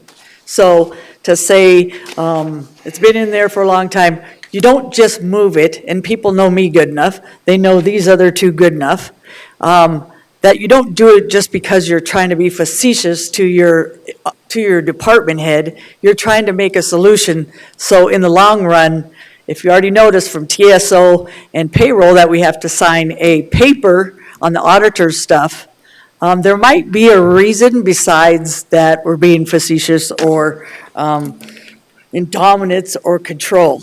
Give me a break. You want to see that? You should have watched the last 4 or 5 years of commission meetings. So, thank you. Let's be up straight. Commissioner Hancock, I appreciate it. And I'll just say from my own perspective, I have nothing but the benefit of the employees and the citizens in our community. I would not suggest this had I not weighed out the facts, had the conversation with the people involved, been transparent about it, given people opportunities to make these things happen.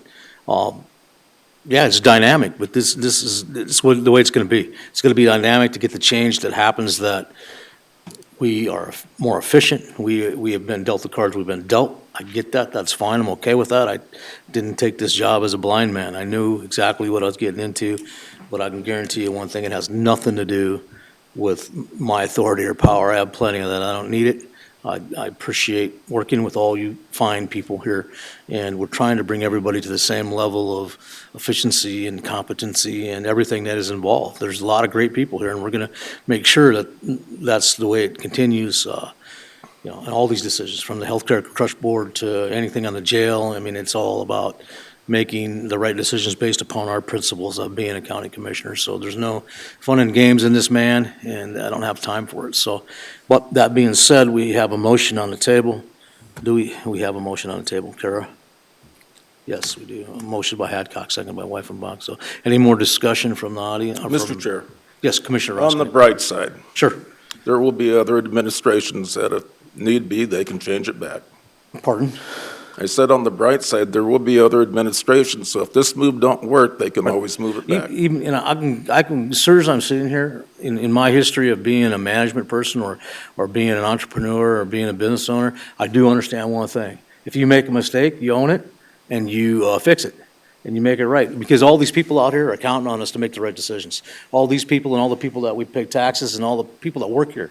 And every time I think a decision through, it's not a knee-jerk. It's something that I think about for a long time. I ponder it for a long time. I actually pray about it, and I come up with what I think, judged from my history, like you judge your history on appraisals and stuff. I draw from my expertise as an entrepreneur and a successful businessman to make a good decision that is going to assure. You've seen these people today getting 30-year, 25-year, 20-year. That's awesome, super, but they need an environment that's fun to work in.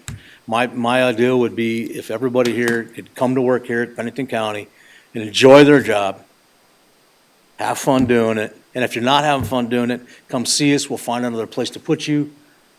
We want you to enjoy your job, and that's a big thing of mine. It's a big thing.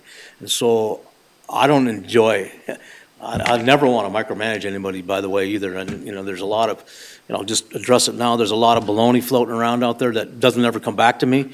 But if it ever does, if anybody ever has a question on my thought process, I'm more than an open book. I will tell you how I feel about something. We went through it when we switched the days back to 7:30 to 4:30. They were like, oh, you're going to be open on Saturdays. All that doesn't behoove the citizens, and it doesn't behoove the employees. So, and most of my decisions we made on that factor, none of my personality even cares about it. So, thank you. So I think we're here too because of mistakes in the past, and we're trying to correct them. We saw budgets that were overran. We saw healthcare trust board that had issues. We have payroll issues that we're trying to correct. That has nothing to do with moving forward in a negative way. That's a positive way. We're correcting the mistakes in the past to make it better for transparency and for the employees and others. And if that doesn't happen, then come back and tell us. And then for the future, if you're talking about future, I've been in here 18 years, and the mistakes that I seen were in the past. What's happening now is we're trying to correct the deficit and the issues that happened in the past in order to move forward for other boards to be able to function and not have these kind of mistakes happening in the future. So it's not for this board, it's for the future of the employees, department heads, and any other boards moving forward. And if it becomes a negative, you come talk to me, because I'll be okay with that. Because I looked into it, and I've been here 18 years. And when I'm making decisions up here, it's not because it's Deb Hadcock and I have the power, because everybody knows that by now. I might be the loudest in the room, but I check with 10 people or 20 people before I make a decision. These decisions aren't made by Deb Hadcock. They're made by your employees, some of your department heads that truly believe this, that feel like they've been out of the loop for a long time, and a lot of the elected officials have been in charge, and employees that really want a voice and be able to talk to us at any time when there's an issue. So I think it's a positive. I think what's happened in the past wasn't as transparent. You had a few people in there with the voices, but only the loudest voices in those committees were heard. So I'm going to thank the people that move forward and have I'm going to say it, I'm not going to say the word cojones, to make sure that people are all going to be treated the same, and everybody in here, whether it's elected or non-elected, feel like they're the same through this process. And if it doesn't come out that way, please come and tell us. I'll appreciate that.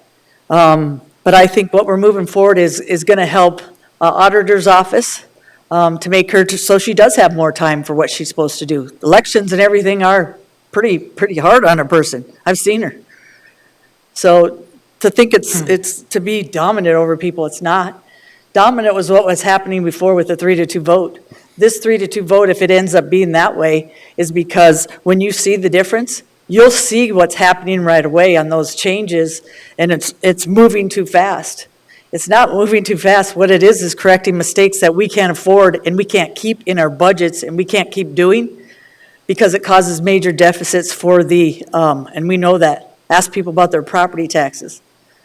Okay, Commissioner Hadcock. See the thank you. difference. So I Appreciate it. appreciate everybody's thoughts today, but hopefully you'll see the changes and you'll come back and go, holy crap, that's pretty amazing. So, and not be so scared that we're going to do something facetious. I know two of us have been businessmen and women for years, and we know how to play in a good way for all people, not just for a few. And hopefully we can get that board and the whole team together this way. I think something that's important for Mr. Roskinek, which you, and I'm going to talk to you directly if you don't mind, about, you mentioned about having the information, having the numbers, all that stuff. And that's what we've done there with Jordan and his crew. From now on, you're going to get the pie charts, you're going to get the charts, you're going to get the numbers, you're going to get all that stuff. And so when you don't have all that stuff and you don't have that information, it's really hard to look at someone and go, you made a bad decision. Well, I've made the decision based upon the information I had at the time. So hopefully, with Jordan's group and the commission's group there and these changes, we will be able to share all that information with everybody in the whole, so they can understand why you make that decision you do. So we have a motion on the table. Any other, we kind of got off kilter a little bit, but I felt it was important because I know that there's employees out there that are wondering what our mindset is. They see a lot of changes coming. So I just wanted to spend a little bit of moment to try to address that. So, but we have a motion on the floor, so all in favor say aye. Aye. Aye. So we have a, Roll call. yeah, let's just do a roll call. Dur, Aye. Drews, Nay. Hadcock, Aye. Roskinek, Hey, Wyffenbach. Aye. So a motion carries, and now we move on. Thank you, Carol, for your time. So Do just you a need to be point up of there for this one? clarification. On B, Chair, compensation policy? I think, was there a motion that needed to be made as far as where payroll will be processed? He put it in there. I made it. It's under HR You put department. under HR department. And that was included with the position descriptions approval? With the Yes. two positions coming out of the auditor's office. Okay. Okay, Okay, thank you. thank you. So are you in this one, the compensation policy? Yes. memos? Okay. So on the August 19th meeting, that the commission voted to have a comprehensive review of the compensation administration policies. And in conjunction with that, that there was a freeze so that we could get actually a good picture of what our current personnel position was. So I worked very closely with the department heads to make sure we had their input, and I will make a disclaimer that the three options that are in front of you, that this is what I put together and then gave to the department heads, and not everything that the department heads provided as their input was included in the three options. So by all means, if any of them want to come forward and speak to those things that are not included, that I invite them to do that. So just a minute, Mr. Commissioner Chair. Hadcock? For me, I'm not ready to vote on any of this. I need to ask more questions and things. I also have some other department heads and stuff I'd like to speak to. I don't know if we need to go through this and then make motions or anything today, but I'm not ready to do that myself. I know I've had some department heads reach out to me too, and I haven't had a chance to get back to them to get their input, like Carol had mentioned. Right. So I'm prepared to do whatever we need to do. Maybe I continue would it. like to get, I would like to get some more input from them, like Carol suggested. Yeah. So, because now they're seeing, we had the conversation with a couple of them, hey, I said, I get that, but we wouldn't be having this conversation if we didn't start somewhere. Right. So, but I don't want to, another thing is the meeting's going to go long, So so. does the board want to hear from them and not make decisions, or do we want to continue it? Well, maybe, again, I know Joe's not here, and I know he had some concerns about some of the things. Maybe we take the people that are here and let us let Listen to them 'em. speak a Okay. little bit maybe on Good how with they that. feel about. Yeah, I'm in the listening mode today. I'm not ready to move on this yet. So that's up to the commission if you want to, I mean, there is, I know Sheriff Mueller here, he had some things he wanted to visit about, so I guess we'll let him, let him lead off the show and maybe set the pace for. We should have made you the chair today. We've been up here a lot. No, thank you. So Brian, we'll let you, and we'll listen diligently here, and I know you've sent some stuff to me and trying to drink the water out of the fire hose here lately, but that's okay. Yeah, again, Brian Mueller, Pennington County Sheriff, and again, I'll apologize, probably not done in front of you today. And no thanks on the chair position, you guys have that well in hand. So there was a pretty good discussion at the department head meeting on this, and there's a lot of points. I'm not going to cover all of them. I know that several other people and I share several of these points. I think when we're in the future, when we're looking at trying to do something like this, if the commission could share with the department heads what the goal is, I think we could come together and help come up with a pretty comprehensive review of a policy like this. I feel like I don't have a good understanding as to what the goal is. And is the goal coming from HR? Is it coming from a commissioner? Is it coming from the Pennington County Commission as a whole? I think personally that would be helpful moving forward. I have a lot of different issues with this. And I'm not even really sure where to start. So I'm just going to go through a few of these and we'll let some other elected officials and department heads chime in too. I think that, again, trying to understand what the goals are, and I've talked to several of the commissioners independently, so I understand what some of the frustrations are. So trying to alleviate some of that, I think, is important. When you look at the options, the 3 different options, when I wrote my comments, I only wrote my comments in reference to option number 3. I think option number 1 and 2 set us back a really long ways from what we've done to try to take care of employees as far as compensating them for the work that's already been done. And I think there's a lot of things that we've accomplished in the last couple of years that we've put into policy that are frankly just completely taken out of this policy and not even addressed. So it leaves, and I'll go through what those are, it leaves a real wonder in my mind is, was that an accidental omission, or are we planning on not, or just removing those benefits from our employees that we've done in the past? And I'll go through a few of those. When we look at when we go clear back to when we set the current compensation policy, it allows for 12 steps for initial hiring, and then it allows once somebody is hired in periodically throughout the first year to move them forward.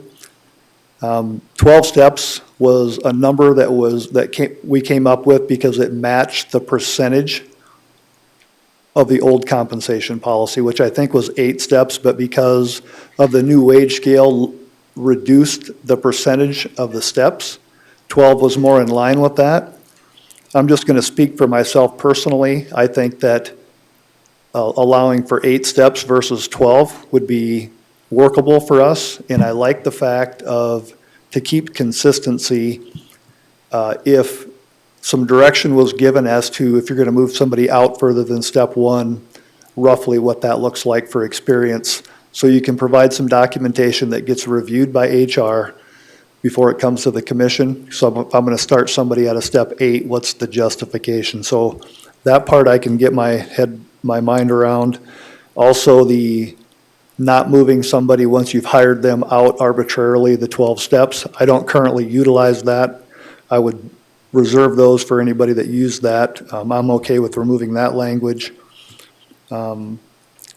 There's a few different references in this policy that specifically talk to HR needing to approve an item before it comes to the commission. I feel like even if as an elected official I want to bring an exception, because anytime you write a policy, it's a guideline, it's not going to cover every single possible outcome. I feel like as an elected official, if I want to bring something to the commission, I shouldn't have to give it to an appointed department head and let them not approve it to get on the commission agenda. So I think the HR's role in that would be a recommendation. And I think that's really good to keep consistency, that those changes to pay go through HR so they can review that. So if I can interject, Brian, I don't know if you have the most recent version, that was something the department heads did talk about. So the ones that the commissioners have does say that anything as far as it's going to be reviewed by HR for accuracy for payroll and a recommendation for Board of Commissioners approval. Okay. So it's been changed. I apologize, I don't Read have that. your in mind. my- I don't have that. We had a lot of stuff thrown at us this week really fast, so try to keep on top of all of it that was put on the commission packet at the end of this week to try to review 800 things before the agenda today. So if I missed a couple of these, I'll apologize in advance, so. That's why we're continuing it. There was a lot of Right, stuff on there. and there's a lot of things on here, and I don't want to spend a ton of time, especially if I think we feel could like we're not going to recommend- approve this today, but I just have a couple of more points and Okay, then and then I'll I move think, on. and then we don't want to hold you accountable for just being everything you said today, so if you Sure. could follow up with an email that Jordan could pass out to us and said, here's my thought process. and Sure. So we don't want, I don't want you to sit there and think that you have to cover Nope, everything if you don't. sounds Okay. good. I think that policy, or option number 3, lets us keep with the 10% for promotions. I like that. I provided some information to Carol that talks about the police department specifically. I had just pulled their last 2 sergeant promotions, their last 2 lieutenant promotions. They were 14 and 16% for sergeant promotions, and I think close to 20% for lieutenant promotions. This policy caps it for us at 10%, but I'm okay with that. If there's an exception that needs to be made past 10%, I would bring that to the commission and articulate that. But I think taking that percentage down lower than 10% is going to create a situation where nearly every promotion I have to bring that in front of the commission to ask for an exception. And we've set commission policy before, and Commissioner Hadcat can attest to that, to where nearly every personnel issue that everybody was doing was having to come in front of the commission, and a majority of it was getting approved. And part of the policy that we have right now was to alleviate some of that. So Brian's group was transparent through the whole process. thank you. And then just a couple of other things that I'll mention. There's a change to move the probationary period to 6 months for all employees. My only ask on that, it would be for an exception for law enforcement. All the rest of the positions, it makes sense, but law enforcement's training is 9 months long. And sometimes towards the end of the training, if they're not able to be successful with that, it's nice to be able to use the fact there's still a probationary period. A lot of times, we'll find a landing zone in another position in the organization. If it had to stay at 6% or 6 months, I could work with that, but if we had a law enforcement exception to that, I would appreciate that for those specific things. The out-of-class pay part of it, there's several different sections of the out-of-class pay. There's a $1 out-of-class pay and a $2 out-of-class pay. A majority of what we utilize the $1 for is FTO pay for field training. And last year, through the budget process, I brought to the commission, and it was included in the last policy. It's completely, FTO pay is not listed in here anywhere. And also the pay that we give our deputy coroners at $1 an hour when they're doing the deputy coroner work. That's a majority of the $1 pay is a majority of the budget impact for me. This year to date, it's just over $50,000. But that is spread over all 4 divisions, which are mostly primarily in a training mode every day, trying to get our staff caught up. So that part is not mentioned, so the FTO pay and the coroner pay is not even included in this policy. I didn't catch that the coroner part was deleted until after I reviewed it. I thought I saw it when I was reading it. Maybe I was reading the 2013 version. Might have been the old one, and I might have missed it. Did it have it in the old one? It was in the old one. Okay, maybe that's the one I read it in. It was in the old one. Okay. Again, on the overtime compensation policy piece, I think it's important that the department head or elected official has to approve it, whether it's compensatory time or overtime. That might have been fixed. It was discussed. I didn't get a chance to look at the most updated version, obviously. When we look at the The other change that was made is taking the out-of-class pay mostly for supervisory duties from $2 an hour to $1 an hour. The cost, we had about 1,000 hours of that so far at a cost of $2,000 for all 4 divisions. And we utilize that pay for somebody that's handling supervisory duties that's not normally a supervisor. Those can be short-term, but they can be a little bit longer term too. The longer term big exceptions, ones I bring to you, like I did with Joe Gutierrez and John Martin with the JSC commander thing, I'm good with bringing those longer term ones to the commission. But they're only making, $16 for either running the whole county or running one of our facilities for the shift. This would move it down to $8. I just don't think to save $1,000 that's a good change for us. We don't use it a lot, but when we do use it, it's impactful and we're paying people for the work that they're doing. That is a majority of the comments that I had. The other part, and maybe again, I'm not 100% sure if I have the right copy here. Initially, to use the out-of-class pay, it needed review from HR. I think that can be reviewed on a case-by-case basis if we can figure out a way to consistently put that in time clock or whatever system we're using so it can be reviewed to make sure that we're being consistent with it. But those are just some of the comments that I had. So I appreciate your time. Well, thank you. And I can summarize that to Jordan. Questions for the sheriff, and please stay on topic. Chair, I'll just be up straight. Most of these are what I've heard from other employees and department heads as well, so covered a bunch of it. Thank you. So I just had one question. I heard you mention Time Clock Plus, or is that the system you guys are using? I think that's the system we're currently using. Have you looked at the Tyler system? We've been looking at trying to figure out how to It'd be nice transition to that. if we could all get on board with that, so. Yep, we Mike, had the did some IT guy's a training. professional, Tyler guy. We did some overview and training on that over the last couple of weeks, and I think we need to get Wherever you need together to get that up and running, we'll help. We're not in this alone, so. All right, thank you. Thank you. I did call my son-in-law, by the way, Brian, and he does get paid, training pay. They pay 1 full hour of pay for a day. So if you're making $30 an hour, they pay you $30 extra that day for training when we were in the room. And he called me back finally, and then he did get paid differential pay for his job. And we're paying $8 for a shift for that right now. I think that's very So I reasonable. figured that about for him, if you're making $30, it's about $4 an hour. And frankly, I'm not aware of a law enforcement agency that doesn't pay training pay. Okay, I just thought I'd share that with you because before I forgot, before it left my head, we were sitting there and I was curious when you tried to dial him up what the answer was on that. So. I know you were, and that's why, so I got it. There you go. All right, thank you. Appreciate it. Anybody else want to come forward? Or I think, Brian, if you could summarize that for us and just mail them to us, email them to Jordan, not mail, but email, so we can beat them around banter them around in our own heads and see where we can. Lori, look like you want to come forward. Thank you. I do. Thank you, Mr. Chairman. Laura Retzel, State's Attorney. I'm going to highlight my most urgent concerns regarding this policy. It's been policy by ambush.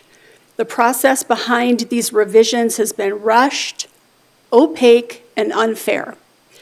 After the Compensation Committee spent over a year going through this policy with a fine-tooth comb, elected officials and department heads were given less than a week to review the first draft.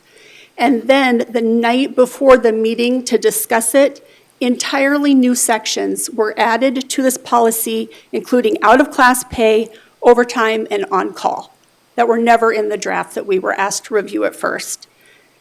A matter as serious as employee compensation should not be handled by ambush.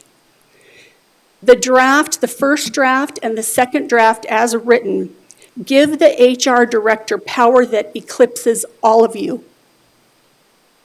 Earlier versions explicitly gave HR veto power over what gets on your agenda. And I have personally experienced that. Even the current draft that the sheriff just reviewed is vague to the point of being unintelligible. If you go back to that section, please, Jordan, I want to point out how that sentence reads. Sorry, which section? It is under, just go to the hiring. It's in both hiring and promotion. Okay. It says, requests for placement above the standard step must be reviewed by HR for accuracy for payroll and a recommendation for Board of Commissioners approval. Are we missing commas? There's nothing in that that says it ever comes before the board for approval. It goes to HR. For accuracy, is there supposed to be a comma? For approval, comma, and a recommendation for Board of Commissioners approval? That provision does not make legible sense and is so vague that the interpretation would be against the department head and elected official who simply wants to be heard by you. It has to be clarified to simply read reviewed by HR and approved by you, the Board of Commissioners. Anything less than that is an encroachment on the discretion of department heads and elected officials, and more importantly, and relevant to you, it strips you of your rightful authority to hear any of this if the HR director does not want you to. Regarding recruitment, the proposed reduction from a step 12 to a step 3, 6, or 8 for initial placement will completely cripple our ability to hire. I could not extend a competitive offer while waiting weeks to get before the board, if I were permitted to get before the board, and then to be heard in executive session, because you know that most of these things could not be discussed in this setting. It would have to go into executive session.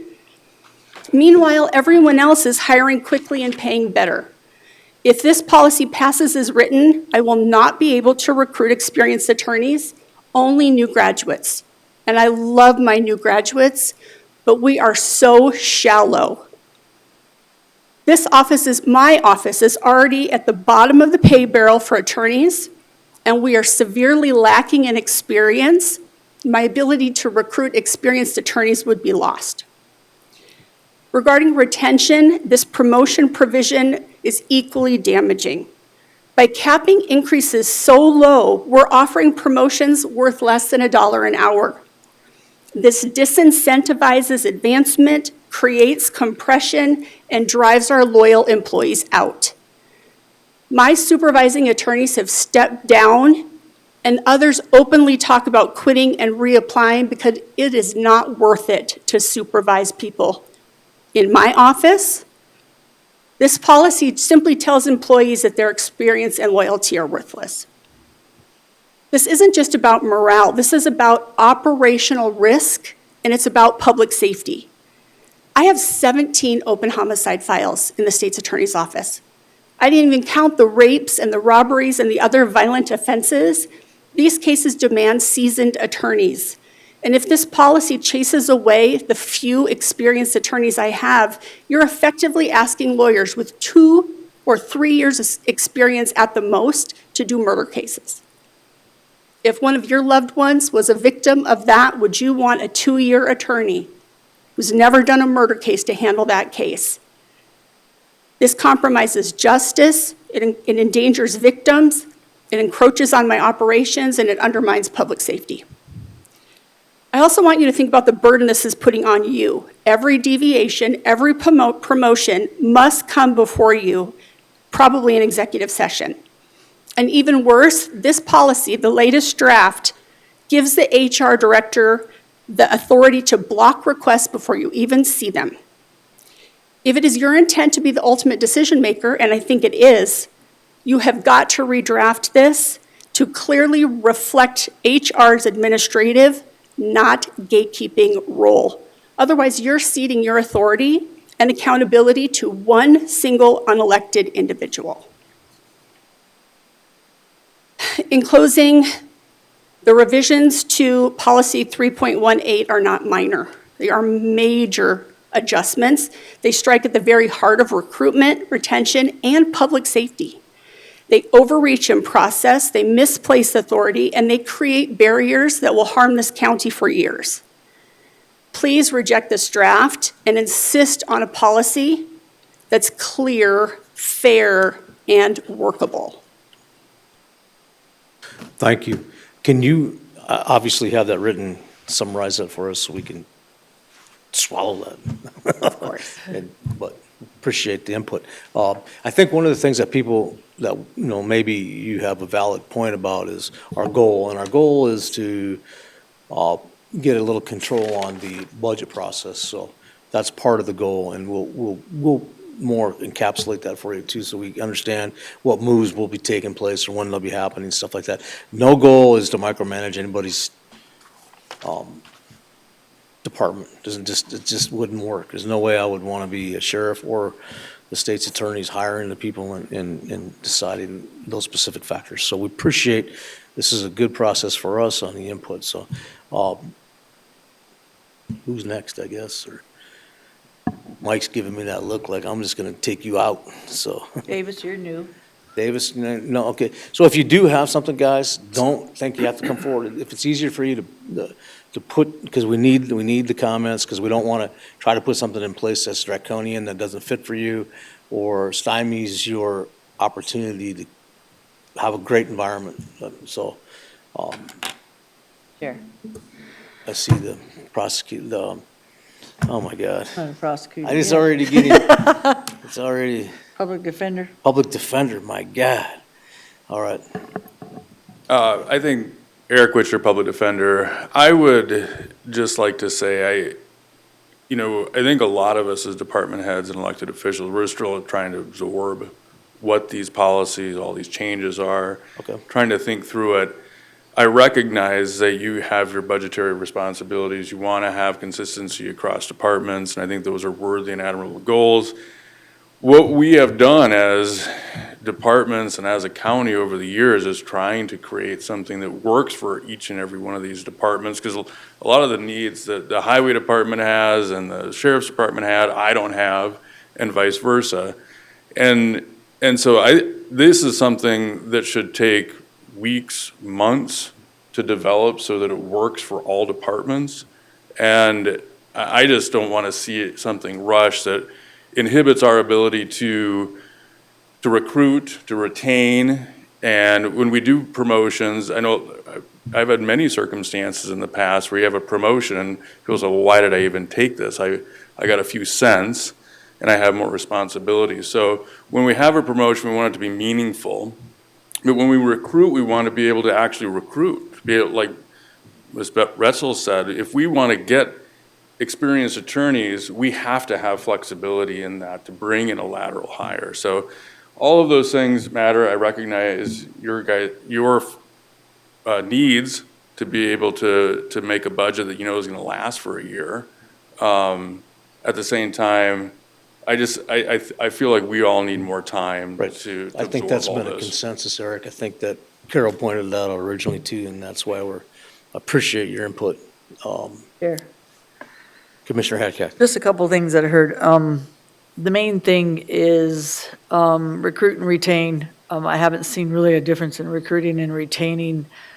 Some departments, I've seen Brian's work now. Most of you have always had the same amount of retention and people not being retained over the years. So some have been creative, like Kevin Carley's, he's done the incentive, and he's looked and said, okay, $2 an hour difference, that's gonna make a huge difference from 18% to 5%. But all I keep hearing, but I'm not seeing a difference based on your outcomes. So if the policy didn't need to be changed, or it needs to be changed, it got changed and same outcomes. So bottom line, the outcomes in some of those instances were actually budget issues. That's why we needed to look at them. It doesn't mean we're going to do all those. It means we need to know the numbers and how much that affected. If it affects us by $1,000 on Brian's, I'm not going there. Now, if Brian's and everybody else's cost is $500,000, I have an issue. if it has an incentive program and it costs us, I don't know, 50,000 a year, that's one employee that Kevin could keep 10, or Kevin could keep 10 of, not going there. Makes sense? So you expect us to know what you're talking about, you have to show us the numbers as well. It shouldn't have to be Jordan, and you have to be factual on those numbers, on the retention, or some of the things that you're having problems with. It isn't HR doing this, it's some of us other commissioners that's seen problems in the past. She's just the voice of us, some of us anyway, that have seen some major issues that need to be changed, and other issues, we don't know all the information, and when you find it out, we're not going there. So all those changes that you see might not happen. This is the discussion we're trying to get from you and have the employees, not just you department heads, but your employees have to have a voice in this as well. Because some of their stuff, they might not have liked how you did it either, or how we did it back in the past, because I started in that committee as well. And I didn't believe in the 12 steps, but now that you're figuring it out, percentage, like Brian said, it makes more sense because we did 8 steps before. All that needs to be said during the committees and out front. So you're not exactly wrong in what you're doing, but we do need to hear from you. And what are those numbers? Because the main thing why you change something is those budget numbers are really changing from some of those policies that are costing us the money that we got to keep track of. And when you can't keep track of it and you're us, just think about if you were us and you had to control the budgets and make sure the taxpayers were favorable on that, that's a huge difference. And it makes it for you guys so then we can explain it instead of come back.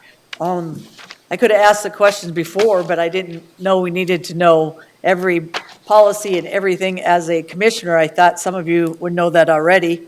And others, you'd be surprised, on department heads on some of that policy aren't really getting it either still, and some of them have been here for a while. So let's see if we can get an understanding and a full discussion. You know what I love today? We had full discussion about why you didn't like something or why it should be. That's huge.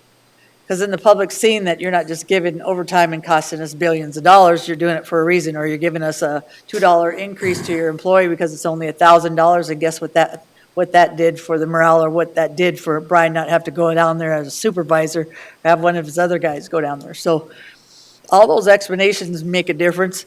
Maybe I'm just a girl and like to learn all the discussions and have a conversation with people about stuff. You guys already know that. That's where I get emotional, if Ron wants to use that word today. Yeah, because it's pretty exciting, and exciting for me when I can hear the employees come back and say, I watched that. Now I get it, what Brian was saying, or now I got what Eric was saying about that. That gets me excited that people actually care, and you'd be surprised, guys. And to put it on the HR, no, she's going to bring it forward. She doesn't get that final say. She doesn't get anything until this board says. And when there's going to be issues in those areas, then we look at it again and we try to find that solution that works for the department heads, employees, and HR. Thank you. This will be a fine balance, and I appreciate what Eric said about the timeframes and understanding. And it might overlap the budget, and we might end up just coming out with a number, and then you budget to that number. And I think that's probably the safest way to do it, because it's within that. We have no interest in micromanaging the process, but we need to have an understanding of the process. So that's part of where we're going with it. I think, looking at it, yeah, I think it's going to take some time to work through the bugs, but appreciate the open discussion. So anything else from the commission? Mr. Chair. Yes, Commissioner Drews. So I think this is an appropriate time for this. But I think recently the commission has taken some actions in regard to some of the departments that are contrary to state statute. Separately elected county officials would be micromanaged by some of these actions. State codified law provides authority to elected officials, such as hiring and promotions. I think the attempt by some commissioners to change that could lead to some unforeseen actions in the future. Although there are currently some Attorney General opinions relative to these issues, I would support this commission to ask for further clarification from the South Dakota Attorney General to clarify exactly what are the rights under current law of other elected officials in the county. That would include state's attorney, sheriff's office, treasurer, auditor, etc. Yeah, and I guess I would have no issue with that as long as we can narrow down the questions we're gonna ask them. Sometimes we get real vague about our questions and then you I get a think, vague I think the answer back. questions, excuse me, but I think the questions are relative to what the state law actually says, and have them give us the interpretation of what that means. Chair, I guess I'm trying to figure out where you're going. Are you talking about budget-wise, or are you talking about I'm talking about, policy-wise, or are you talking about what, Commissioner Drews? talking about the actions that we took when we put the freeze on hiring, and we eliminated promotions. And we eliminated what? I'm sorry. The freeze Okay, on hiring okay. and promotions. I'll be up straight. I think a number of these elected officials, by state law, have every right to manage their offices how they feel. Obviously, it has to be within the budget constraints. Right, and that's the issue. That's why we did the freeze. It's all about the budget. Has nothing to do with their ability to hire or not hire, in my mind. No, it does. It does have. Well, yeah, obviously, that's the outcome, but Weifenbach, let me finish I for a mean, sec. we can have that, I think we can have that conversation. Here's your bottom line. If you have elected officials doing different stuff than you do unelected, appointed, you're going to have chaos, and that's where we're at now. So if we can get that opinion, and that's great, but I don't think, I'm going to speak for these guys, if I was in charge, I'm not going to want everything different because I'm an elected official, different than appointed in a policy, unless you've lost your mind and want to cause chaos, because that's that's where we're at today. The Because state some are statute getting- speaks strictly to elected officials. Yeah. So if you want to start limiting budget and causing more issues to a certain extent, and not follow policy throughout the organization, you cause chaos.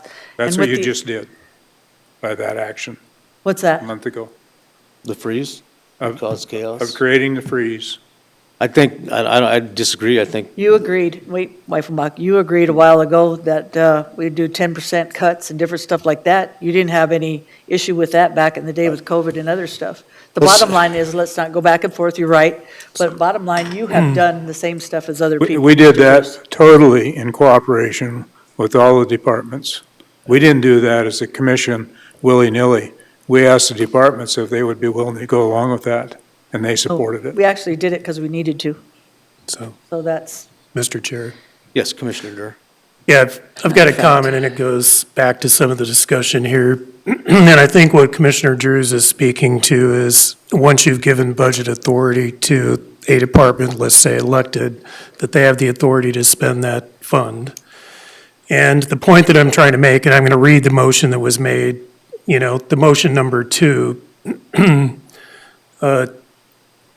So a process and pay adjustments, this was the first one, and wage increases temporarily modified until a review of county policies and pay adjustments, and to be completed by the September 16th board meeting. And all requests for pay adjustments or job classification change that would result in a wage increase must be submitted in writing to the HR director and placed on the regular board of agenda for final board of commissioner approval. And then number 2 was, effective immediately, no job positions may be posted without prior approval from the Board of County Commissioners. This temporary hiring freeze will remain in place until the policy review on the 16th. And so the question was asked at the last meeting, all the positions we have advertised that are out there, can we go ahead and hire those if we made a job offer? And some of those would have been job offers maybe for a class coming in October for law enforcement, et cetera, and the answer was yes. And so basically, those motions were saying, come to the Board of Commissioners and have this discussion, and you can look at the consent calendar. There have been approved step increases, there have been approved promotions, and they were on today's agenda, and we approved promotions and people that were being previously promoted. So we've approved step increases and promotions and those types of things. And getting back to the comment, and I can appreciate, because I can read your face, to our state's attorney, but I don't believe the intent was that the policy that was brought forward by HR, I would not classify that as an ambush. And so of everything that was said about these comments, I have no problem with. I think that saying it's an ambush is an assault on the HR director, and I don't appreciate that. And so because the HR director was following, this was a motion approved by the board that we wanted to see some of these policy changes by the 16th. I looked at the policy changes that are on here, and I've had a couple of people reach out to me, and I started right off the bat that said I'm not ready to, make a change and move on these. I have heard comments and, from other commissioners about and one of them that I had an issue with was the 12-step promotion within the first year, that from your first, irrespective of what you were hired at, within your first year, that we have the opportunity to move you up 12 steps. And even when, because again, I'm going to say the HR director was one of the last ones to bring that forward and say that they were going to move their employees up per policy within that. And commissioners to my left and the far right opposed that because they thought that that was not a good thing to move somebody up 12 steps. I agree. And so the point, getting back to some of these policy changes and why we're looking at it, it's not to fast track it, it's to talk about setting the budget. So the one thing the board does have control over is the county policy that is consistent with all employees across the county, and it is the budget. And the policy, the employees and the step and the wage scale, the FTEs assigned, the job descriptions, all of those are within the authority of this board, and we need to approve those. The problem I have with the current process that has been happening through the budget cycle and not on anybody is when I look at these personnel numbers and I'm going, we have 850 employees and we have 270 job descriptions. How many of those job descriptions are allocated to those 850 employees? So when somebody goes to promote, and getting back to your comment and that from the sheriff, I agree with those. The HR director is not the gatekeeper. And so, but when it comes forward, not unlike when someone comes forward and you put together a memorandum right now about a promotion on there, is it within budget? Have I budgeted for this? And so when the difference I see is in this budget cycle is that the commission office and the HR office, in conjunction with department heads, it's been put to Jordan and Kenner to get a handle on a master personnel spreadsheet. The HR director didn't have a master personnel spreadsheet showing what everybody was getting paid. Some of that is managed over in the law enforcement division because they had their own HR team. But the auditor had, obviously, the payroll record is what was running. And so everybody had a little bit of a piece of the puzzle. And from the moment that Kenner Langenbaugh has been hired, he's been working on putting together a list to help crunch what the personnel numbers are. And that has been so fluid and changing, and to be frank, contradicting with information coming from some departments about what their actual budget authorization is. How many FTEs do you have? What number of FTEs have been approved by the board? So getting back to it, when you're creating a budget, and you know that on my personnel budget, I have 100 deputies. Of those 100 deputies, some of them are a deputy 1, a deputy 2, a deputy 3. I have a corrections officer 1, a corrections officer 2. I have how many investigators? I have how many accountants across the county? How many senior accountants? Accountants 1, accountant 2, accountant 3. I have appraiser, a senior appraiser, a lead appraiser. All of those positions have, what we're trying to get to is a budget control in the software that you can put those numbers in, and knowing when we approve a budget that we have approved a budget authorizing these number of FTEs, these number of job titles tied to the wage scale paying this amount, and that we have a standardized policy that can be tweaked depending on the situations. Getting back to your point, I could see where if we're hiring somebody at a professional level at a job like a deputy state's attorney, that we would have more of a leeway on what that job offer and that could be. If we're hiring somebody at a very low-level position on the scale, that opportunity shouldn't exist to go 12 steps. So, but getting to the point where you can actually budget for that, and when I've been here and asked the question, how many of those FTEs are approved, funded in the budget? No one has that answer. So that's one of them that I'm trying to get to, so that when we're passing a budget, and in statute it says, we set the number of FTEs. And so setting that number of FTEs, knowing then, going forward, when somebody wants to come forward and they want to promote somebody to an accountant 5, whatever that number is, I want a senior accountant. Okay, how many of those job descriptions did we approve and did we fund in the budget? I don't have that in my budget. It's a new position that I want to bring into my department. Okay, then you're going to need to go to HR and then come forward and say in a memo, this is not budgeted for, here's the cost, this is what would happen. That's a process to see in place. It's not to micromanage, it's to get a handle. And what I'm going to talk about the personnel policies in the handbook. And when I was first in 1 or 2 comp committee meetings, and I talked about the overtime policy and some of those things that I was looking at.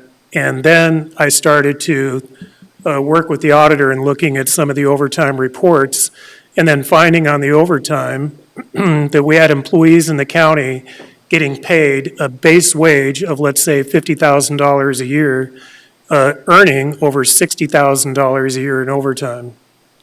And I'm like, how does that happen? How do you budget for that? We don't. And then the comments in the comp committee with some of the departments, well, I have a pay policy in my department and I do these things.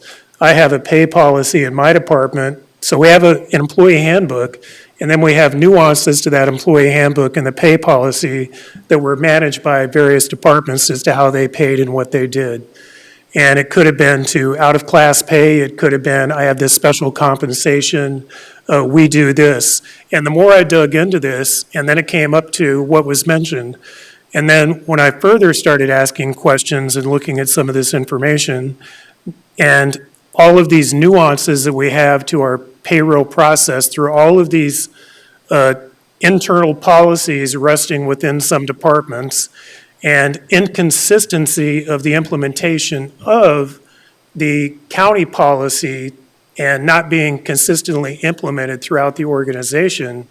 And then that led to pay inequities across the county where we underpaid employees, overpaid employees, didn't calculate overtime, miscalculated overtime. And so we had several issues that were brought up, people getting paid they shouldn't have gotten paid. And then finding out that when a policy changed, there was not a follow-through from a comp committee to an employee handbook. And some of this predates Carol's, so it's not on Carol's issue. It's just stuff that came up about, well, we've had this operational policy that is not compliant with the handbook, but we've been operating over here and doing these things. And for me, the one thing I'm looking for is just a consistent policy that everybody can refer to.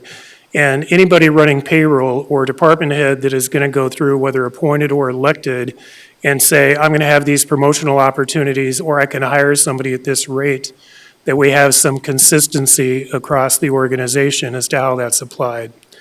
And so, Carol, that was the motions made, 30 days ago, less than 30 days ago. I believe that was the August 19th meeting.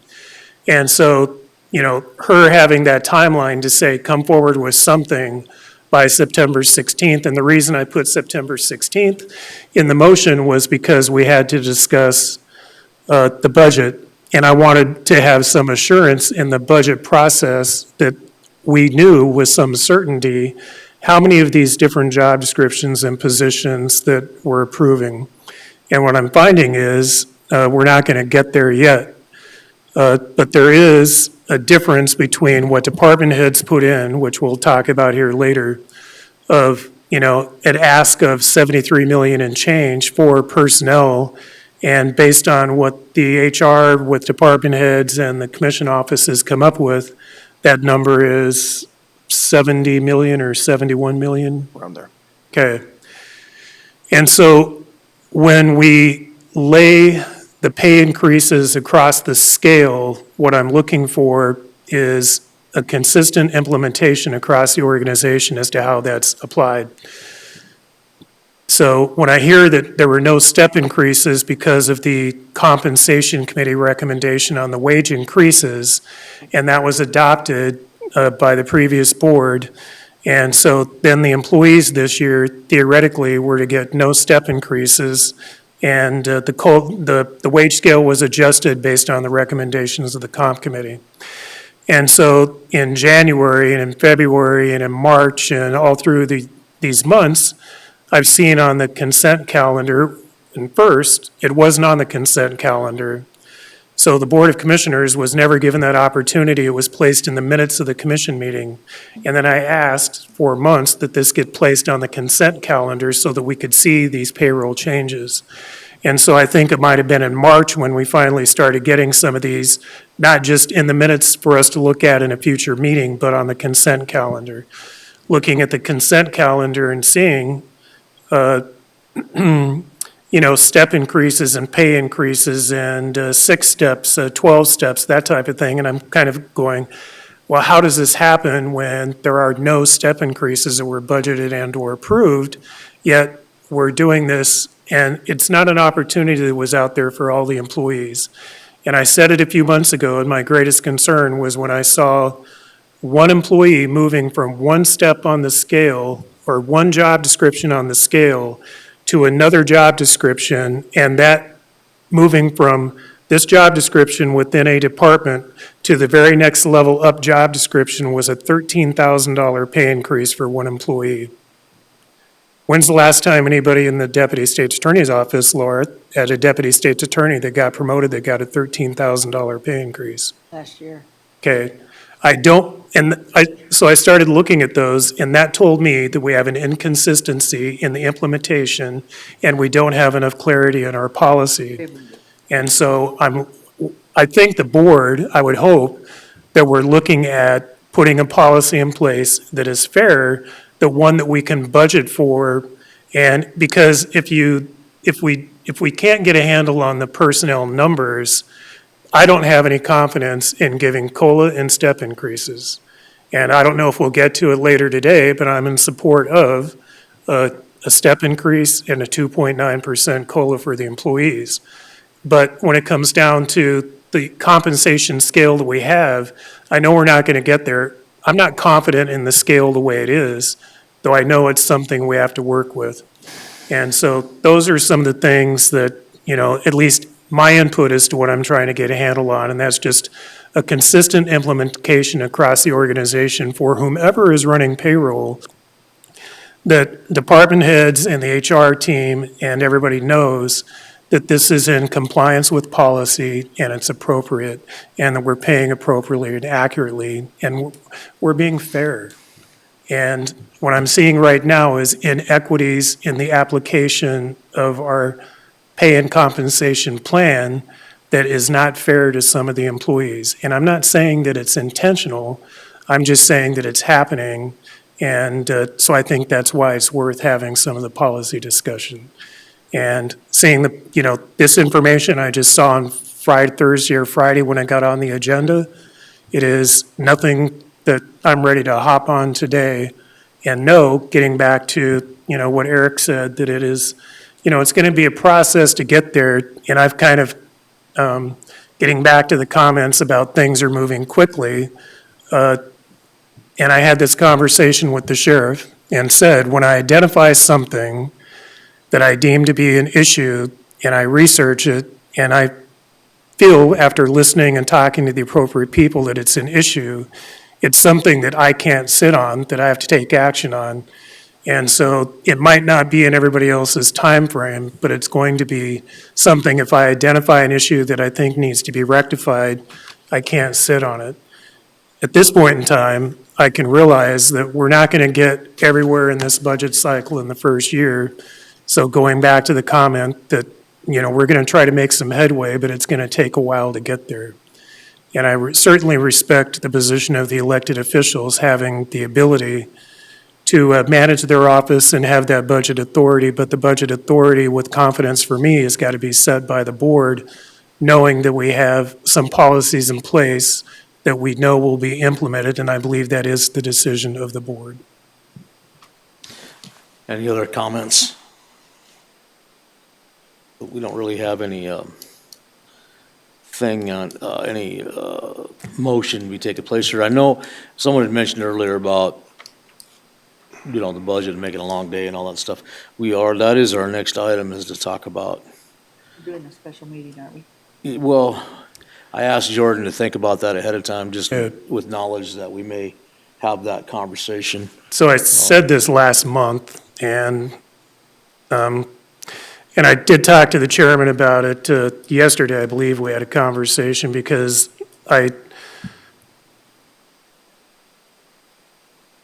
Commissioner Weifenbach wasn't here on the second when we had budget. And to be frank, we spent more time talking about burning wood at a campground than we did on any of the budget discussions.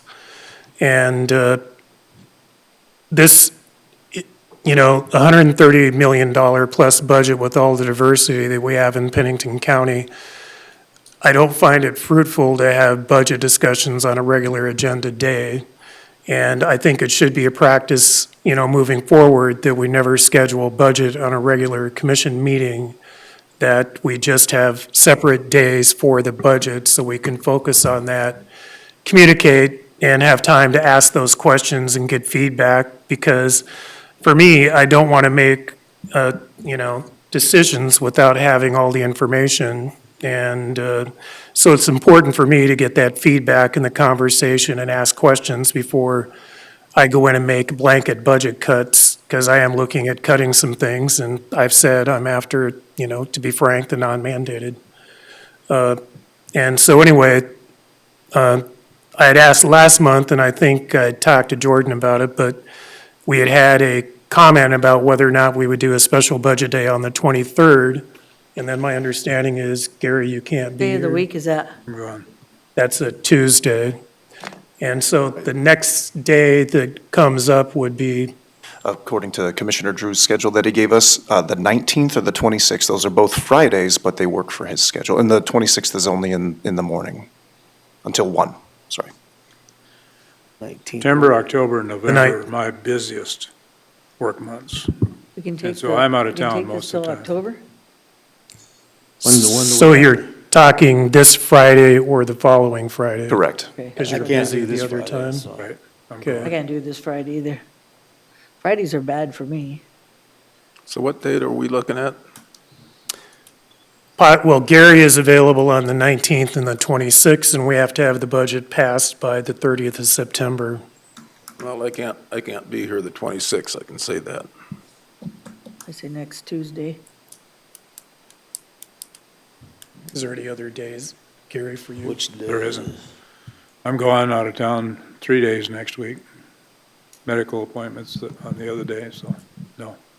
I'm not going to try to reschedule those. Are your medical appointments all day? Yeah, they are. 2:30. So we can go ahead and roll then.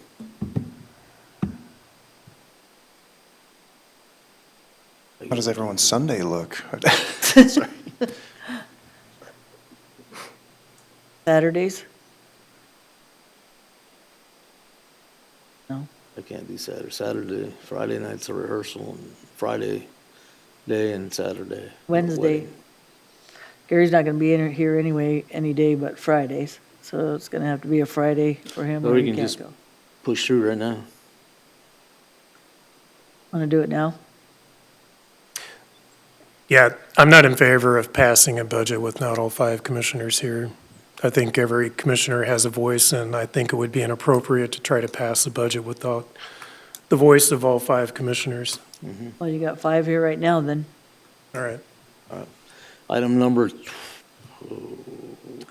21, public hearing per SDLC 21-8, consideration of the FY 2026 provisional budget and the annual budget continuing from 9/2.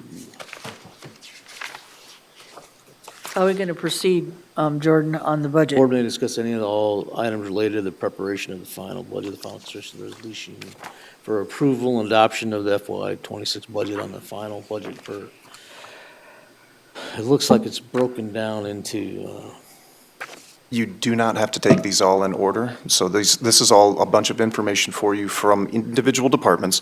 And then at the very top, we've got some of those county-wide reports and So then we'll get spreadsheets, down so. to like, explain that again, Jordan, there, 2026 personnel, presentation update, position control. Why don't you go through that? Sure, I'll run through some of these county-wide information that I put together since the last time the board met on this. The first one, if I Because can. right now, we have a provisional budget, so now we are. Yes, there is a provisional budget finalizing that has been that. approved, correct.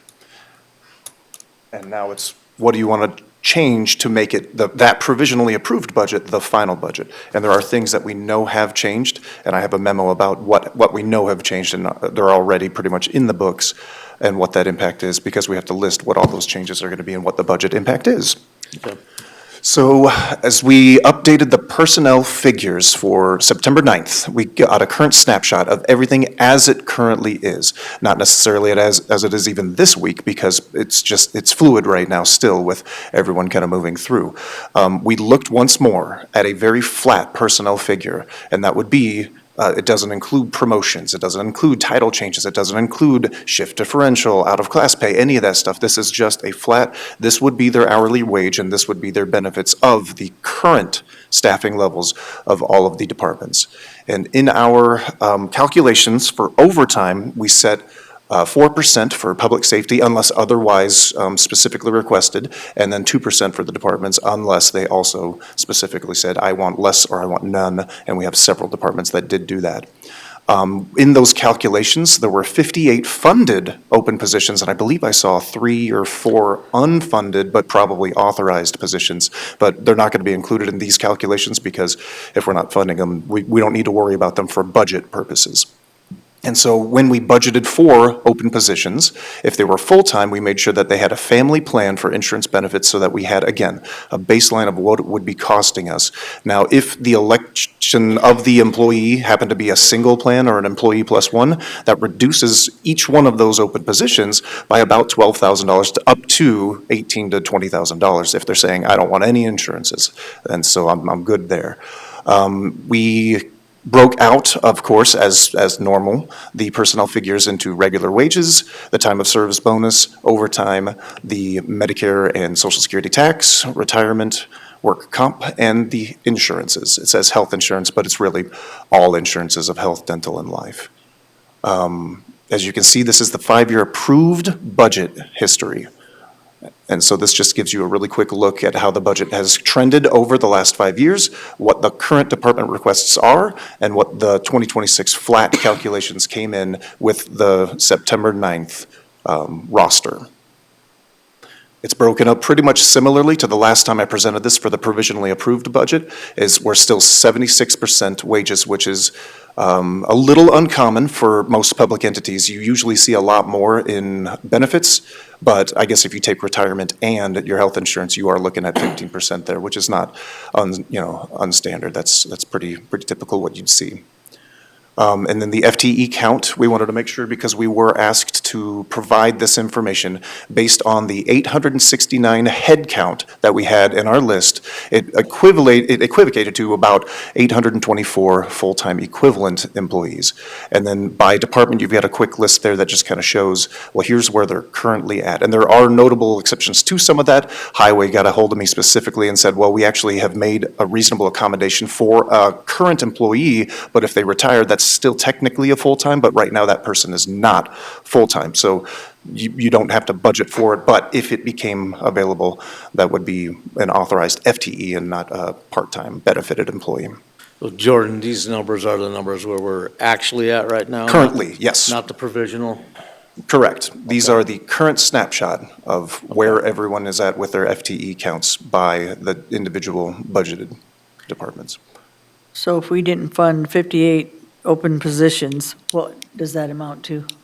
The number for the open positions was about 4.3 million, I believe it was, if you included a 2% increase to insurances and a 2.9% cost of living. With and continued increases steps. of Yes. benefits, right? Yep. Yes, that would be full What up if you with didn't? benefits.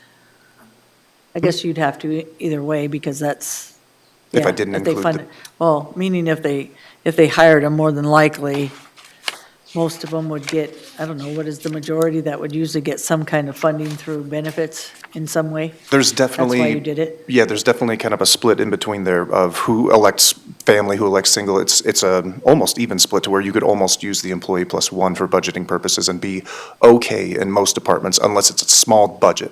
If it's a small department, it's a big swing to say that I'm only going to budget employee plus one and have someone come in and say, I actually need a family plan, and then you've blown your budget pretty quickly. And how about the new FTEs that were asked? How much was that? That was 1.2, I believe, is what I had stated for new FTE requests. Okay. 1.2 million. For new FTE requests, okay. So how are we doing this, Weifenbach? We're just gonna add, subtract, make motions on I have no what we interest in think? adding that, none. So my motion would be to leave if I make a motion. Let me get Can I to the make a last motion, slide Chair? real quick if I could, Chair. Motion. The last slide, I just wanted to point out as well, these are the anticipated costs of what would happen if you decided to do 3 different options of cost of living adjustments and continued step increases or no continued step increases using that flat baseline number. Right. We use a flat baseline number, don't increase the FTE. That allows us the flexibility to give the current employees we have today Yep, a raise. a COLA raise and a 2% step raise, correct? 2.9% COLA and step increases would be an extra $2.3 million on that flat rate, which gets the total personnel up to $73,273,000. And if you look back at here, the department request was $73,768,000. So you're still seeing a reduction of about $500,000 from the department head requests, giving that 2.9% COLA and continued step Well, increases. if we don't do some of these things, we end up in that boat of Better. lagging behind and then ended up with a Right. golf ball coming down the garden hose. So, but, So couple Jordan, things. of those 58 open positions, do you know, are any of those requested to be funded in the 2026 budget? Yes, of the 58 open positions that are funded for 25, they are, I would say, all of them but one are requested for the 2026. And many of them are in the process of being filled right now. They were ones that were posted and just may not have gotten all the way through the whole paperwork process. I tried to discount some of those that we already knew, like the Register of Deeds just hired their open position that was on that list. And so they started Monday, I believe it was. And so that would be a difference of that September 9th snapshot. So we make motions to where we want to go or we don't? Pardon? So, Are we making motions to what we want and what we don't want now? I think that's where we're at, right? Okay. okay, I have a comment on the personnel. Commissioner Durr. And I ran so to be clear, our step increases on the scale are 1.5%. 1.54% basically, yes, from the overall compensation. They're not necessarily 1.5% between steps. Some of them at the lower end of the scale are around 1.8, almost 1.9%, and then they actually taper off as you get all the way up to 27 steps, and they become less, like 1.3, almost 1.2%. So it all depends on where they're located. All right. Because again, I have a comment about the compensation scale itself, and how many steps do we have horizontally? We have 27 steps. Okay. I think we have too many steps, and if you look at and again, this is something to look at down the road, not now, but what is the average tenure of our county employees right now? What did I calculate that at? It was about 6 years is the average tenure of county employees, 6 to And then 7 our years. time of service bonus is at 10 years? 10 years it kicks in. Okay. So you're seeing, getting down to some of the policy changes that, our employees are turning over before they're seeing that opportunity to get down the steps. So you have 27 steps. In my mind, that's too many. I think we should look in the future at having that scale shrunk up with bigger step increases, at least 3%, double what we have now on an average between steps. So that if we were to give, on a different scale, we were giving a step increase, it would be just shy of 6%, or excuse me, with step and COLA, it would be just shy of 6%. And so I think, as we look at some of these things down the road, that the scale has too many steps. And I do believe the fact that the scale has too many steps and we have employees that are not seeing the growth, because again, that means in time and grade, you're continually getting that step increase. And what I'm seeing happen is we're just moving people up the scale vertically to give them that step increase that is higher than what they could get just moving down the scale. So anyway, it's part of those things I'd like to look at. But when Jordan put in the 5-year history by department as to what their budgeted payroll was, personnel cost versus actual expenditures, and these are my calculations. Jordan didn't have an overall slide, but I came up with in 2021, we budgeted, and that's in the chart, we budgeted 54,295,000, and we actually expended 52,666,000. So we had a delta, unspent of 1.6 million in 2022, a delta unspent of about overall 1.7, 23, 1.7, 24, 1.8, and 25 is obviously not through. So we're seeing an average, that we're over budgeting on personnel versus what the actual expenditures are. And I believe that goes back to Jordan's numbers on how many open positions we have. And kudos to the sheriff, because I read the news article and saw the news about, the jail being fully staffed for the first time and however. And Amongst the chaos, mind you. yeah. So I do have a comment about that, a few months ago, we changed the overtime policy, and there was a great concern that that would stifle hiring and retention and that type of thing. So I'm just going to give an example and saying, changing one policy, didn't seem to hurt us, that we're fully staffed over there. And I'm hoping that the full staff would alleviate what you spoke to, some of the overtime costs that we have. And it's not just the overtime, it's making sure departments that have a job to do are staffed appropriately, so that there is that work-life balance for the employee, and they just don't feel that I have to be at work all the time, or I've got to pick up these additional overtime shifts. So anyway, the point I'm trying to make about the over-under, which we've been under on the payroll projections for personnel through the many years based on open FTEs or whatever the case may be, that I feel confident that if we take a number, the flat line that Jordan has at about 70 million versus the 73 in the projected provisional budget, that we're going to be okay. All right, so is that a motion? I mean, one of the conversations is talked about, this, the micromanaging process or the stymieing of if I'm a director or elected official and I got a number that I'm going to budget to, that seemed a lot less intrusive to me. So, Jordan, what is your number exactly? 4.3. The exact number, are we talking with? Your number, not with the COLAs. Not with the COLAs, just the number. Let me get back to that. That was on the presentation. As of September 9th, the number is 70,923,921 for personnel as flat calcs. All right. I'm going to make a motion that we set that as the baseline that he's calculated, spread out through departments at that amount, and that we add a cost of living at 2.9 and continued step increases throughout, an annual step increase, and that would be my motion. A second for discussion. We have a motion from Durr and a second from Hadcock for discussion, so let's Mr. open Chair. up the discussion. So, no number to the annual step increase? It's Percentage? set on the scale. So every employee in the scale, based on our wage scale, it's going to be like Jordan said, a step increase will vary depending on where they're at in the scale. That's why it's important to have a legitimate scale or legitimate, job descriptions, all those things start to come together for people that didn't quite understand. Now you're starting to get the picture on the puzzle, so.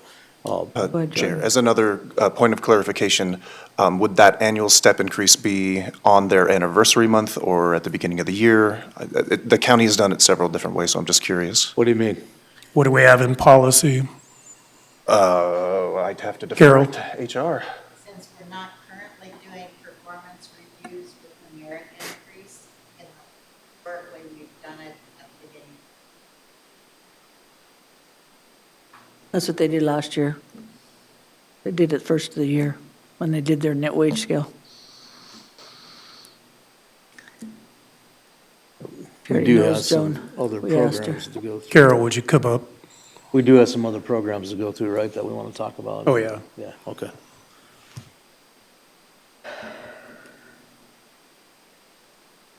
Feel like you got beat up enough yet today? Oh, We're gonna beat you up some Big more. shoulders. Thank you. So anyway, this goes back to, and I thought about adding it to my motion, and I left it off. It's a point of discussion, but I believe the annual step increase as well should be tied to a positive performance review, just not an automatic thing for all employees. And that is one thing that needs to be identified in the policy manual as you work through the policies that, we're working toward some of those things that show, and again, it's a policy discussion down the road, that I also think it would be beneficial if in policy we had a meritorious raise, that if somebody is really outperforming, it's just not, I'm here, I get my step increase. But I do believe that step increases, a COLA is one thing, but I think step increases should be tied to a positive performance review, but I'm not ready to add that yet. But it's just a comment that some of those things need to be in policy. So again, getting back to Jordan's question, he has to ask the question, when does the step increase get paid? And we don't have anything that is descriptive in policy that says when that's going to happen. Right. And I think some of the angst that we're seeing from our department heads and elected officials has to do with that the compensation policy was drafted with many of the visionary things that you've talked about. We need to rework the wage scale so that it's fewer steps, bigger increments with each step. Performance reviews need to be put into place so that there are opportunities for merit increases. It's a more comprehensive plan than just looking at the compensation policy. So it doesn't feel good right now with the compensation policy draft that has been put out there, or any of the three options, because it's missing these other critical pieces that are all part of the plan. And I had debated about bringing forward a proposal as far as in the next 12 to 24 months, where all of that would have been a project that we would have been working on. But I held it back because of the fact that I knew this agenda was so intense today. So that will be forthcoming in October meetings, that I'll be bringing that forward to talk about exactly those things that will complement the compensation policy. Is it, Carol, is it traditional now on a step review that that department head decides that step raise, or how does that work? Performance reviews are hit and miss at this point in time. Some departments are doing them, others are not. And part of it has to do with, we launched Perform in NeoGov many years ago, and it was left up to the department heads who, no fault of their own, they're not the experts in drafting what a performance review should look like. So there's some that they were so complicated that they had, for example, 10 different standards that they were looking at. And, it just got so tedious that they gave up on it. And then we have others who, they did a really good job with it, and they are moving forward, but there is nothing that is really standardized across the county that says, this is how you do it, and this is what needs to happen, and there's a merit tied to it. Would the HR module for Tyler help overcome that? If I was an employee, I think it would be important for me to know where I stand. Oh, absolutely. Tyler is not the tool that we would be using, it's NeoGov, and we do currently have that, and that is what, as of January 1, we will be relaunching it so it's consistent and NeoGov it's will manageable. Interface with Tyler then, is that how that works? Or I can't remember what the conversation was like, okay. No. Okay, but the department heads and all those people will have access to that, and I think Yes. that's something to be a policy But I do want to make a disclaimer that the sheriff's office has, because of their accreditation, et cetera, they have their own process. And then 911 has their own process, Because so of the it's. accreditations, which I understand that piece, okay, perfect. That's where we're, okay. Did she answer that question for you then? Yeah. Okay. So what's that amount again, Jordan? Which amount? The flat amount? Yeah, The flat amount is 70,923,921. It's up there in the green. 3 million But with something? the step increases, it all depends on when we calculate step increases. That's why I didn't give that number quite yet, because I'd have to redo some formulas if we wanted to do it at the beginning of the year. I calculated it based on the anniversary month. I'm going to go with anniversary month. Okay. and how about the 58 unfunded right now, that's not included in there, that's That's what- a separate situation. That is included in that 70 million, yes. Yep. Oh, The, I thought. the open positions is included in the 70 million. all right. Meaning there won't be any open positions now. Basically, by that motion Jer made and I made, the open positions are gone. We're using it for, No, if you wanted to remove all open positions, you would reduce that number by 4.2 million almost. I can, give me one above moment. the 70 million? So the 70 million that he's calculated includes Yes, yes. all the open FTEs and everything. So when he says we have 58 open positions, That's what's budgeted for 2025. those are included in that 70 million, which is the question that Gary asked. There might be one of those that is not in the 2026 budget. So that flat number of 70 million and change would be if we are, even with the open positions, 100% staffing is what we would be funding. Okay, and that's with the 58 funded as well. Correct. And if you wanted to do something else and not fund those 58 million, then that baseline number would be reduced to what? Hold on. Taking out all 58, is that what you're asking? Yes. Taking out all 58 open positions, you reduce that 70 million down to about 68.9 with a 2.9% COLA, continued step increases and 2%. We first need to vote on Insurances. Jerry's motion, which was a first and a second, before we move on Weifenbach, though. What's that? We need to vote on the motion from Jerry. Right. And I second. We're still talking, but are we done now? Everybody? No, this Ron? is, that would be a Do different. we need a pie Chair? chart? So Got one. Jerry's looking at number, option 3, is that what you're looking at? Yeah, the 70 million, Yes. that would be. 2.9 COLA step increases based on merit? Yep, based on, well, I think that's a policy that we have to talk about. That would go into effect. I mean, that'd be another discussion that we talk about, that on the step, there would be room for a step increase and there would be room for a COLA. Right. So there'd be, for all employees that we have currently, Don't would wanna be speak. rooms for. And getting to your point, I think at some point in time, the policy needs to indicate that it is, the annual step increase is, based on a positive performance review. We don't have that policy in place right now. Right. So, and I also do have concern, if I can interject, that if we do it by anniversary date, that concerns me that it's not being done based on a merit because of the fact that, let's say, for example, we have a new hire who was When they hired were in hired. January, but we have a 3-year employee who was hired in August. The new hire, 1 year, is going to get that step increase right away.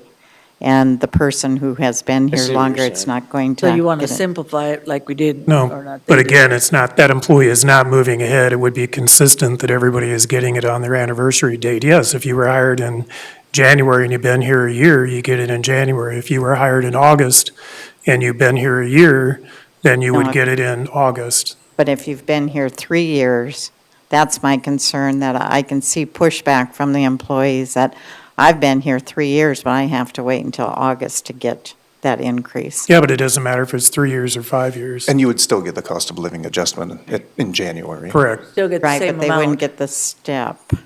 correct, And that's until they're, because not everybody's going to get hired on the same day.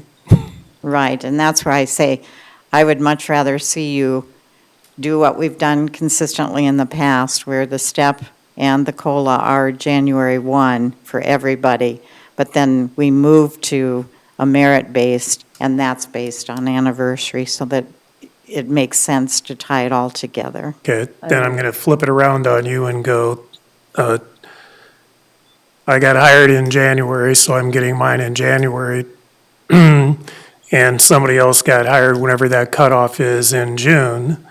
And so in January, everybody gets it, and the one employee says, well, I was hired here in January, and he's getting it 5 months early. So, I mean, you can flip that around as well. So, okay, let me give you this example. We hire somebody in December of 2025, I'll just use this year.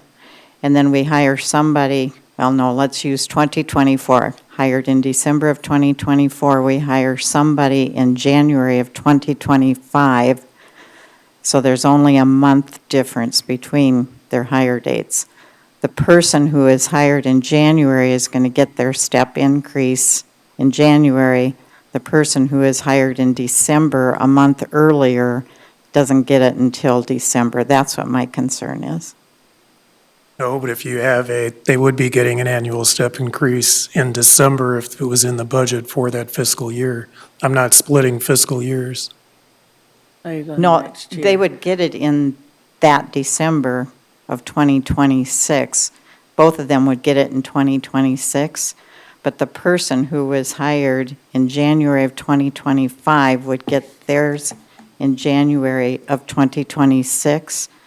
The person who is hired in December of 2024 wouldn't get it until December of 2026, so about 12 months later, but they were hired a month earlier.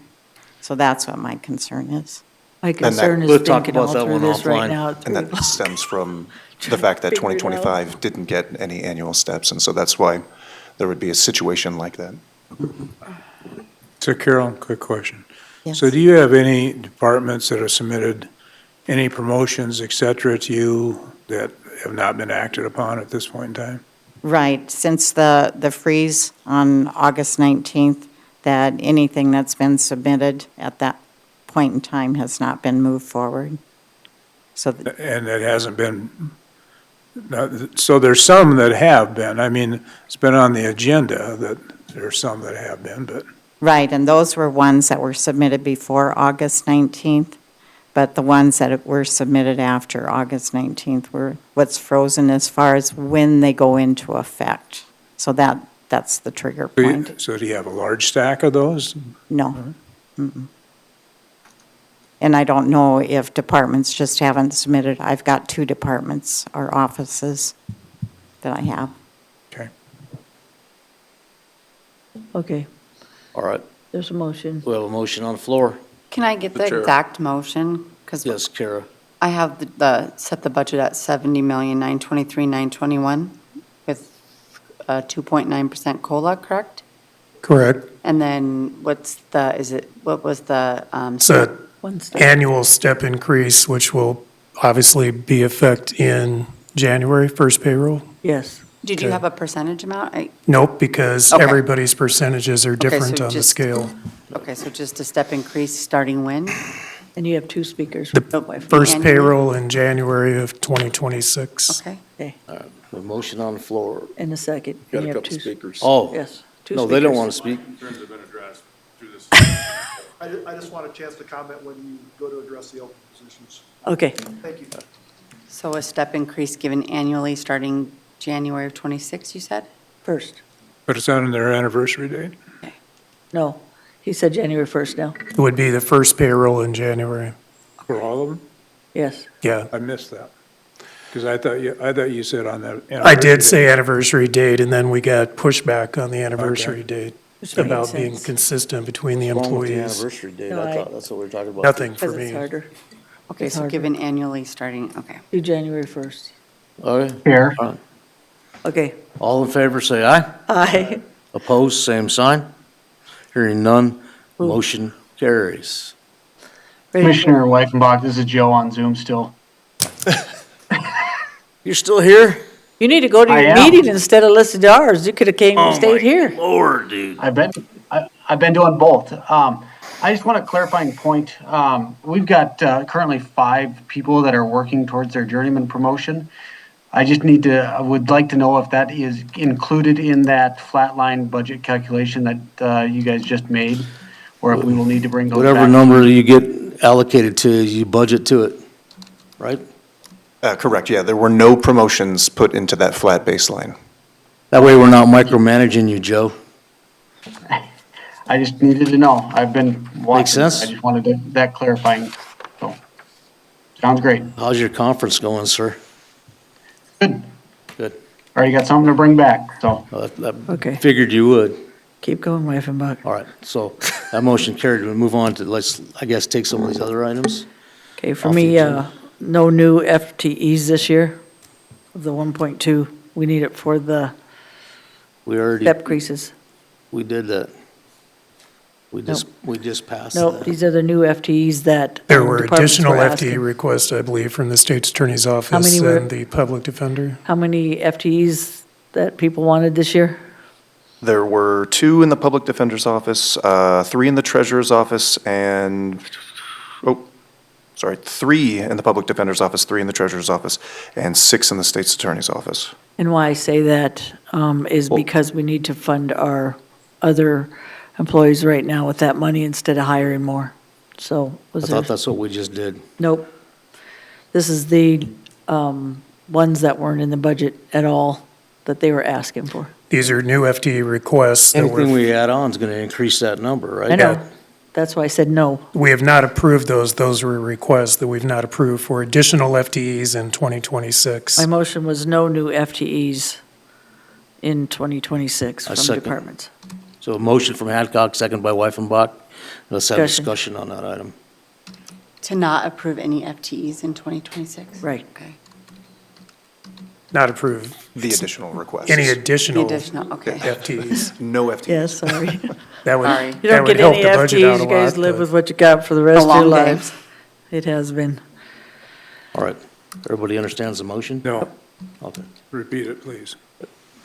To not approve any additional FTEs in 2026. But that's kind of what we did by capping the budget number, because if you prove some, but I don't understand why we're doing it. but- Wyffenbach, let Drew speak. I'm sorry.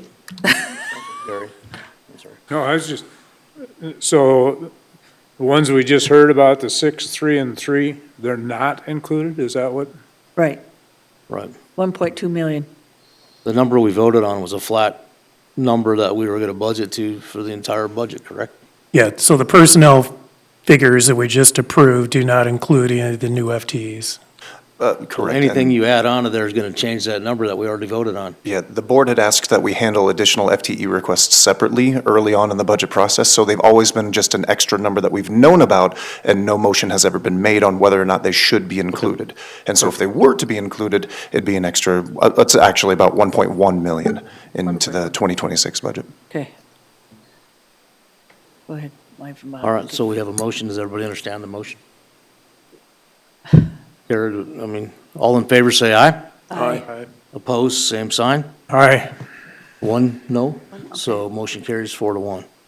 Move on to the next item. Man, Next okay. is the 58. Help me out here a little bit, Jordan. Would you like to address outside agency funding? No, let's do the Yeah. 58 funded open Oh, positions first. Okay, open positions. That's cool. That way we're all in the same area Okay. before we go to outside agencies. So we're on now we're on the 58 open employees. I'll make the motion for discussion, no, Are we just using that as a clarifying point because we already approved it? You did already approve, and I guess, yeah, if you wanted to make another motion that would reduce that number, we could, I suppose, reduce that number. so, meaning the 58 funded open positions, They have been approved. They're currently in the personnel okay. figures. So I'm going to say that we need to unfund the 58 funded open positions to lower that budget, because right now, like I said, we're gonna use that money for already 869 employees to get a 2.9 plus a step. So, Mr. Chair. Commissioner Drews. So going back, my understanding is that You need a many second. of these 58 are already in the process of being hired, brought on. I guess we could ask our HR, Carol, can you answer that question? The 58 open positions, of those 58, how many are being hired right now?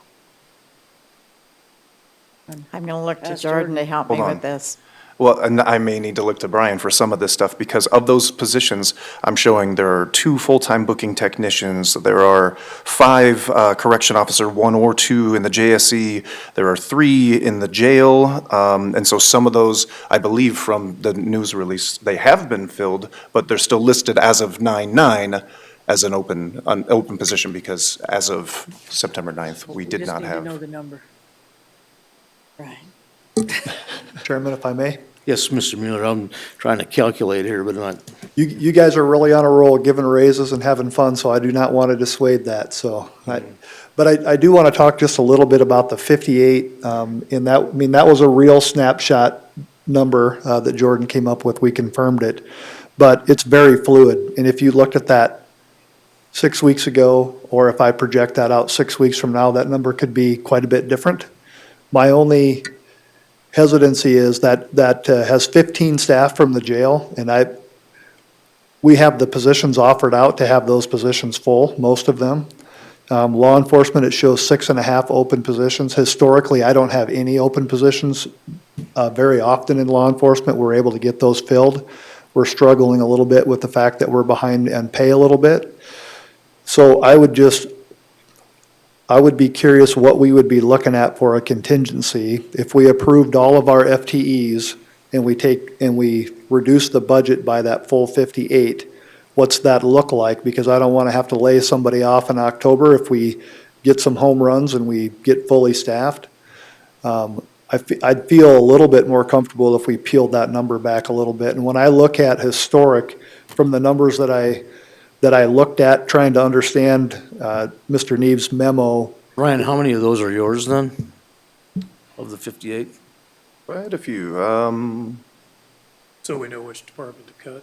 Yeah, I guess just. For sure. Best just tell us which department has how many, so we understand. It's in the memo laid out that he provided, has it step by step by step, and I don't have that one in front of me. We probably do here. Yes, give me Little 1 fuzzy-headed. second, I think I can bring that one up. The snapshot kind of hit at a time where we had some lulls that we don't ordinarily have, and I would rather not underfund our budgets. Some of our budgets will be totally fine with that. And I think I talked with Commissioner Durr about the possibility of putting a little bit more money in contingency. I like this concept in trying to fund raises as opposed to 100% staffing that we don't, historically, when you look at the last 5 years, we don't hit 100% staffing, so that makes sense. But when you look at if you just look at, for example, the number under the jail, it's 15 FTEs at 1.19 million. I'm also spending over $1 million in overtime. So that doesn't go adjust my budget up for the numbers in overtime. We're underspending our salary lines overall and overtime. But I would just be a little hesitant to use quite that much money, or if we were gonna do that in a 1-year trial basis, to make sure that we have enough money in contingencies, so those of us, I think we're making progress on retention, and as we continue to do that, my hope is that our full numbers increase, and I just don't wanna have to lay somebody off in October or. Right, so if we right now have a temporary freeze, or is that gone from the last time? On today. Today it's gone, so we could reinstate the freeze so we don't budget Right. like we decided there, and then. Well, you could put I the see what you're 58 saying, in because there. If we and take then away the 58 employees, do we rightfully know? Well, and I don't think that Take them the away and discussion's then to take away the employees, it's just to remove some of the Right. funding so it doesn't show that it's 100% funded.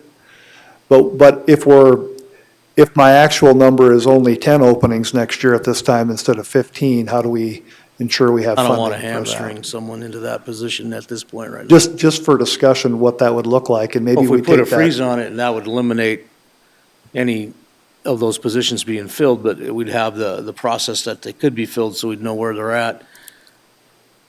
We've already Jordan, approved, tell us the plan, if it was 58 unfunded FTEs right now, open positions, $4 million, right? right? Yep, They're about 4.3 4.2. million, but if we needed to come back and have some of them funded at some point, see what I'm saying? What would be the process? Is it easy to eliminate and then start because of they also took, guys, they took 5-year graphs of most people's when they came up with some of these unfunded as well. So some of this, if you look at employees that haven't filled positions, what's the basic average? Probably at least 50 a year. Didn't you come up with like 1.8 million? What's the No. number? I mean, for fill rates and stuff like that, we don't exactly have that fully calculated out. But I guess if I'm understanding the question correctly, Commissioner Hadcock, what you're asking is, if you wanted to unfund the 4.2 million out of personnel in the budget, Right. we would reduce that budget number for personnel in each of those individual departments, and you could either say, operate as best you can within that, and if you need to increase that budget back up, you could either pull from contingency, or you could set a budget supplement hearing for those specific figures. A lot easier than leaving them unfunded the whole year, which we have had before. And then by the time we're doing it, then they're turning back the money anyway. It's easier to see the money right away and have them come in and ask for what they need than it is to keep coming back and saying, okay, we still have 5 that are unfunded. We're doing just fine. Because what you have to look at is the pattern of your department and where the unfunded has been and how long those unfunded have stayed in there. And a lot of the ones that you're putting in there in some of these positions are areas that have been open positions and had open positions in their departments for a while. Without sounding rude, you don't absorb $12,657,000 in 3 years from having a lot of positions, I believe is how you funded them. So I think that Commissioner Hadcock, I think the comment that Sheriff Mueller made is if you do this, he thinks it'd be prudent to have a reserve if there was a need that, because once we make this funding number, that's the number that mill levy gets created on. Well, That's the revenue we will create. But Commissioner Nobody Weifenbach, in magic the past, sprinkled the us. turnback of money also has been consistent based on what you saw on those graphs. Number was 1.8 million. Well, yeah, some years 1.6, 1.7. What I'm saying? So Of it's not like we unspent. couldn't supplement if we did it now just to see the numbers, and then Mr. Mueller out of the 1.6 or anything that was basically turned back from those, or what happens is interest rates from tips or anything else that come in for contingencies to fund some of That's that. another thing, that the bond money that's been sitting there's been almost $1 million in revenue that's gonna go away once we start using it. Yep. So we need to And think just about that. for clarification, the openings that he calculated that were true openings on the day that we picked, he calculated that and made that an annual number for those openings, which they're not an annual number. So in essence, if you remove all of that funding from the budgets, you remove funding for 29 and a half FTEs out of my budgets. I mean. 29? 29 and a half, because So if tell you. us- He's got in there. So tell us the number that you were thinking, if we were doing it, that you already know that you're going to fill and have been filled in the past, instead of, saying, okay, there's 29, on average, at least 15 of those are going to be filled by the end of December or January 1st. You see what I'm saying? And then we're usually having 5 to 8 openings per year, which I know is at least around 10 to 12. Brian, do you see where I'm going? And then if it needs to come back, it's a lot easier for either you to absorb it into your budget or for us to go, we need a supplement. I will not use the word absorb again in any of my presentations. The word of what? I will not use the word absorb again in any of my presentations. I'm sure you won't, but you see where But- I'm going, so we can get a number that we can drop some of this, because I I would be very willing to work with Jordan on coming up with the right number and just reducing a few of these, just so, I think that this number is just a little bit too deep of a cut with the fact that we're making some real progress, but I do think that there's the ability to use this method to come up with some money. And even if we took, a percentage of what you have up there, we probably could be pretty close to making that work. But historically, I don't run very many open positions at JSC, and that has 5 openings out there. These are positions, most of these are post positions. I'm trying to reduce overtime by $50,000 a month right now. So if you put a freeze on when we're having progress, we're just gonna pay for it out the other end. We're making real progress. So Brian, this is Half the that dilemma. number. We're looking to reduce the budget. We're trying to get people raises, and we have 58 open positions that we can use to help fund that. They're not all in his department. No, there's 29 of them, which is a lot. So what I'm saying is, board, it's got to be somewhere. And unfortunately, the 29, I don't think it should be 29, Brian, but there's got to be somewhere. Even if we use 75% of that for my budgets, we probably could get pretty close. That's going to be a real number still. So out of 29, I would just how many want is that? to be able to have the ability that if we hit a home run and we're fully staffed somewhere, that I can come visit with you partway through the year as to how we're going to resolve that without having to lay people off. And I think that's a pretty good resolution or solution, because that's usually how it works in Because most if I could make the organizations. cuts, if I could make the cuts that we're doing, that we're trying to cut in overtime, with your help, increasing pay and those types of things, we could make a real dent in this, but I just want to be able to have that discussion, that we're able to come back together and try to resolve this if we cut too deep on the personnel side. So that was, I guess that's where I was going, is we cut the 58, we take it out of the budget, and then we come back with a solution with that issue, just to see where Can't that might do that be. once the budget's already put into place. Yeah, but do we have to vote on the budget today? Exact, what? I think that was the Don't have a special meeting, objective. so kind of have to I do mean, it if we're today. gonna, this goes back to the conversation of trying to come up with something to set a special meeting. And so when, the sheriff says, well, if we have time to rework those numbers, it's gonna be difficult to get down to something today if we're gonna, pass a budget here, before midnight. Well, that's So- what I'm saying, you could start with the 58, start at those, and then you already have the 26 budget in January or whatever. You already know from contingency or otherwise. I'm gonna guess that 29 is not gonna be the number. There's gonna be some leeway in his budget in some areas and other areas not, so, you gotta start somewhere, guys. It goes back to a discussion that the sheriff, the comment he made, and I believe right now the county's contingency is set at 175,000. I don't believe that's enough. And so if we're talking about on some of these things that, and it was mentioned a few months ago, but, if the Board of Commissioners is saying that we're going to take a risk and we're going to manage some of this stuff fiscally, that contingency number at 175 is not enough, because my preference would be if we came into a situation like that we're not doing a budget supplement, that we're just allocating funds out of contingency versus doing a budget Well, supplement. that would be what I'm saying is you got the 4.3 you cut, and then you have the contingency, which we have not set at this point, and put that in consideration of some of the positions that might have to.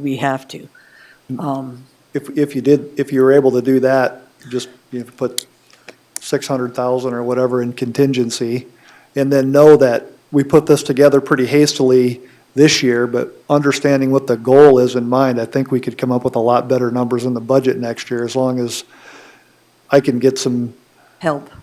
head shakes that our goal isn't to reduce my FTEs by 29.5, and I don't think that that's the Right. goal. not my I don't goal. think that's my goal. I think Yeah. that, but So That's we can just the start it scary with, part of and then it. change the contingency, and then work on what that contingency should be. Jordan? And then, can I ask Jordan a question? yes, Jordan, I'll allow it. Thank you. When we had discussion earlier, and you provided the commission some numbers of a flat 4% overtime rate in the budgets, is that included in any of your numbers, or that was just a for instance if we decided to do that in the future? That 4%, all of the overtime calculations were included in the 70 million that they approved. So you- I did 4% for most of law enforcement. I think you had two budgets where you said, I specifically want it to be this, and so I changed them to that. So Okay. that was included. Okay, we've also made a lot of changes since the provisional budget, that some of it has been discussed, some of it hasn't been discussed. Would be nice to have a little bit of an opportunity to take a look at what our final numbers are and make sure we don't have a train wreck. And I don't know how we do that with your schedule, but we've made a lot of changes, and usually we're back and forth over several months on this, getting a chance that we made these changes, we made these changes, we looked. We haven't had an opportunity to do that at all. I would just request some opportunity to see what our final budgets are, so we can point out Do we think we missed something, or do we feel we're comfortable? Well, also with that contingency, it might not just be your department, so there might be some out of that 4.3 we can work with on Well, that's, contingency. I Does think that make would be the sense? best to have, where, I mean, and it's, I don't know that that's the fairest way to do it, but I mean, it's a start, but I mean, it's looking at this, can you tell us, Jordan, what his number adds up to for his employees that aren't hired? Give me a Roughly, calculator. these positions I that are didn't- full. Sorry, I So, didn't calculate specifically. Getting back for to his those comment 29. about some of the changes made, and we had a provisional budget, and not all the changes were in the provisional budget, some got added after that. In your budget sheet, did you capture his changes in post-provisional? I have some of them captured in post-provisional. Like Not all of them, though. we captured $20,000 from the DCI lease that the Attorney General has granted us the money that Commissioner Durr pointed out earlier this year. I don't think that was on the list. There's a Not on few the list, smaller yep. ones that are not captured. I just want to make sure we got those reductions in the right place. And I would echo the sheriff's comments that this is not normally the way that we would want to do it, but I will state that as a solution, a potential solution, what you're approving today is a resolution that basically has a total number on it, and then the splits within that, we have to make sure that we calculate out as we do the mill levy and everything like that, and that can all be just finalized. Well, that's what I was looking at earlier, but I guess we keep adding these little caveats, so, because we've already approved the 70 million from the beginning. We Okay. can come through, and then if we need to, They'll need to reduce. Yeah, getting back to the sheriff's point, I just want to make sure that the line items in the departments are accurate, and that's the budget that we're approving based on changes that have been made. I don't want to fake it to make it. Well, my position is it's not fake it to make it. It's like you gotta give somewhere, and then you gotta have an understanding of we have 869 employees. You're gonna add 58 more? no, we're not. No, That's it. I'm not adding. talking about that. I'm talking about No. nuances. These are the unfunded Post-provisional. that aren't yet funded. The Or they're 869. funded, I'm sorry, but they're That adding includes this 58 more. Those are included in the head count. So that That's 869. what I'm saying. is- 869 is 58 employees? That has the 58 in them. Included in there, right? Right. And that's 29 basically from the sheriff's office. Right. And I'll keep saying, if you're trying to do a budget, you're gonna need some cuts. And I thought the goal was also to not have as many FTEs. That's correct, I would say. Okay. So in order to do that, you'd have to take the 4.3. And like I said, then you take the 4.3, take it away from that, whatever, 70,000. You'd make sure you have contingency I always play a what if. It's not a guessing game, it's a what if. How many do you think based on past experience or whatever we have, which we have had absorptions, not just from Brian's, anybody else's, without sounding disillusioned. And with that, you also, at the end of the year, if you already know from your percentages on your reserves and different things like that, you still need to calculate some of those, like the growth and other things that we might take. We might not take CPI, which I'm not in favor of, but I think I am with growth.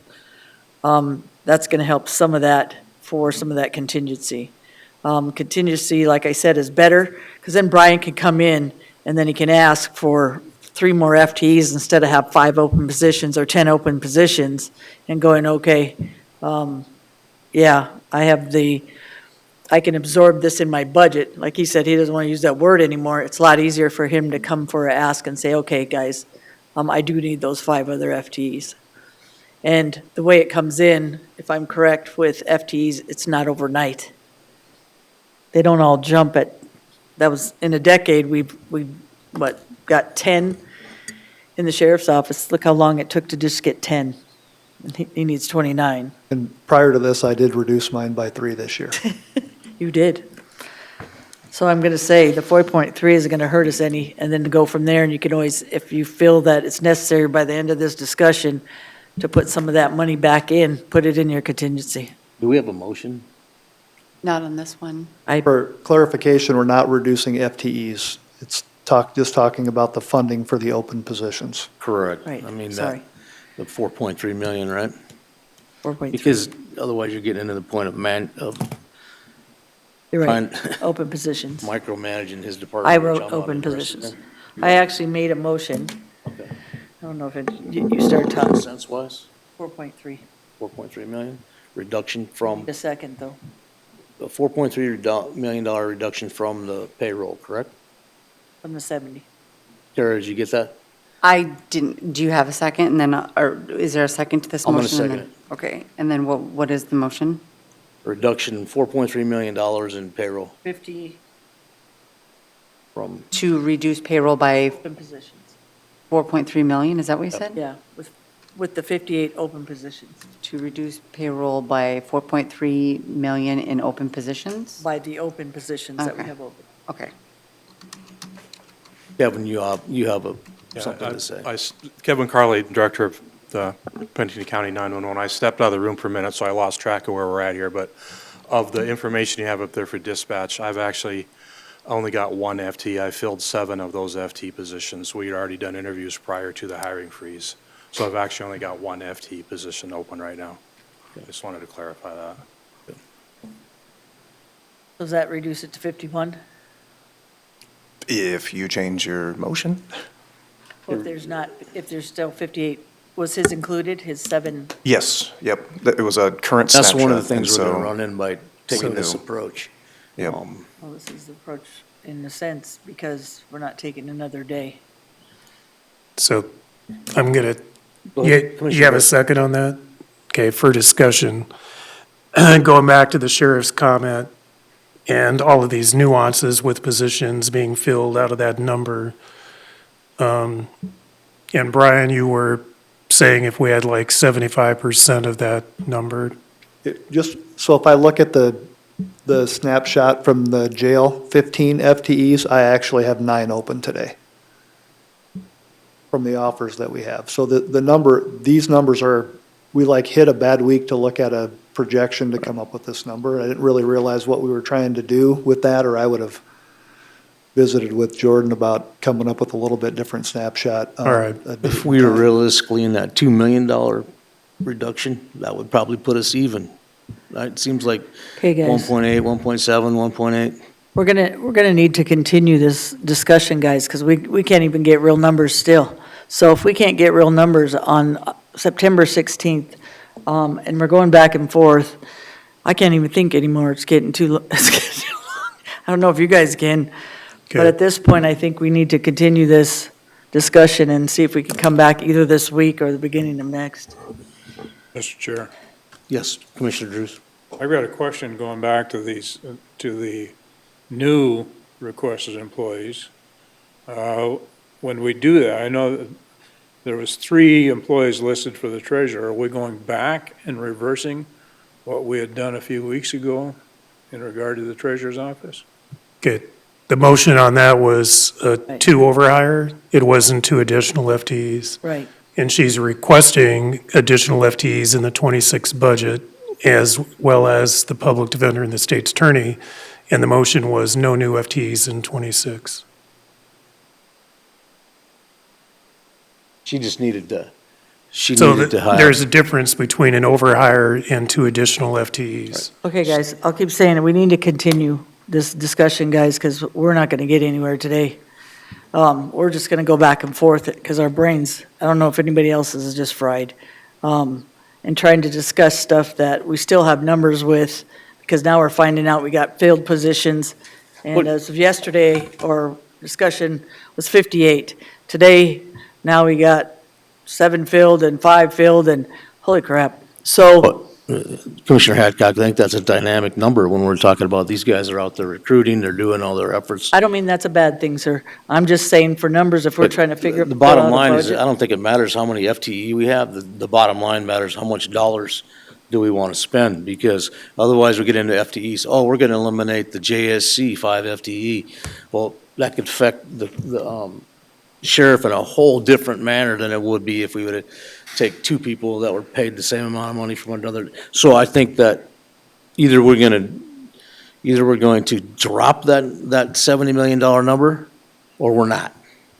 I don't care how many FTE these guys got out there.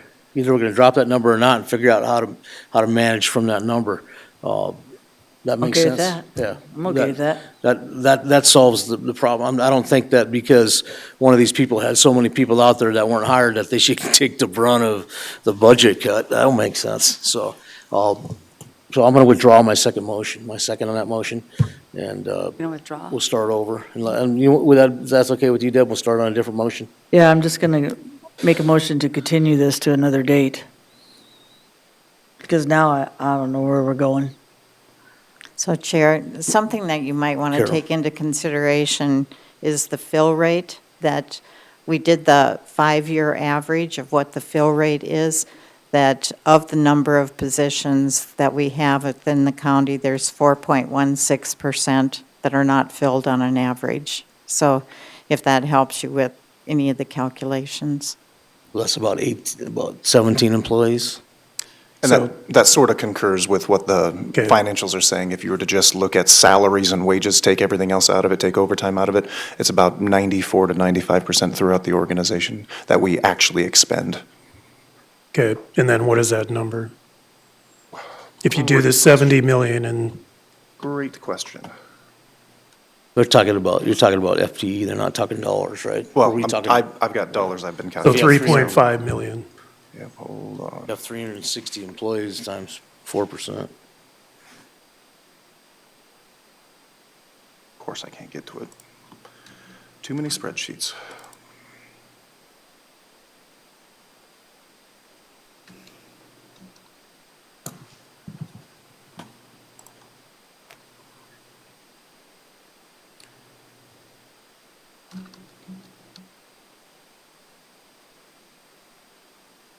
Between 3 to 3.5 million is what that amount is. Okay. So Yep. that's- Going off of an average of the last 4 years.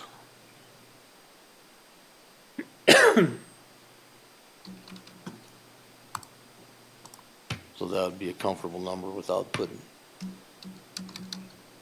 Depending on which department.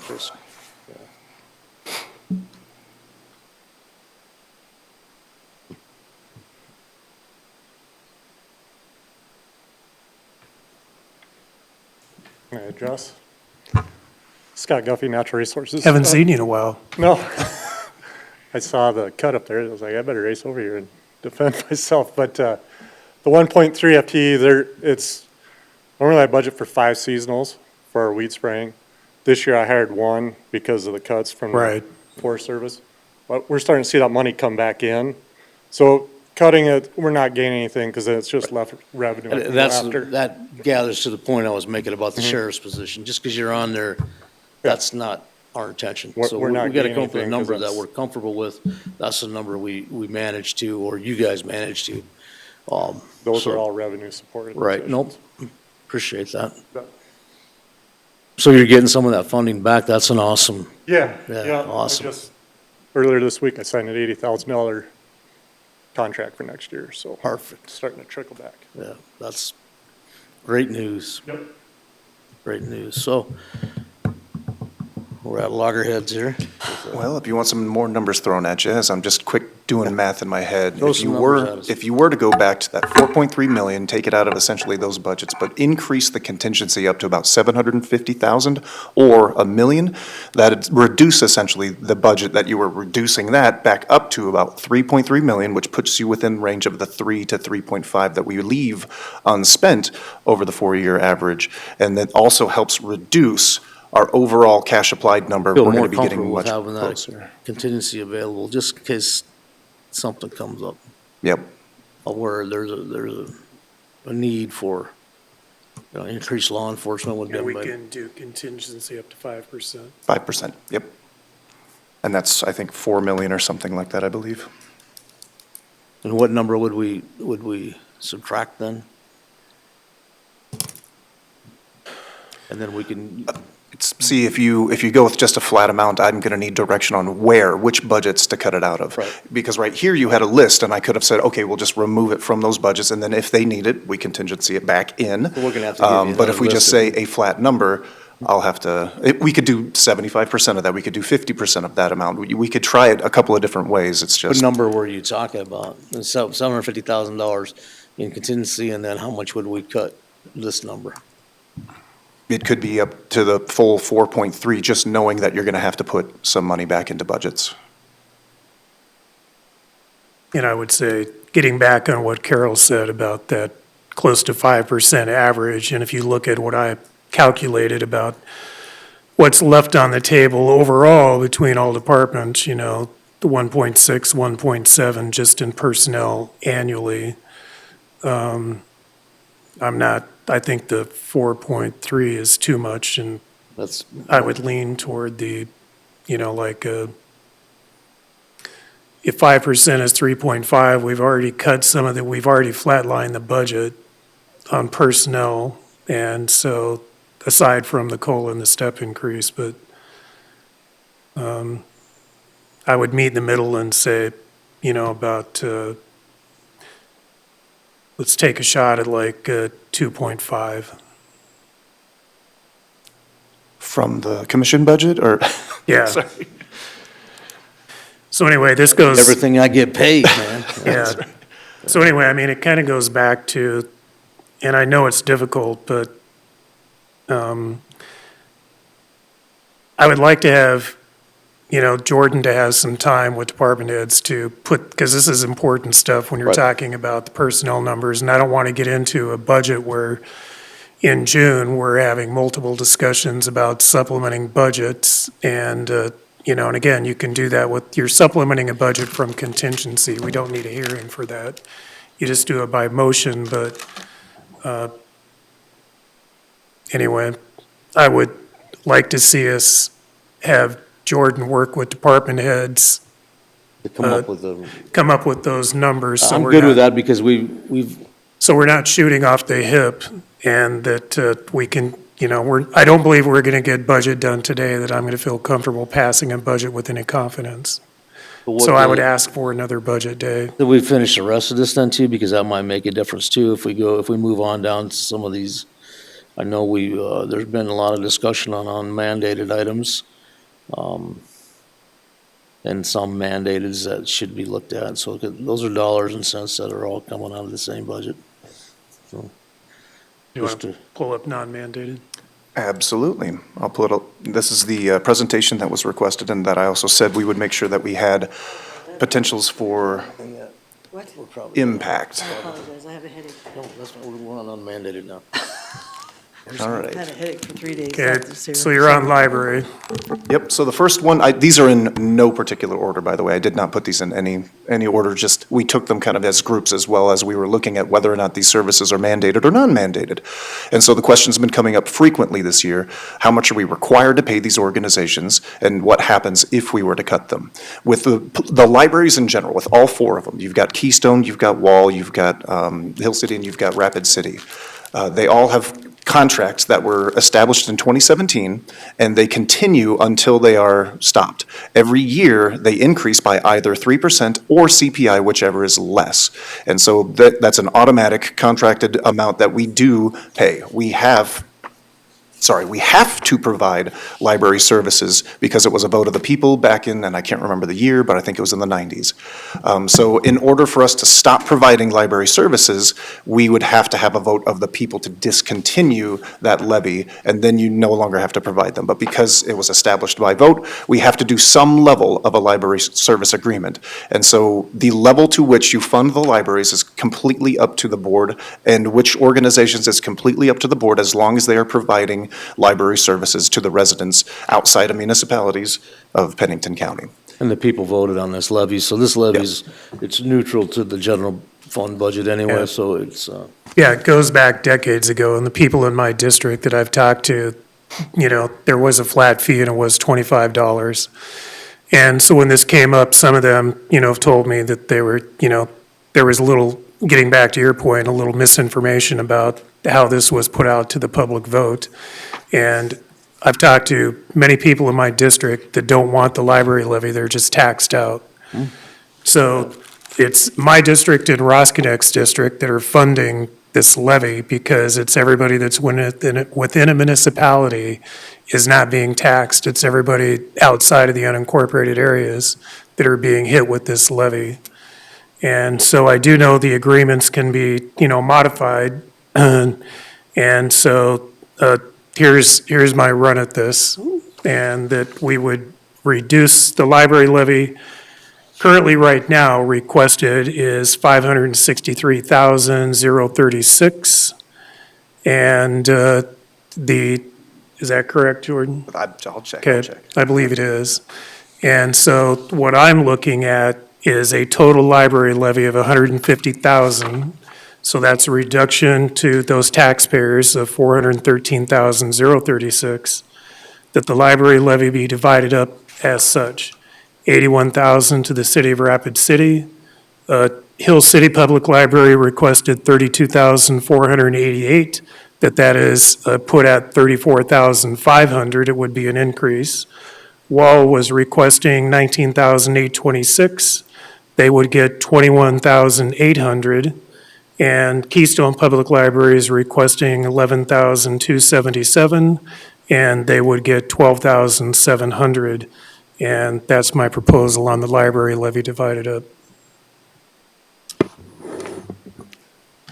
So So the Chair, rural communities, Wall, Hill City, and Keystone would see a bump in their revenue, and Rapid City Library would see a decrease of $418,445. so Chair, Commissioner Hadcock, you have the floor. I know they probably put this in their budget for the city already. Didn't they finish their budget? If they haven't finished it, they're pretty close to it. I know they did include it in, And by contract, is that contract ended? We can amend the contract 60 days, so before the fiscal year, so we have time to amend those agreements with these numbers. Okay. yeah, essentially the contract is in effect for 2025 right now. We're making the payments that we receive through the tax levy, and it can be changed. And what's this reduce each person down to, Jerry? Did you figure it when you did your numbers for the levy? No, I just know that, 413,000, less of a tax collection. And that's what, again, when you're looking at this, everybody is looking, and again, I've even heard it, and I know it's not a popular thing, and I don't support that, but there's people that look at the fair levy. And so they look at the fairgrounds levy, and so when you get your county consolidated on your tax bill and they're going down looking, and they're going, I don't go to the fair, but I'm paying a fair levy. I don't go to the library, I'm paying a library levy. I haven't had to call fire service and I'm paying, the fire levy. And so there are some of those levies like, again, the fairgrounds. That is county-owned property, and the levy amount that we're collecting on the fairgrounds is going back into the infrastructure to maintain that property. And so I'm good with that, because we don't want, that, there's, the library levy, the fairgrounds levy does not, at 550,000, roughly that number is, the fair is putting more in that to our infrastructure annually. And so along with that, it provides economic development coming in. We've talked about the benefits of the Black Hills Stock Show and the fair. I'm looking at some of these things to include when you go to look at non-mandated. I'm trying to lower, that tax bill to the property owner any way we can, to include looking at ways to cut the budget. And so, and again, the ones that are paying for this levy are in Commissioner Roskinek's district and my district. So I appreciate that, but, yeah, I don't have any kids in school, but I pay because I'm, like the schools. And maybe that's how you do a exchange for the levy for the fair and the other things, the fire districts, that area, but I don't know what that number should be. Do I think that you should give people just what they asked for? I don't think you should give more. I think what they needed is what they put in their budget. For the libraries, like the Hill City was, so 33 something, give them the 33 something, 33, 430. Give the Keystone the 11,277, give Wall the 19,826, and if you want to keep your 81, I get it. I wouldn't do more per Oh, person. I'm good with that. You know what I'm saying? So I'm going to make a motion that the total collected for the library levy is going to be divided as such. Rapid City Public Library of the levy will receive 81,000. Hill City Public Library, 32,488.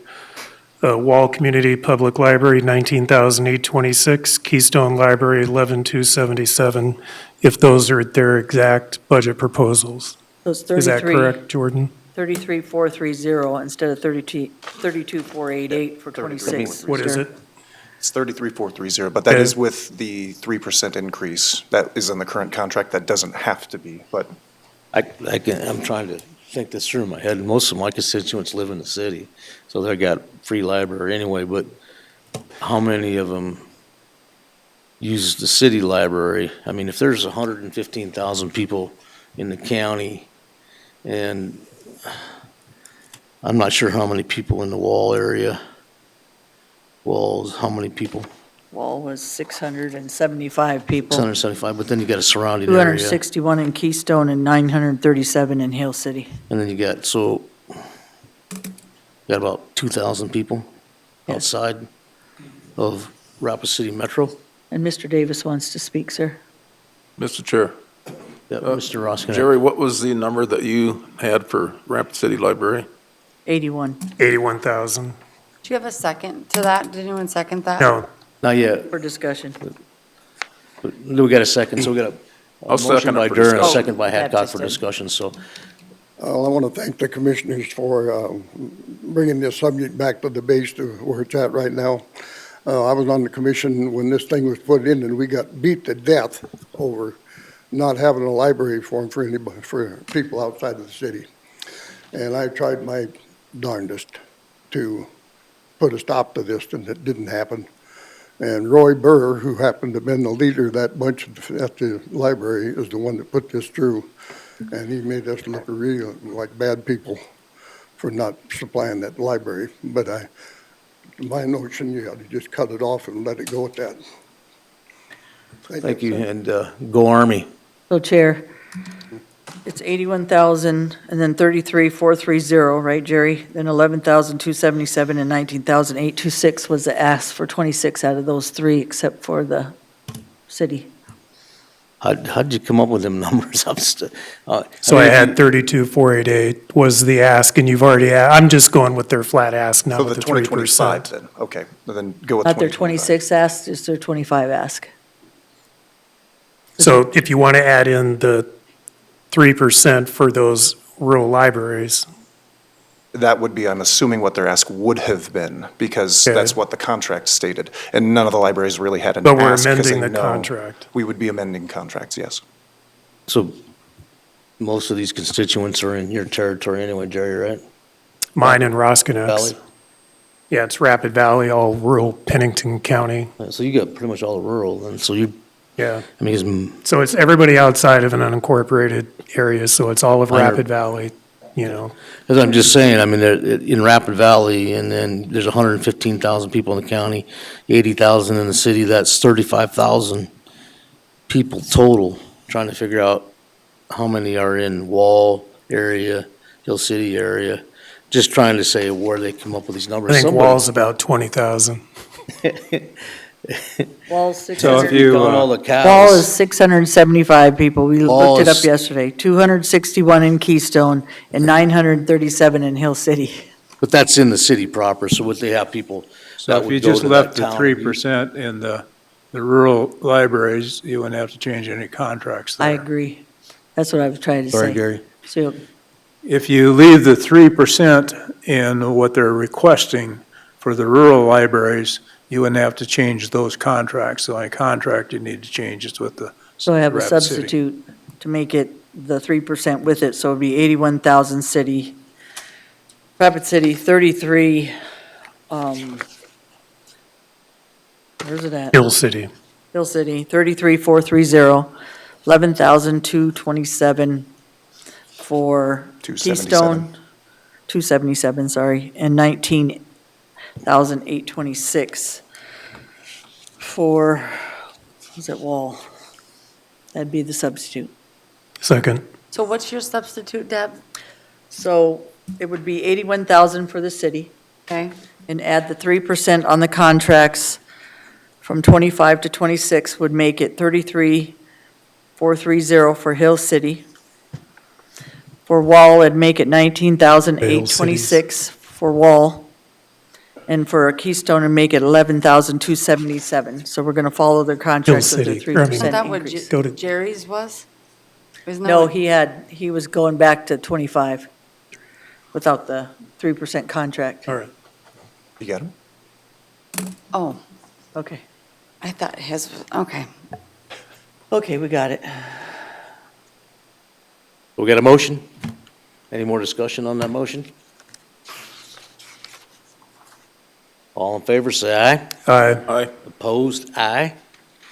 So 4-1, motion carries. You fought the good fight. Huh? Nice. All right, the next of the non-mandated would be the Central States I got Fair. most of Beth Worlds there, didn't I? We do not have to levy for a county fair, but we do currently levy for a county fair. And so because we levy it, those monies are restricted for specific purposes, and that's for the maintenance and operation of a county fairground. And We that was own. oh, voted sorry. on? Go ahead. I'm sorry, Jordan, I interrupted you. That's what we're It's all right. That was voted on, sir? By- When the levy was established, I'm imagining it had to have been voted on. Well, not by the people, though. No, not by the people. Nope, that would have been established by the board. Yes. Yeah. But all of the county pays that, right? The city too? City people? That, I believe, is in the Yes. county Could be. consolidated, so yeah, I'm pretty sure that would be. Davis, is that true? True, I get a tax bill. I had to just wake you up, I'm sorry. Hold on. Okay. Yes, the fair fund is part of the county Everybody pays consolidated, that. and so I that, mean, yeah, that's, really, I mean, what's the levy Okay, Ron. what's the levy amount? on, what did, oh, it's Central right States there. Fair? Or Apologize. what's the mill levy? Yeah, do you want the dollars? or- $560,000. I'll just take the moment to tell people in Rapid City, you know, when we talk about tax districts and all that stuff, and for $560,000 on a tax levy on that Central States Fair, that place, biggest return on investment this city has ever seen or can even ever replicate. His payroll probably for the total fairgrounds is less than probably the top 4 or 5 managers at the Civic Center. And they create, I know, if we can continue it, we're good. you guys listening out there, they create sales tax revenues that are exponential. When the stock show, if you look at the graphs, the time when the sales tax revenue increases is during the stock show. There was a time, and I'll just share the story real quick, that someone in their infinite wisdom, one of the managers at the time, said, we'll take that stock show from the fairgrounds. I said, good luck. I said, they got 300 volunteers. Their management's, their whole crew's paid your top management. I said, it'll never work. But the amount of sales tax revenue that they bring, going back to the conversations that we'll be having about the jail and all those types of things, those sales tax dollars are generated from 560,000. It's an insane return on investment. I think any business owner would appreciate having that kind of return if they really look at, they're filled all the time with agricultural people for sure that spend money here. They stay here, they stay in the hotels, and yet the hotels give the fairgrounds no money. They give the Civic Center $6.5 $7 million, and they give the Central States Fair zero. And it costs $18 million a year to run the Civic Center. Just to keep it in perspective for you guys. Sorry to go off on my tangent about that, but I thought that was important for you to know. So I'm comfortable with whatever the mill levy is there. So I don't see any way to shave that unless you guys do. So do we have a motion? I'll make the motion that we go as presented in the. And I'll second that motion. So we have a motion from Ross Connect, a second from Wyffenbach. So, and Commissioner Durden, you're free to speak. I seen you pull your mic up, so. No, I have, just as we're talking about it, I think, and I don't know why we do this, but in that fund, even calculated what the levy collected and dispersing, we've not been dispersing 100% of that levy, but we changed the process now where we're not, they're not invoicing us with bills. We're just collecting the levy and paying it out. And so I believe sitting in that fund, there is an additional $85,000 Anticipated, yes. anticipated for this fiscal year to pay out in that fund. And I could bring it up later in the year, but what I would like to do at the end of the year is zero out that fund and allocate that other 85,000, and then whatever this levy generates, then that is paid out, and we just do that process. So it's all 100% collected, 100% paid out, so. Perfect, that makes 100% sense, and I think they'd appreciate that. You may need to leave behind 5% because this is one of the ones per SDCL that you have to have that extra 5% buffer in. And so maybe just having that 5% as the fund balance as you go through the year, because otherwise you're doing a transfer from the general fund into that fund, and it just, we could do it that way, but it might make No, we'll just- accounting sense. Because I think you have a budgeted to retain the 5%. I do, yes. All right. I'm ready to vote. Commissioner Hadcock's giving me a headache. Commissioner Wyffenbach already did. I'm good with this motion. Pardon? I'm good with the motion. Yeah, we need to do a continuance. All in favor, say aye. Aye. Aye. Opposed, same sign, hearing none, motion carries. So If you want to come back tomorrow morning on budget, I don't care. Just right now, I have had a headache for 3 days and it's getting worse, and I took something for it and it's not getting better. And I apologize because I usually don't miss meetings or leave meetings, but I'm about done. So I'm not going to make a good decision on, or a good conversation with people when I'm not feeling that great. So I apologize. If you guys want to carry on with 4, that's fine. we still have quite a few ways to go. We're gonna have to come back anyway, right, to resolve? We're not going to get through this today. Okay, so you guys all interested in calling it a day? Can we get through the rest of the agenda? Yeah, I was going to say, you Oh, still yeah, have let's get executive through the rest of session, the agenda. So but you'll need to. the audience continue knows this. what's going on, is that we had talked earlier about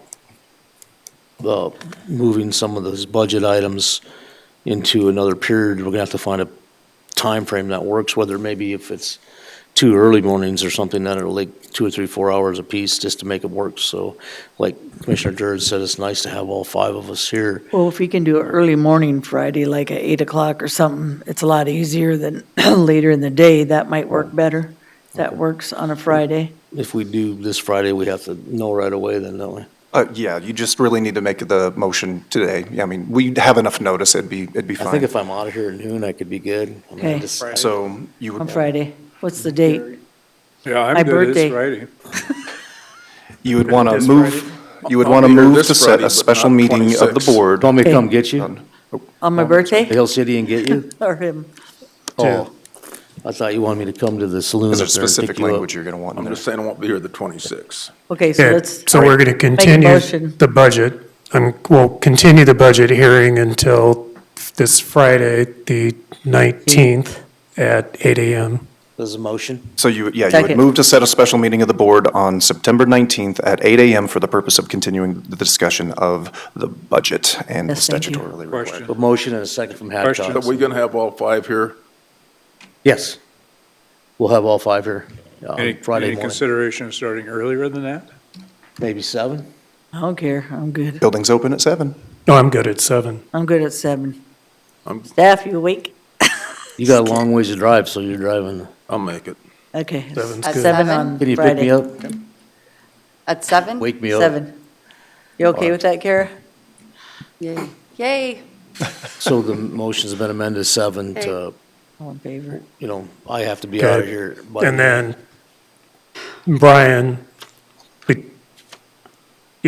then between now and, the next couple of days, then you guys will have time to get together to make sure that the budget changes, not just on personnel, but these other budget line items post-provisional have been fixed.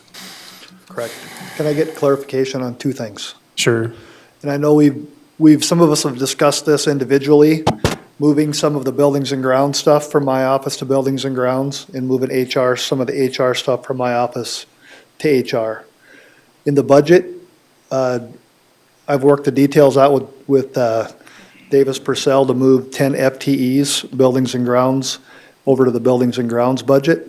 And I initially was working on some of the HR stuff, but I would like to keep that in my office for the meantime and continue. I listened to what Commissioner Durr had to say for the goals today. I think we can meet that with leaving that staff in place and continuing to work with Carol on The way consistency. we're gonna need that overall employee budget anyway, dollar-wise, right? Correct. I just wanted, just for clarification, so Jordan had the right stuff in the right place for the commission, for us to be able to look at, so I can go look at my line items, because I want to make sure what transferred is what's picked up over there, and vice versa. So I feel a little bit blind coming into Friday without kind of knowing where we're at with that. Okay, so yeah, I think there was a discussion about buildings and grounds, and I believe Davis has calculated what those supply costs would be to. And the personnel, yep, And personnel costs to move over. correct. Mr. Davis, do you have a comment on that, please? Yep, yeah, we don't have to spend much time on this, but we do have the majority of those calculations. I sent them to Jordan, and I believe he has plugged them into the buildings and grounds budget and then removed it from where it needed to come out of the sheriff's office budget. Correct. It's almost 1-for-1, but it's not gonna be 1-for-1. We had roughly $3,800 that we allotted for uniforms and time clock plus licenses, as well as we had to adjust the overtime slightly, because I believe, and I'm not speaking for the sheriff, but they kind of use a pool of overtime hours for all of their staff. When they sent us some of the FTEs, none of them have had overtime calculated on there, so we had to add some overtime. But again, I can come back to the next meeting with all that information, so. So will these 11 employees be physically relocated? Say that again? Will these 11 employees be physically relocated? No, just the positions will now be under buildings and grounds, not the sheriff's office. And they're all maintenance and custodial positions. It'll be consistent with how we're doing every single facility in the county. Okay. I just wanted a clarification on that piece.